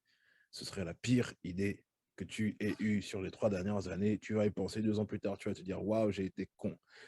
Et moi, c'est vraiment ce que je veux. C'est vraiment ce que je veux créer, tu vois. C'est le mastodonte international que je veux créer. C'est pour moi à moitié. Si avec moi, je suis un gars, je suis pas un gars super compliqué lorsqu'il s'agit de mes besoins de tous les jours, tu vois. C'est-à-dire que avec un boulot qui me fait 90, 100 000 $ l'année, je me gère, hein. Honnêtement, je vais pas. Non, je vais bien vivre. Je vais pas, tu vois. Si je suis par exemple millionnaire, je suis content, tu vois. Je vais pas. Yeah. Par contre, les objectifs que j'ai pour les communautés autour de moi, pour la société autour de moi, ont besoin de plus de ressources. Et lorsque je vise plus, tu vois, c'est pour ça. Parce que un gars comme Orange, c'est parce qu'au Gabon, on dort, man. Man, c'est parce qu'au Gabon, il y a les parce que sorciers, frère. C'est parce que la situation est telle qu'elle est. Mais ce que Warren Jazz dit par rapport à ses performances, bon, bien sûr, il y a de l'ego dedans, to an extent, tu vois. ce qui est parfaitement normal. That's how you're supposed to feel about what you do. Mais au-delà même de ça, au-delà de son opinion de lui-même, son travail est indéniable. Tu vois, c'est pour ça que j'ai commencé la conversation par des félicitations en lui disant you're doing the work. You're doing the fucking work. And I know, especially in the conditions you're in, it's not easy work. Et cette reconnaissance-là, elle est utile. Moi, je dis toujours aux gens que, tu sais, de la même manière que je te disais tout à l'heure qu'on mesure la qualité de vie d'une société à la manière dont elle traite ces personnes les plus vulnérables, ses membres les plus vulnérables. Aussi, je pense qu'on mesure la dignité d'une société à la manière dont elle traite ses héros, tu vois. Et entre autres, bien sûr, entre autres. Et lorsque tu regardes regarde nos gens, man. Moi, par exemple, j'ai vu, si c'est sur Internet, sûrement c'est de quoi en chef ou je sais pas quoi là, qui s'énervait par rapport au truc des étoiles, de je sais pas quoi qui s'est passé là au Baponga, un truc comme ça. Et tu vois, je regardais le truc et je me disais, ouais, moi, je comprends le gars, tu vois, c'est ayant un peu de self-respect. Par contre, là où nos avis diffèrent, c'est que, enfin, là où nos avis, c'est même pas une question d'avis, c'est une question d'approche. Là où nos approches diffèrent, c'est dans le fait que je pense que ce travail doit commencer. Les gars qui viennent de l'étranger, les managers, etc., ils vont pas arriver ici et respecter nos mastodontes juste parce qu'ils ont fait leurs recherches et qu'ils se rendent compte que ce sont des mastodontes. C'est à nous de les élever, tu vois. Par exemple, l'un de mes rêves, c'est d'archiviser la musique gabonaise. Et il y a des archives qui existent ici et là. Mais vraiment, en faire quelque chose d'officiel et quelque chose de grave. Moi, je suis allé au National Museum of African American History and Culture. Je ne sais même pas si c'est comme ça que ça s'appelle, mais tu vois duquel je parle. Et quand j'ai marché dans le délire et que j'ai vu le truc, j'ai dit, mais putain, mais c'était tellement... c'était tellement... c'était vraiment une expérience, you know, it was a life-changing experience, I'll put it that way. Genre, you know, to walk to that museum and just see a museum qui célèbre la culture noire et à tous les niveaux, sur 4 étages, dans le numérique, le digital, dans l'art, la culture et autres. Mais c'est énorme. Et tu te rends compte, et je me suis rendu compte à quel point j'en savais peu sur le progrès et les efforts de la population nord-américaine, même avec le degré d'exposition que j'ai. Et ça fait partie de ça. La raison pour laquelle tu vas arriver aux États-Unis et tu vas par exemple penser, ah, Jay-Z, c'est que tous les États-Unis sont déjà en train de dire Jay-Z. C'est pas toi en venant de l'étranger qui a mis Jay-Z là où il est. Jay-Z était déjà, il est établi, man. Quand tu vas aux États-Unis, quand tu vas par exemple au Texas, il y a une manière dont on parle du Texas, il y a une réputation que le Texas a. Mais quand tu arrives au Texas, l'une des premières choses que tu réalises, c'est que les Texans adorent le fait d'être Texan. Of course. These motherfuckers, it's like being from Texas is God's gift to earth. It is. Like that's how they, you know, and I love that about them. I love that about them because it forces you to show up and have a certain level of reverence for the city, for the environment, for the establishment. La première exposition que tu as à une idée, à une valeur, à une personne ou un concept va beaucoup décider de la valeur que tu accordes à cette chose-là.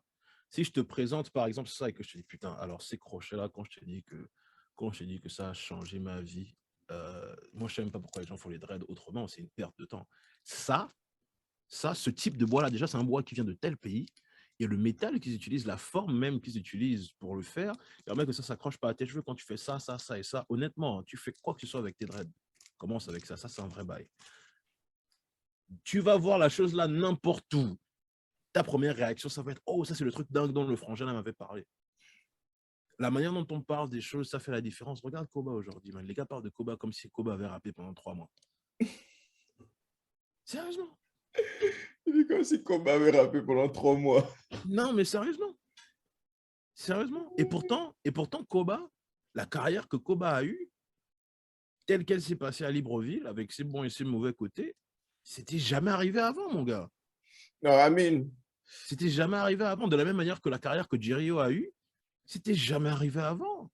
Ce sont des gars qui sont venus et qui ont littéralement changé. C'est pour ça que je suis autant fan du travail que Body Tribe fait, par exemple.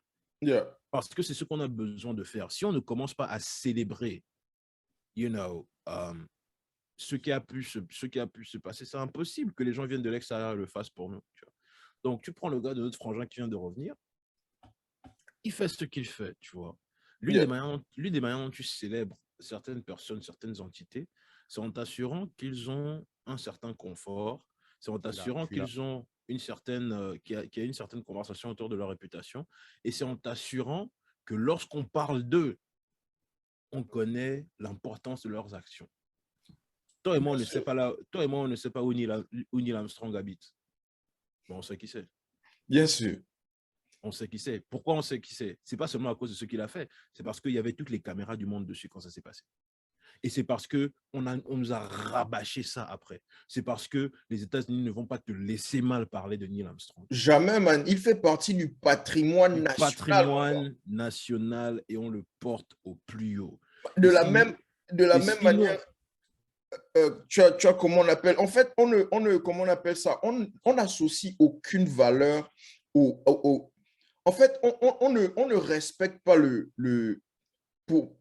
juste pour amuser du mot, on ne respecte pas le génie chez nous. On ne respecte pas l'intelligence, on ne respecte pas la créativité. On n'y trouve aucune valeur. Or, c'est trop frustrant, man. Et les lignes de l'ordre des communes sonnent toujours dans ma tête. Chaque jour, des talents naissent ici pour pourrir ici. En fait, il n'y a rien de plus profond qui décrit l'Afrique pour moi, en fait. La ligne là décrit tout par rapport à chez nous. Et ce n'est pas juste les musiciens, que ce soit les scientifiques, que ce soit les danseurs, que ce soit les commerçants, man. On te tue, man. On te tue. Et ça, c'est depuis le primaire pour certains. Regarde comment on conditionne même tes éducateurs à te ridiculiser, man. Et si tu réussis à protéger ton rêve jusqu'à ce que tu sois dans ta vingtaine, maintenant on veut te transformer en risé dans la société, man. Yes, c'est tout à fait ça. Non, c'est très bien. Fuck! Et c'est après, comme tout à l'heure l'on disait, c'est quand tu vas mourir que quelqu'un va se pointer pour vouloir faire le gain sur ton name et sur ta vie. Et malgré ça, ils ne vont pas s'occuper de tes enfants. Ouais, et même ça, voilà, c'est ce que j'allais dire. Et même ça, c'est une illusion. Parce que même les gens, l'histoire de dire que yeah, you're nobody till somebody kills you, man, on parle de ça pendant un mois, après on passe à autre chose. C'est tout, man. Le temps, c'est fini, man. Tu vas être plus célébré que tu ne l'as été pendant toute ta vie, mais ça va durer un mois. Ça, c'est clair. Et c'est pour ça que je dis... faire un son pour toi, man. Ah, mon frère, ils vont tous tous les dans le clip. Sortir pour toi, man. Ils sont là, ils vont mettre les t-shirts, tout ça. Ça va parler sur les internets. Il faut qu'on apprécie nos artistes, blablabla. Et après, pouf. De leur vivant. Et ensuite, on recommence la même roue. Après, on recommence la même chose. L'artiste qui va venir mettre son son en commentaire, tu vas commencer à l'insulter pour dire que toi, tu penses que tu es qui devant le gars qui vient de mourir là. Vous allez répéter. Mani, regarde, il y a les gars on recommence la même roue, la même casse. les gars qui ont le gain. Je dis toujours, par exemple, ici, quand je rencontre les African Americans, je leur dis, vous parlez mal de vos frères et tout ça. La communauté doit commencer les black-owned business. Or, il y a un petit quartier qui a une mixtape en ce moment et tu es en train de lui dire qu'il perd son temps. Ouais, c'est paradoxal. Non, c'est tout un état d'esprit. C'est comme des responsables d'espace très souvent à Port-Gentil qui vont te dire la musique, ce n'est pas rentable, mais à la Saint-Valentin, il a besoin d'un artiste pour tu vois. Frère, mets-les sur une liste noire. Tu vois. Faut les mettre sur une liste noire. Moi, tous les artistes savent ce qu'ils sont. Le con. On est là en souris pour le moment, mais on va racheter vos business. C'est clair. On va racheter vos business. On va racheter votre terrain. Attends, je vais me la péter. Quand tu parles de racheter les business des gens, attends, je vais te faire voir un truc. tu vois, je bossais à... Le premier studio dans lequel j'ai commencé à bosser, c'est celui de ProSoft. Et en fait, j'étais toujours émerveillé par le fonctionnement de ce contrôleur-là, tu vois. Et je me disais, putain, mais en fait, c'est quand que je vais finir par avoir un truc comme ça? Finalement, ProSoft a fermé et j'ai racheté un peu de matos. Ah, tu as vu? Tu as vu? Tu as vu? Une chose à Et la 10 fois. ans, et 10 ans, et 10 ans plus tard, ouais, parce qu'on est en 2022 et mon studio, c'est depuis 2012. 10 ans plus tard, bah, Yeah. man, je suis toujours là. Je ne te dis pas Et- combien de gars en musique au lycée qui aujourd'hui ne sont plus sur les lignes, mais non, work, man. work, C'est man. ça, c'est Et ça. tu réalises tes rêves, C'est frère. ça, une chose à la fois, une chose à la fois.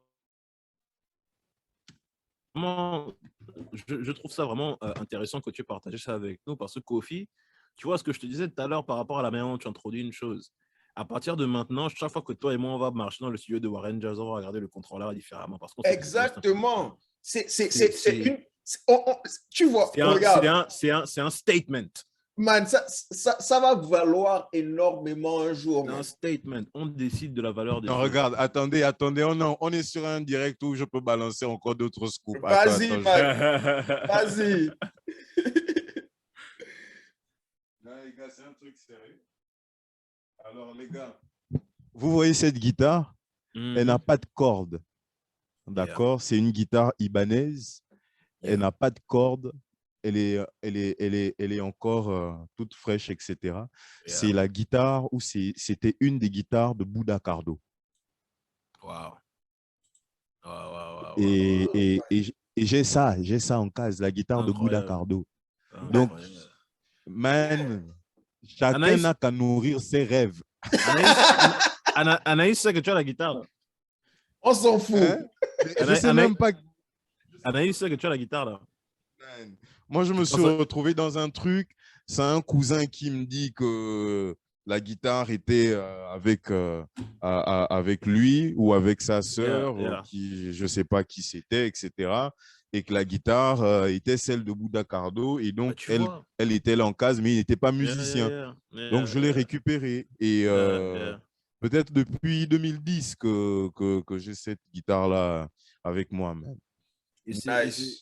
Et c'est là où tu vois l'importance d'archiver les choses parce que ce dont tu es en train de parler là, ce processus, c'est un travail d'archive. Yes. Ce sont des choses qui sont à faire, tu vois. Moi, je parlais à Kofi de quand je suis allé au musée de la culture et de l'histoire nord-américaine qu'ils ont ouvert là d'ici, je pense, il y a 3 ans maintenant. Mais gars, j'ai marché. En fait, je lui ai dit que ça a changé ma perception de la manière dont on parle de l'histoire d'une culture immédiatement.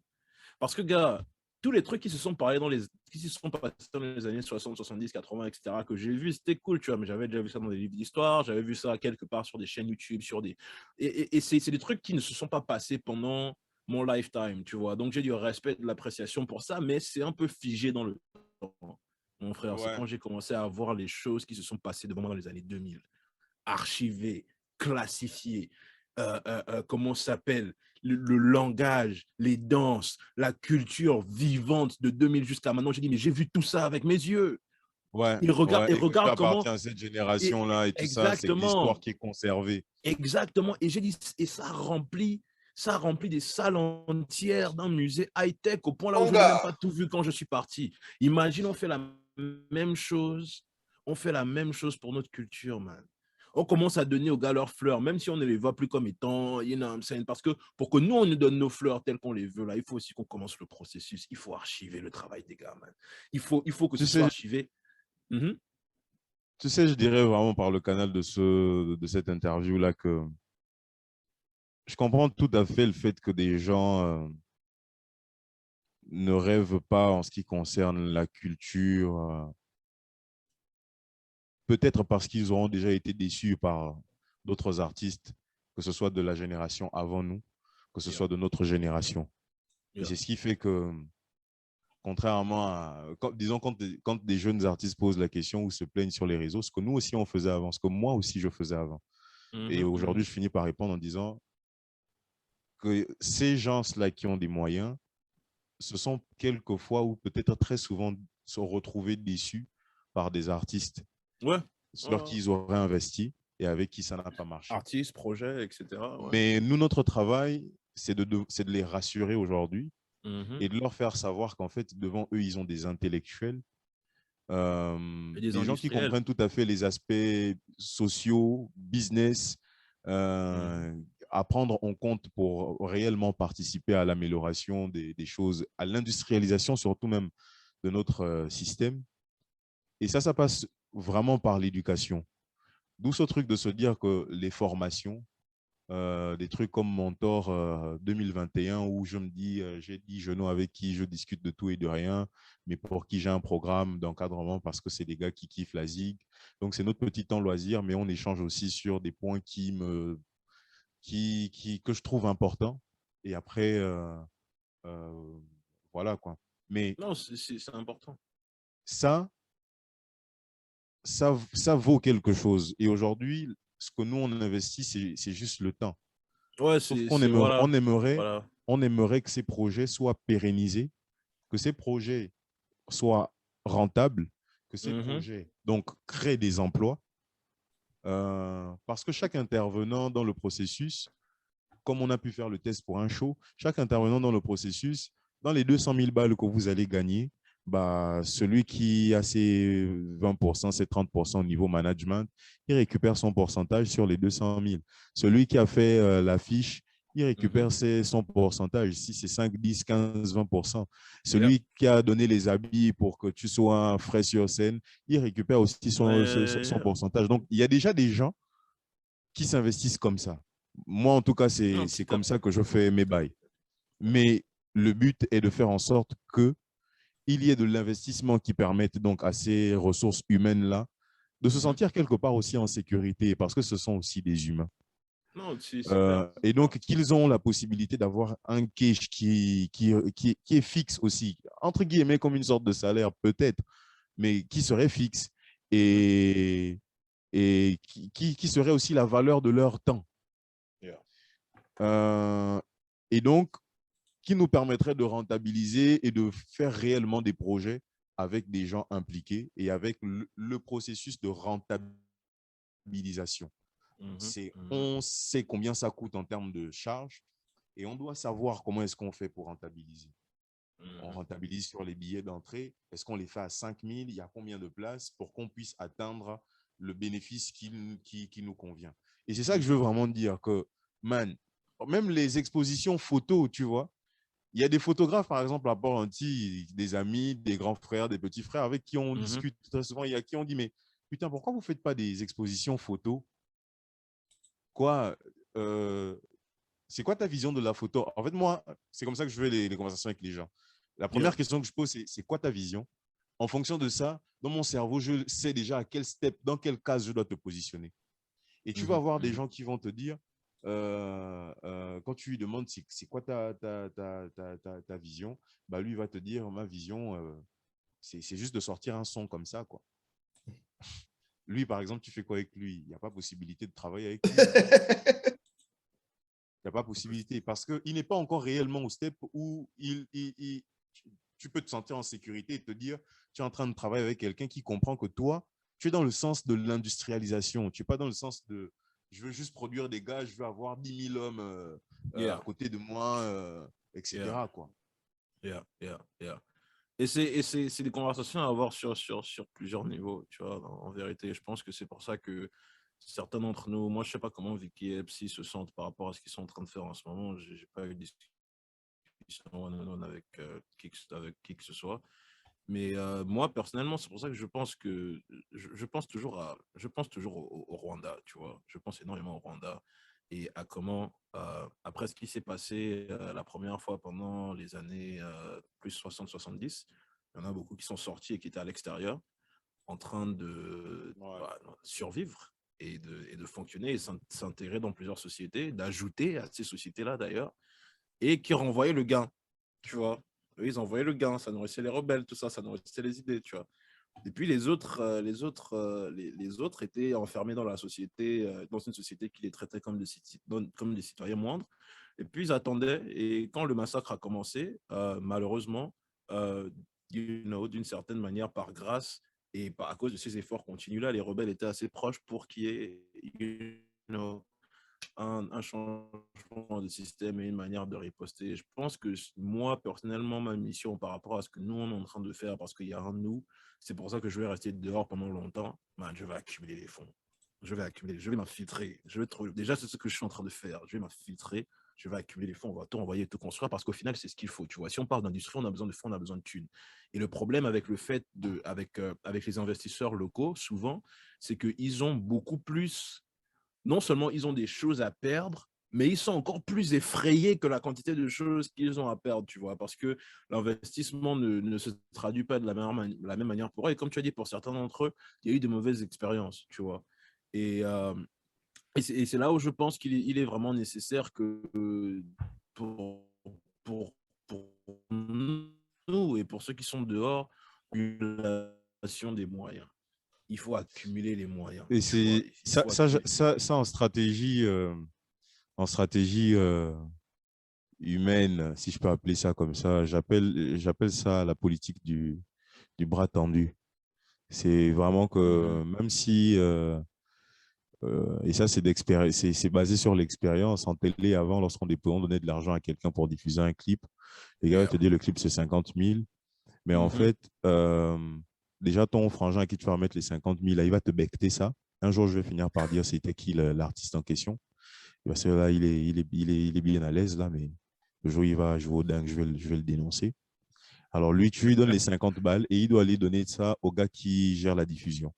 Sauf que le gars de la diffusion, il ne te connaît pas. Et donc,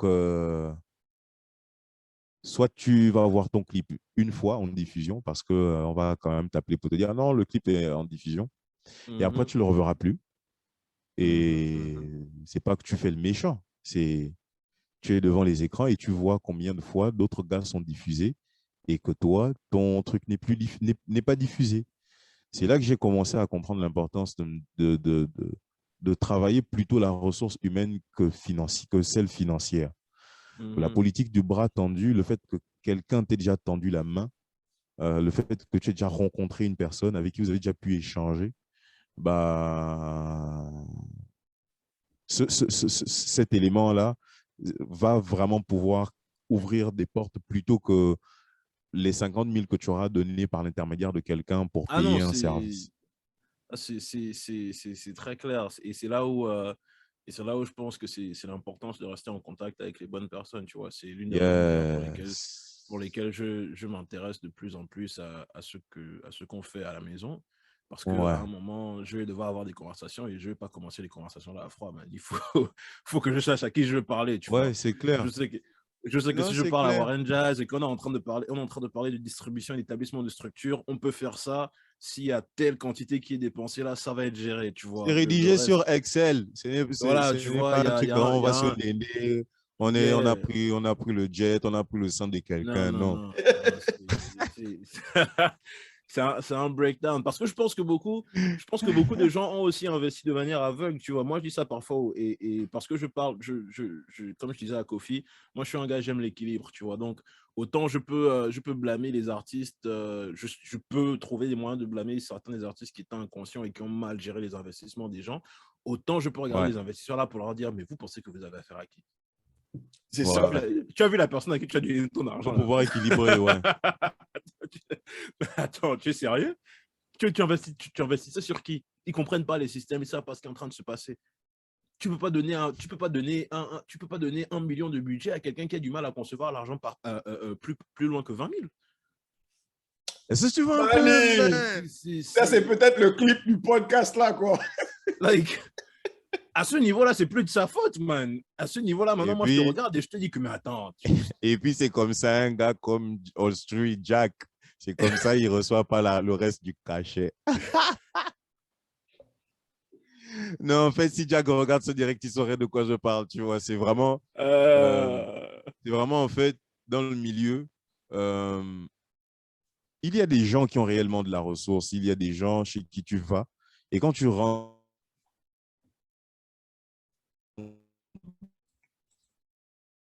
Yeah. dans la maison, frère, tu te rends compte que, oh, mais man, le frère, c'est un truc sérieux.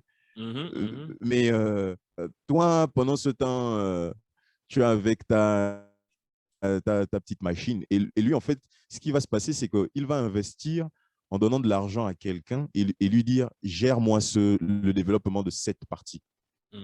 Tu vois? Et c'est ce que je dis vraiment, que nous, notre travail, c'est de communiquer de par des échanges comme ça et de dire aux gens, non, arrêtez de donner de l'argent à des gens qui ne sont pas managers de projet, à des gens qui ne savent pas comment ça fonctionne dans le milieu auquel vous voulez vous C'est attaquer. ça. Il y a des managers de projet, c'est des jeunes, on n'est pas payé à 10 millions, mais on peut Non, faire mais le c'est possible. travail idéal, Moi, de moyen, manière, de manière, conformément à la norme. de manière idéale, tu parles à quelqu'un et tu dis, bon, je peux te débloquer 5 millions. De manière idéale, la personne va te répondre, te dire, écoute, bon, je vais être honnête avec toi, ça a duré 2 ans, voilà comment on va faire les bails, blablabla, mais il va Ouais, falloir renouveler après, tu vois. Parce que man, là, je te dis que tu sens que tu es en train de... le grand a sorti le gain pour faire le paiement du clip. Moi, je ne donne pas plus de détails. Ceux qui connaissent ces histoires sont toujours bien aguerris. Mais on Pardon, a donné le gain au faut me frangin raconter à pour payer côté. Jack. Et le gars, il a donné une avance de combien de milli? Jack a commencé le taf, Jack a terminé le taf. Le gars, maintenant, le reste, pas de paiement. Et quand en fait tu poses la question de savoir finalement, mais qu'est-ce qui s'est passé? Donc, Le gain est allé où? pas à Jack, mais plutôt au producteur financier, parce qu'il y a eu un producteur apparemment exécutif, s'il faut les positionner comme ça selon le biz. Et donc, le producteur exécutif, il a fait comme les ministres dans l'État. On ne fait pas évoluer le projet, on becque d'abord le gain. Non, finissez le projet et ensuite la monnaie qui reste là, c'est ce que vous bectez. C'est ça. C'est tout, man. Au moins, les choses évoluent. C'est ça. Mais man, barré. Le gars, il a becté le gain et le clip du frangin n'est pas sorti. Jack, fâché en colère. Tu as vu. Tu as vu. Tu as vu. Ah, le bise, mon frère. Le producteur exécutif devait mettre la peinture dans sa maison aussi. C'est tout. Il a mis la peinture, man. Tu vois, Oh, ça, tu je ne sais pas. Hein. tu attends le reste du blé de ton clip. Quand tu vas chez le gars pour lui demander où Oh! est l'argent, il y a les nouveaux meubles. Et man, franchement, moi, ce serait mon rêve, frère, de tomber sur quelqu'un qui me dirait là, qu'il est chaud pour mettre en place un label, qu'il est chaud pour mettre en place comment on appelle ça, une entreprise de communication, un média, je ne sais pas. Non, franchement, l'équipe de monstres que j'ai sur le côté, frère, je suis sûr que j'aurai des gars, ils vont gagner leur salaire, ils sont assis devant leur machine, même il est 3 heures du matin, mais le gars est devant la machine, il est ravi de travailler, parce que c'est qu'il ne force pas le talent, c'est propre, c'est carré, il y a une structure, et chacun récupère son blé, tu récupères les bénéfices, on fait en sorte encore que l'année prochaine, maintenant, on achète les Touaregs. Et puis voilà, on est maintenant véhiculé. Et c'est ça le truc, et je pense que c'est l'un des trucs qui fuck avec nos business et aussi au fonctionnement plus élevé. Je ne vais pas pointer le doigt parce que ce n'est pas mon rôle pour le moment, on arrivera plus tard. Mais c'est vraiment ça l'erreur, c'est de fonctionner comme s'il y avait le gain en fait. Il faut être capable de te dire j'ai 5 millions dans les mains, mais en vérité, je n'ai rien parce que le projet en lui-même coûte 4-8. Donc, tant qu'on n'a pas fini de faire ce qu'il y a à faire, là, je peux rien acheter. Ouais. Je mange comme je mange d'habitude, je me déplace comme je me déplace d'habitude, parce que c'est le blé du projet, tu vois. Si le projet marche, écoute, on va mieux vivre. Et si le projet ne marche pas, écoute, ce qui est fait Le est sens fait. du sacrifice, se demander, mais en fait, si on n'améliore pas les choses, c'est comment que les gens retrouveront la ruelle après. C'est ça. Si on ne fait pas mettre de poubelle pour que Et les gens y mettent leur saleté, comment c'est on ça. s'étonne d'avoir la Et ville sale? je me dis Pourquoi souvent, mentir pour avoir raison? Que non, tout va bien, sinon il n'y a pas, y a pas de poubelle dans les rues. yeah. Tout va bien, tout est propre, tout se passe bien. Mais non, faites juste nettoyer les poubelles et puis ce sera réglé. C'est tout. Le problème, et c'est là où je trouve vraiment que le problème de route et d'infrastructure au Gabon, il n'est que, genre, l'aspect littéral du problème, c'est peut-être 30% de la réalité, parce qu'on a besoin de routes et de structures métaphoriques à 70% qui n'existent pas, man. Par exemple, pour lesquelles vous ne voyez pas de routes dans le pays, c'est que même les routes intellectuelles et morales, les gens ne savent pas les construire. Et c'est pour ça. Et c'est pour ça que tu as plein de, tu as les projets qui meurent, tu as les talents qui disparaissent. Et je pense que c'est là où la responsabilité change. Tu vois. Moi, perso, je vais passer du temps à réfléchir sur ces choses-là. Mais la chose pour laquelle je suis le plus reconnaissant, c'est que j'ai la possibilité, tu vois, d'y penser et d'en discuter avec des personnes qui pensent, parce que ça veut dire qu'on va construire quelque chose. Et ils peuvent faire ce qu'ils veulent faire. On va créer les bails, on va monter les trucs. Les structures vont se faire, comme avait dit Tupac, même si je ne suis pas la personne qui, qui manifeste le changement. Je vais planter la graine qui va emmener ce que je veux construire là, parce qu'au final, c'est nous. Au final, c'est nous. Acteurs, Je pense musiciens, qu'en fait, producteurs, managers, peu importe.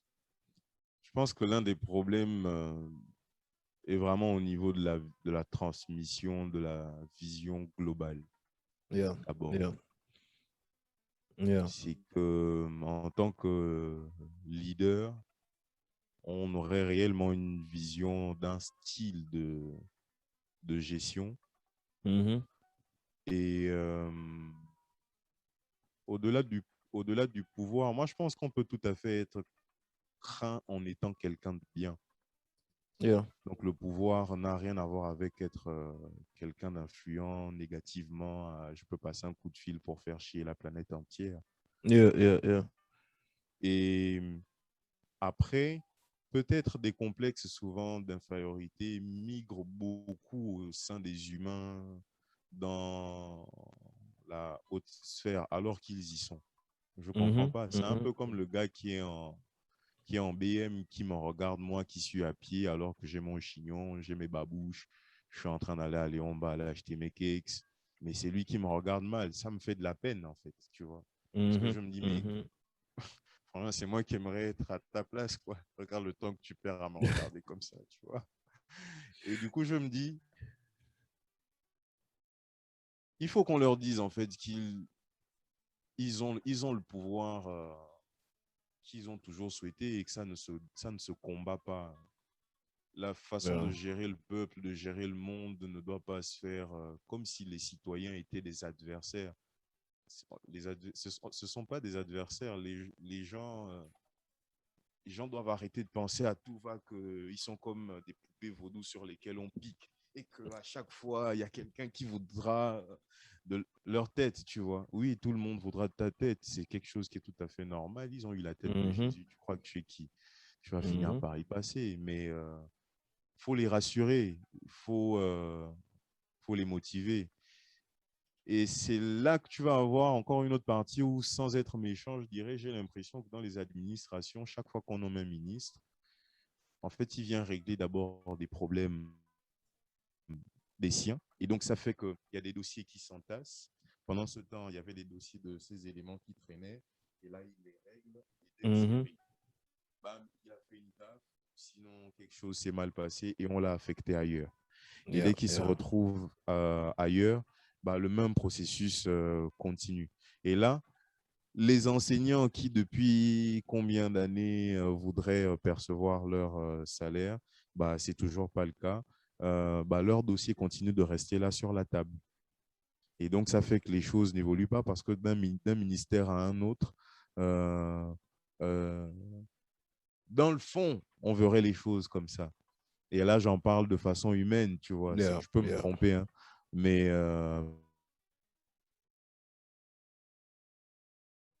Oh, by the way, Kofi, les gens n'ont plus le son.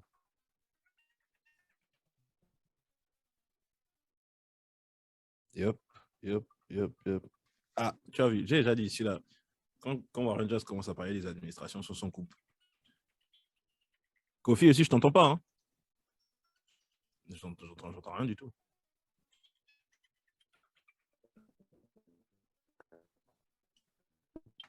Je sais pas si tu as coupé ton son ou mais je t'entends pas.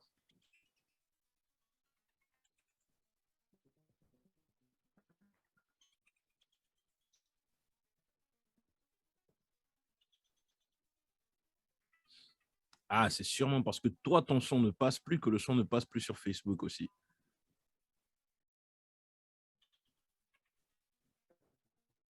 Est-ce que tu m'entends?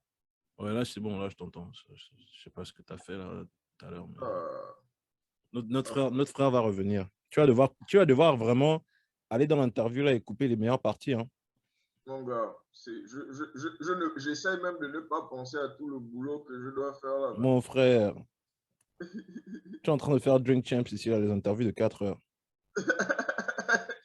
Man. Je me rends compte que je suis assis là depuis quelle heure? On est là depuis pratiquement quoi, 11 midi?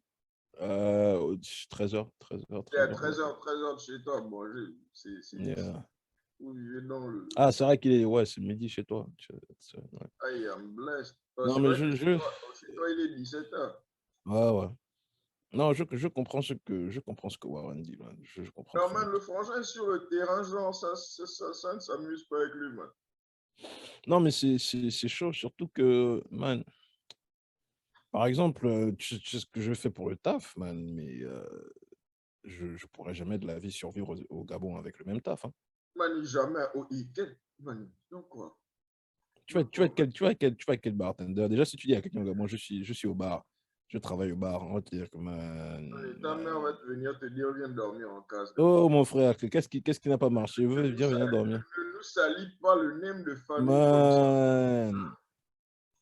Oh, je travaille dans un snack là. Oh, mon petit, c'est bad comme Oh, ça. délivrance, mon gars. Délivrance dimanche Tu d'Arda. vois, non, alors que en vérité, mais ça fait partie, tu vois, ces business-là font partie des business qui sont négligés, mais qui, s'ils avaient un support et un système plus élevé, ce serait.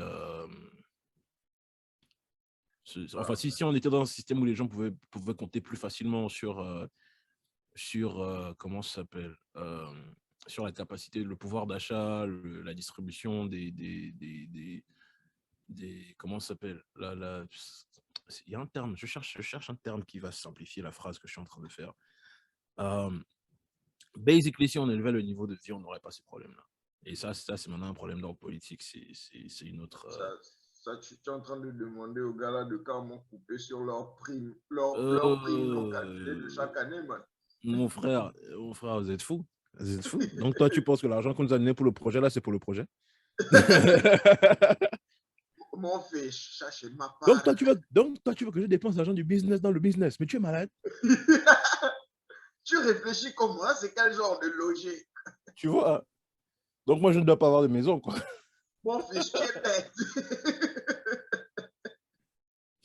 Non, mais c'est le temps, man. Comme je disais, autant je vais passer du temps à discuter de ces choses-là, autant chaque fois que j'ai une conversation comme ça, je me dis juste, OK, il y a de quoi faire. Parce que tant qu'on a... si on en parle, c'est que d'autres sont en train d'en parler. Je ne suis pas une personne qui croit que mes pensées sont tellement uniques que je suis les seuls à les avoir quand je les ai, tu vois. Ce qui veut dire que si venant d'où on vient, on a les conversations qu'on est en train d'avoir avec les capacités, le talent qui nous a été donné, c'est qu'il y en a des centaines d'autres qui sont en train de faire la même chose. Et ça, comme pensée, c'est rassurant, tu vois. Ça ne veut pas dire que j'attends que quelqu'un d'autre fasse le taf. C'est juste que je me dis, OK, on va aller quelque part. On va se retrouver quelque part. Yeah. Ça fait plaisir de voir des gars comme Tissot Rangers genre continuer à se battre malgré le fait qu'il est en train de faire face à un truc, man. J'aurais déjà slide sur quelqu'un en pleine nuit, man. Blague à part. Oh, ah non. C'est pas évident. En pleine nuit, man. That's ridiculous. C'est ridiculous, man. Parce que, je ne vois pas qui fournit, par exemple, plus d'efforts que lui. Si tu dois parler de... Ne lançons même pas les actes à la coup, man. Juste le level auquel... le level auquel le frangin est structuré dans son approche. Tu vois. Et man, ça devrait déjà être un prerequisite. Yeah. Non, après, maintenant, c'est là où je ne suis pas naïf, tu vois. Je sais très bien que la catégorie d'artistes, parce que ce n'est pas juste l'artisanat, la catégorie d'être humain que Warren Jazz est, il n'y en a pas 50 000, tu vois. Et en vérité, on n'a pas besoin d'en avoir 50 000. Tu vois, c'est encore, je reviens sur le fait qu'on joue des rôles différents en société. Je ne m'attends pas à ce que chaque artiste ait la capacité de réflexion, même pas la capacité de réflexion, je ne m'attends pas à ce que chaque artiste ait la mission de Warren Jazz et des artistes. Le but, justement, de ce que Warren Jazz est en train de faire et veut faire, et le but de ce que j'ai en tête sur la durée, c'est justement de faire en sorte qu'on ait une industrie là où les artistes peuvent se permettre d'être juste des artistes. Tu vois, c'est ça leur taf. C'est ce qu'ils font. Ils arrivent à se nourrir avec, ils font les bails avec, tant qu'ils font le taf, tant qu'ils font leur scène, ils enregistrent des morceaux qui en valent la peine, etc. Il y a un système qui est là, qui assure la distrib, qui assure les revenus, qui assure ça, ça, ça et ça, tu vois. Si on Yeah. a besoin, si après que Warren Jazz et moi, et toutes les personnes qui pensent comme nous, si après qu'on ait fini de faire ce qu'on fait, la génération d'après a encore besoin d'avoir des gens qui font exactement ce qu'on fait, c'est qu'on a échoué. Yeah, là, c'est bad quand même. Là, il C'est y a qu'on eu a du échoué. chiage dans l'air. Ouais, c'est ça. C'est ça. Donc, perso, et c'est pour ça que j'ai pas le même degré de comment ça s'appelle, c'est pas de la colère, même de frustration. Je me rappelle, j'avais eu cette conversation-là avec Carl une fois, là, je lui disais que, parce que lui, il n'y a rien qui gaze Carl et Clancy plus que la manière dont les artistes approchent Willy Tribe. Man, Surtout les artistes qui n'ont pas encore enfin, qui veulent qu'on les joue, tu vois, les gens qui les contactent sur Facebook, qui les contactent sur WhatsApp. Et quand je les gars, comprends, quand je les gars comprends. m'expliquent le film là, en fait, faut pas suivre, man. Moi personnellement, je peux pas faire le boulot qu'ils font là. Non, Moi, c'est demandant, c'est éreintant, tu vois. Et les gars expliquent aux frangins c'est quoi les canaux de communication qu'ils utilisent. Genre, envoyer l'email, envoyer le press kit. Voilà, c'est quoi le press kit. Voilà, voilà, voilà, voilà. Mais moi, je préfère dire aux frangins, comme j'avais dit ça à Carl la dernière fois, que les gars, c'est bien que vous fassiez ce que vous êtes. J'avais dit ça à la veillée aussi. C'est bien que vous fassiez ce que vous êtes en train de faire là. Et c'est important de dire ça aux frangins. Mais je ne vous cache pas que les artistes ne vont pas le faire. Par contre, ce qui est vraiment cool, c'est que les gens qui ont en eux d'être des managers, d'être des agents, d'être des exécutifs, sont en train de vous lire et de vous faire attention. Et j'avais ramené cette histoire de rôle-là. Lorsqu'on parlait à la veillée, je pense, c'est quand qu'on discutait à la veillée, puis on parlait de rôle. Je pense que c'était à la 3e ou à la 4e veillée, hein.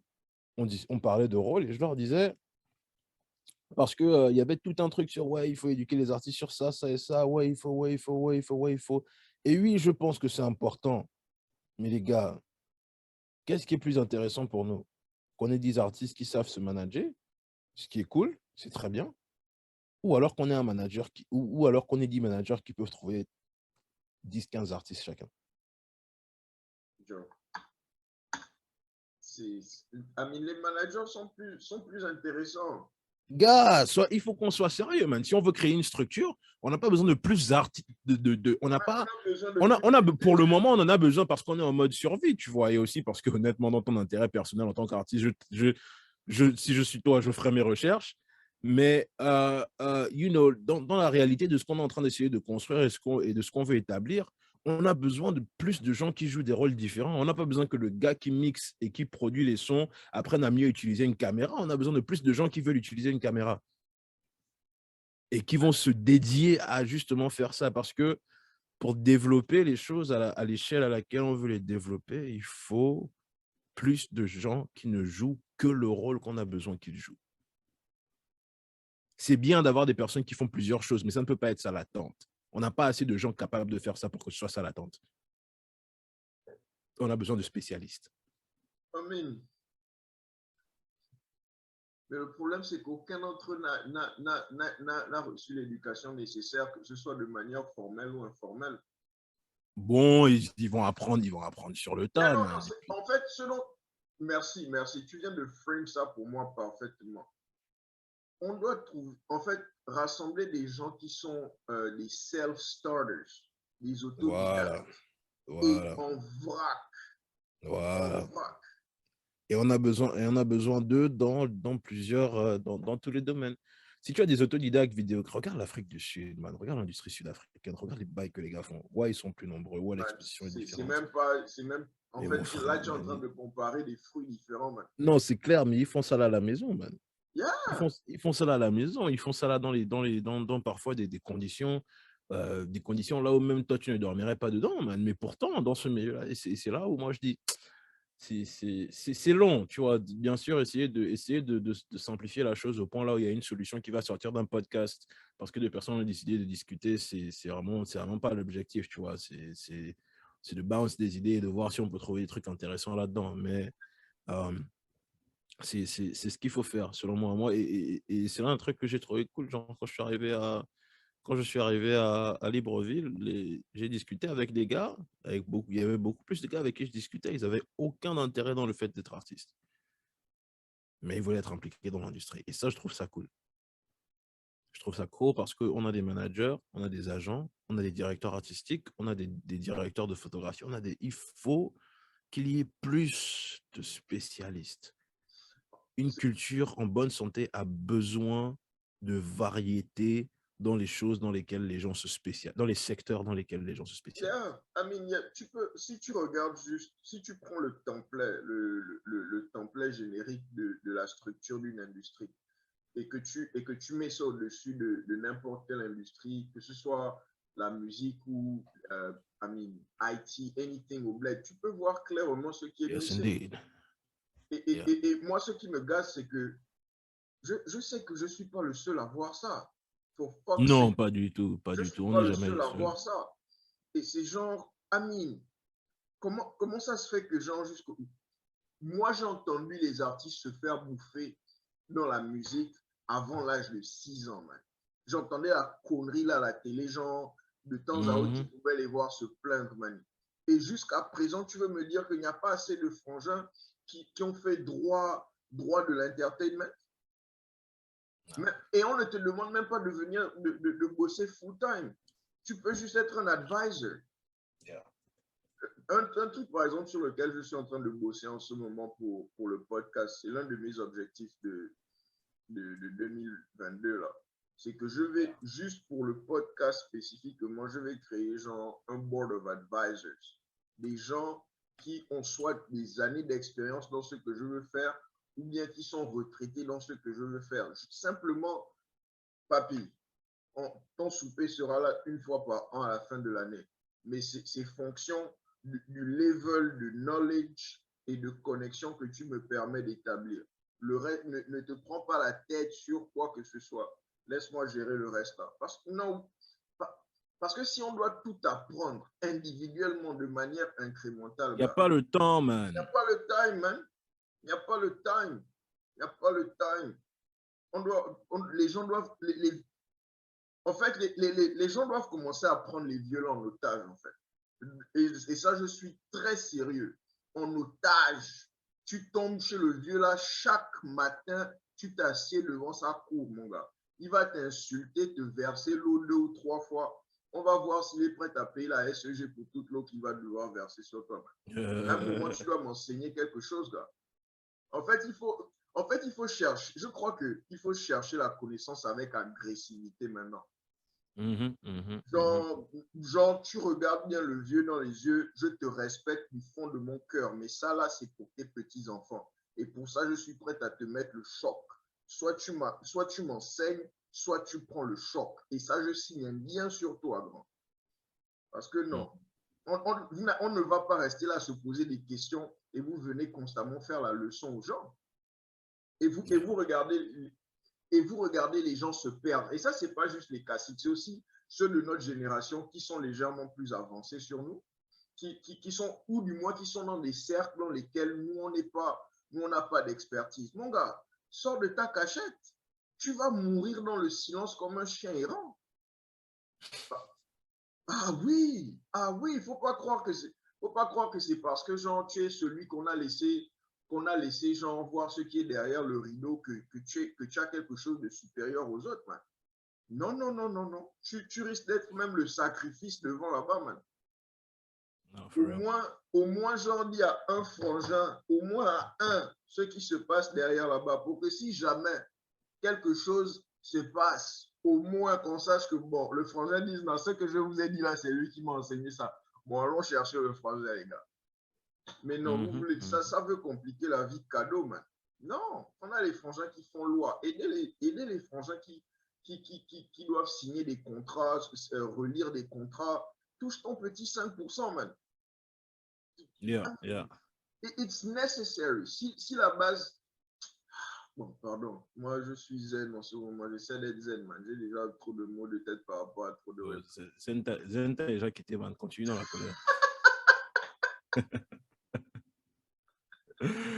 Nah, but for real, yeah, I mean, it's what it is. D'ailleurs, ça va être mon mot de fin parce qu'il faut que je retourne dans les Beatles. Ah, c'est vrai. Dans la blague, on est là peut-être depuis 5 heures, man. Ouais, man. Ouais, faut que je continue à faire les bails parce que sinon je vais jamais finir à faire là. Mais like, yeah, that's my word. And as I get into the new year, you know, je pense que ça, en mettre ça, je vais finir les projets. On va avancer. Je sais que l'optique est globale, tu vois. Et même quand on parle de ICLI en tant que brand, quand on parle de ce que je veux faire avec le projet, quand on parle de la conversation qu'on va avoir avec Warren Jazz, etc., c'est pour dire, you know, we're going to keep doing what we're doing. We're going to keep doing what we're doing until it works. And it will work. It And when it will works, we're work. going to, It and when it, will work. yeah, and when it works, we're going to change the rules. We're going to rewrite the rules in a way such that, you know, Facts. more people can be, more people can benefit from things that they should have been benefiting from to begin with, Facts. you know. So, Facts. moi, c'est ça. L'album arrive, mai, on va finaliser les bails. Je vais finir mon petit montage de Come Together que je suis en train de faire là. Ça va être vraiment cool. J'en apprends beaucoup. D'ailleurs, ça me rappelle l'importance d'être un élève pendant un moment, tu vois, avant de me lancer à... Tu vois, j'allais me lancer dans l'année en créant et je me suis retrouvé à me lancer dans l'année en élève. Et je trouve ça vraiment... it's humbling, you know, it's very humbling to watch those guys work. I was telling my people yesterday, it's very humbling to watch those guys work. Not just them, but the team around them and the way they put together what they put together. It's not easy work, and it forces me to approach even what I'm trying to do with the cover and everything, you know, with a certain amount of respect for what they represented as a force in the industry at large, and for what the possibilities are once you reach that level, and how to stay together. It's teaching me things about team building, consistency, rigorous songwriting, but freedom artistically.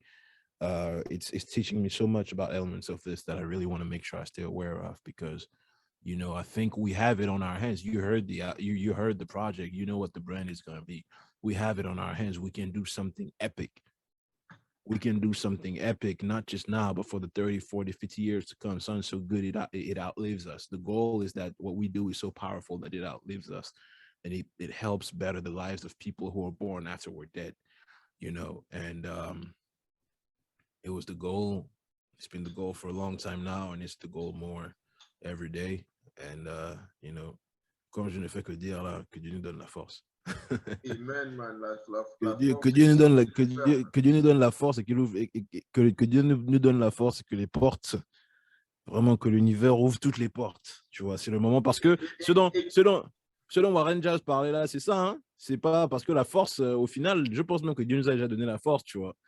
Maintenant, là, c'est les portes qui doivent s'ouvrir, man. Et qu'il nous donne le courage de casser les portes qui ne veulent pas s'ouvrir. Exactement. Il faut qu'on aille chercher l'essence, man. On roule à vide, là, sans problème. Il faut aller chercher l'essence. Que votre créativité et votre motivation soient légèrement plus agressives. Ah oui. Faut commencer à parler aux vieux là avec genre, with all due respect. Hey man, I don't fuck with this. Respectfully. Respectfully. Exactement. Hey chief, give me my money. Hey, get me my fucking bread, bro. Respectfully, bro. Niggas is starving out here, bro. Hey, you gonna pay for this album, bro? Respectfully. I just thought, hey, Manis, en fait, voici le prochain coup marketing que quelqu'un doit essayer au Gabon. Je sais que le 25, les gars là s'alignent toujours devant la poste là-bas pour toucher leur gage, tu vois un peu là. Donc toi aussi, tu te pointes là-bas avec ta pancarte. Supporter les artistes. Respectfully, sinon j'ai les braqueurs positionnés. Mon frère, on va rentrer dans vos maisons, on va tout prendre. Oh man. Et quand il n'y aura plus rien, on va partir pour que vous remplissiez les maisons. Quand vous aurez fini de remplir, on va revenir. En vrai, moi je suis même prêt à financer ça, quoi. Non, mais ça pourrait être drôle. Mais on va financer les bails, man. On va de manière plus sérieuse. On va faire les trucs. Et comme je disais, c'est l'intérêt d'être sorti. Tu vois, moi, je dirais toujours que lorsqu'on quitte le pays, on a deux responsabilités. On a une responsabilité vis-à-vis de nos pays d'accueil, et on a une responsabilité vis-à-vis d'où on vient. C'est la condition de l'immigré. Et vraiment, c'est ce que j'ai en tête, tu vois. Parce que moi, j'aime où je vis, man. Moi, j'ai pas de problème avec les États-Unis, man. Je suis très bien ici, honnêtement. I'm enjoying myself. Man, I would have never learned Je Man, ne d'ici saurais la pas utiliser. Virginie, non, je peux pas, je ne me vois même pas, honnêtement, je ne me vois même pas vivre aux États-Unis autre part qu'en Virginie ou à What? Washington, D.C., man. Texas, my boy, Texas. Mais justement, c'est là-bas que tu es arrivé. That's how you're supposed to feel, bro. No, no, no, no, no, no, no. That's how you're supposed to I've feel. actually lived in a few places. Texas is the That's best, young man. that's how you're supposed to feel, my No, brother. no, no, no, no, no. I was in Texas, and first of all, I'm not built for that shitty ass weather, bro. What?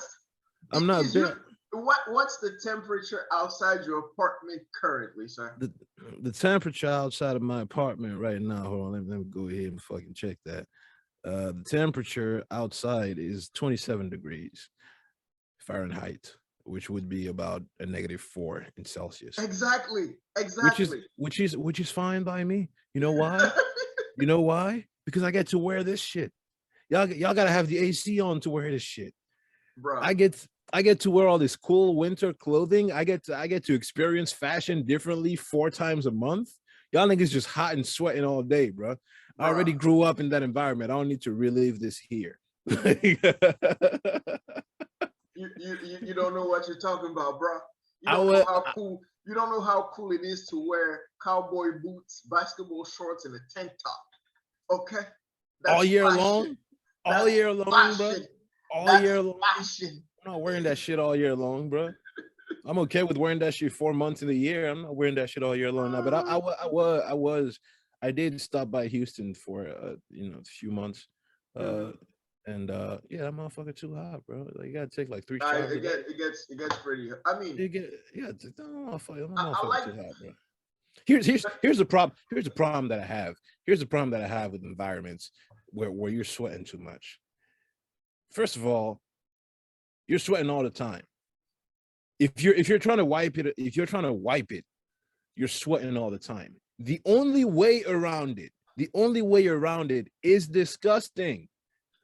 The only way around it is you have to let the sweat sit so that it can become a protective layer around your body, and then you'll stop sweating. But now you're glistening. You're glistening from that thin layer of sweat that's all around you. Look at you looking like you're fucking. Looking like all day, Texas all day. Looking like you motherfucking dipped your entire body in olive oil and shit, and not for the good reason. Hey, no, regardez dans ma comment section Houston. Austin, vous avez quoi? Austin, vous avez la longue rivière genre sale dans laquelle les gens vont pisser là.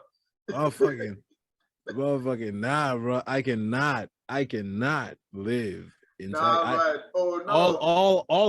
All love to Texas, bro. All love to Texas. Texas better be loved. Texas people are awesome, and we better be. Yeah, I appreciate y'all, but the weather is shit. The weather is shit. I'm not fucking with it. Hell no. We like it the way it is. Oui, aimez ça, vraiment aimez ça de loin. Aimez ça de loin. Moi aussi j'aime ça tous les 4 ans, man.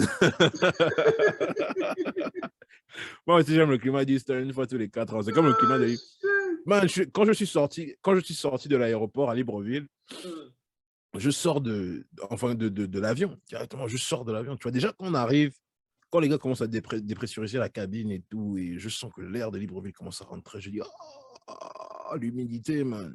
Ça, c'est l'air de la sueur, man. Je sors seulement de l'endroit là, rien qu'au contrôle de police. Je pense que j'ai perdu 4 kilos, c'était que de la sueur, man. Ouais, il faut respecter le bled. Respecte le bled. Non, mais encore une fois, tout amour pour le bled, mais ce climat, ce climat-là est comment ça s'appelle, d'une arrogance terrible. On te dit que l'humidité à Libreville est littéralement palpable. C'est quasiment, tu peux attraper la chose avec tes mains, man. Regarde les bails. Me voilà maintenant en train d'essayer de savoir. Je regarde mes affaires, j'ai que des trucs longs manches, tout ça. Bah, putain, je dis, waouh, je suis bien. Je suis la merde. Je suis bien dans la merde. Me voilà à penser que j'allais venir ici expérimenter. Parce que l'été à d'ici, il est humide, mais c'est pas les bails de comment ça s'appelle. C'est pas les bails qu'on vit à Libreville là. C'est incroyable. Non, mais comme on disait, on va faire les trucs. On va aller jusqu'au bout. Et peu importe le climat. Peu importe le climat, On va faire les banques, on va aller jusqu'au bout et puis on va redistribuer, man. Moi, je dis ça, peu importe. Les gens qui, s'il y a quelqu'un qui m'entend, même si c'est une personne, ou bien c'est 10, ou bien c'est 1 million plus tard, ou c'est 30 millions dans le futur qui reviennent ici et qui écoutent ce que je suis en train de dire. Moi, ce que je fais, hein, c'est pour qu'on mange, nous tous. C'est pour qu'on puisse, au final, s'asseoir à la même table. Et à chaque fois, les ressources qui vont arriver, ce sera ou pour acheter le bois qui va rallonger la table, ou pour mettre le blé dans les murs qui vont agrandir la maison. Et quand la maison sera trop grande, on va en construire d'autres, et on va construire des quartiers, et on va construire des pays, et on va construire l'empire, parce qu'on ne va pas continuer de fonctionner, de vivre comme ça. Tu Mani, vois, je veux et le t'informer qu'il y a truc, des représentants du PDG qui suivent le podcast. Là, ils voient ton esprit et le révolutionnaire. truc, Fais attention. et le truc magnifique, c'est que je ne suis pas le seul. Tu vois, au contraire, je ne suis qu'un élément de cet élan-là. Et c'est ce que je dis, c'est toujours ce que je dirais par rapport au mouvement. Je dis, c'est magnifique parce que je ne suis qu'un élément. Tu vois, peu importe le degré de succès que j'atteindrai, je ne serai toujours qu'un élément d'une vague et d'un mouvement qui est plus grand que moi et plus grand que toutes les personnes qui en font partie ou qui veulent l'arrêter. Les choses vont se faire, que vous le vouliez ou pas. Ralliez-vous, rallions-nous, faisons les trucs, tu vois. Et puis, on peut raconter à nos enfants, très fiers, tu vois, À notre époque, pourquoi on s'entend mieux entre nous et pourquoi on vit mieux que la génération de nos darons, tout en les remerciant pour leurs efforts à eux. à l'époque de vos grands-parents, ils se battaient pour 2 morceaux de manioc. Maintenant, regarde, vous avez les plantations. Hein, Oh, le chikwang, comment ça s'appelle? Le chikwang avec l'huile salée. Bon gars, le chikwang, c'est même pas l'huile salée, man. C'est carrément genre l'huile de la boîte sardine, là. Et puis on save les sardines à l'intérieur, on te met le Ah, piment mon et le sel, mon frère, gars. mon frère, mon frère. Mais c'est super bon, hein, le pire. Mani, c'est un délire. Si tu me C'est donnes ça tout super de suite, bon, je c'est paye. super bon. Mani, je paye au moins $10 pour C'est goûter d'une ça tout de douceur, mon suite. frère. C'est d'une douceur. What? Ouais. Non, mais on va faire le truc. On va faire le truc. Oh yeah, En tout of cas, course. chef Kofi, Yes, sir. on s'attrape sur la suite. On va It sortir was a l'album, on va sortir la pleasure, a marque. good day, man. No doubt, no doubt. Je pense que Warren Jazz Renouvelez-vous va le te nez. contacter. Allez-y, écoutez Femelle 2 de Warren Jazz. Pour ceux qui Oui, sont là oui. et qui écoutent, S'il a un endroit où vous pouvez faire les donations, donner les donations, parce que ça, c'est quelqu'un voilà. qui va bien utiliser le gars. Il C'est va bien pas, utiliser le gain, man. Si vous avez les amis riches qui veulent dépenser le gain, il faut aller dépenser chez Warren Jazz. quand vous allez, Il a- quand vous partez dans les fêtes, dans les maisons de vos amis riches, là, il faut prendre le aux cable, vous mettez les sons de Warren Jazz. Voilà, mettez le son de Warren Jazz. Femelle 2, Femelle 2, Femelle 2, Femelle le premier. Les deux albums. Tous les DJ hypocrites, là, arrêtez un peu aujourd'hui. Vous êtes dans les Bon, là, c'est boîtes, Kofi qui mettez parle les de ça. sons. Je ne sais pas ce qu'est le DJ hypocrite là, mais vraiment, si tu es hypocrite, change d'attitude. Change d'attitude, pas de code. Bref, Kofi, bonne nuit chez toi. Moi, je me relance dans mes recherches, dans mon taf. Easy, Toujours un man. plaisir. Et puis, on se recontacte pour les trucs que tu connais. Yes, sir. Merci de m'avoir au moins appris aujourd'hui que je peux faire un podcast de plus de 5 heures. Donc, bon, Amen. mes Amen. prochaines 3. Ce sera les archives, tout ça. Il y a une génération du monde qui va regarder les podcasts là, ils vont millimétrer, ils vont commencer à trouver les indices cachés dans nos réponses qu'on ne mettait même pas là-bas. Maintenant, on parlait Les seulement. petits vont faire les documentaires avec nos podcasts. Mais ouais, C'est dingue, hein? on aura fini de réussir, ils vont décortiquer les trucs. Ouais. Je N'est-ce sais pas pas? si tu as remarqué quand Kofi a dit ça, à un moment, il a regardé à l'axe. Et quand il a regardé et qu'il s'est levé là, c'est là où Warren Jazz et Minko se sont regardés et ils se sont dit, on va faire ça. Et tu remarqueras que Warren Jazz est même parti à un moment de la conversation. C'est parce que la vraie conversation en sous-marin là avait fini de se passer. Ah oui, mon frère. Tu sais que les gens des bails de théorie du complot, là, ils sont vifs. Oh, ouais. Ils te trouvent des connexions là au time qui était là. Tu dis, ah bon? Tu sais que genre, par l'âge là, par le moment où ils sont en train de voir ça, peut-être que nous, on sera déjà dans les institutions, tu vois un peu, non? Mon frère. C'est là que les vieux là sont rentrés dans les Illuminati. Oh, je te parle d'Illuminati, je ne sais même pas comment, mais comment ça? Moi, ok, allez-y. C'est Dieu qui nous a bénis. Attends, je fais un shout-out rapidement aux quelques personnes qui ont perdu leur temps pour venir regarder ça. Hein? Ouais, je vois. Oh, Aluman est là. Oui, Aluman est là depuis un bon moment. Il ne fait que faire les likes. We see you, bro. Aluman, c'est mon frangin, man. Aluman, c'est mon frangin. Aluman, c'est carrément genre un génie de la haute géniance, man. He moves in Je silence regarde like lasagna. mon frère, je regarde souvent les photos que le frangin, comment ça s'appelle, que le frangin poste sur Instagram. J'ai dit, mais man, lui, en fait, il a un groove là qui est vraiment intéressant, tu vois. Je trouve ça très, très lourd. D'ailleurs, messieurs et dames, il n'est jamais trop tard pour aller réécouter la bonne formule. C'est ça, c'est un vrai truc. Tu connais la formule, non? Tu connais Oh la oui, oui, formule oui, qu'il a oui, fait oui, avec. oui, oui, oui, oui, oui. J'ai failli me tromper. D'abord, normalement, ça doit même mettre sa leçon de sortie. Ça doit même mettre sa leçon de Man, sortie, mon attends frère. d'abord, parce que eux, ils ont les faux Yo, copies, les Sagobi. faux copyrights, man. Mais quel faux copyright? Ils sont sur Spotify, man. Ils sont sur Spotify, man. Mais ouais, en tout cas, c'est ça. Merci à vous. Merci Noël Peace. Imalais. Merci Merci des à Rina, Romarine Lionel Domba qui Road était là à Boys, un moment. Monza. Chris C'est ça, c'est ça. Emmanuel Moulumbi. Hey, Mundumbi, pardon. Désolé d'avoir Ah ouais, écorché ton nom, frère. c'est mon frangin, man. On jouait au basket ensemble à charbonnage, tout ça. On chillait ensemble on a chillé ensemble pendant deux grosses années quand Les même. 200 coups. Ouais, tu vois. Ok, bon, moi je circule. Peace, man. Cheers. Il faut qu'on arrête le podcast là un jour. Ouais, je bouge. C'est toujours All comme ça right, peut-être. man. Bon, vous ne savez pas, rentrez chez vous. Toujours vous. Cheers. Cheers, bro. Ok, on efface lequel? Bah, on efface celui-là. Mesdames, messieurs, mes chers compatriotes, en cette fin d'épisode de podcast, j'aimerais vous remercier pour votre contribution qui cherche à informer YouTube que mon check doit arriver bientôt.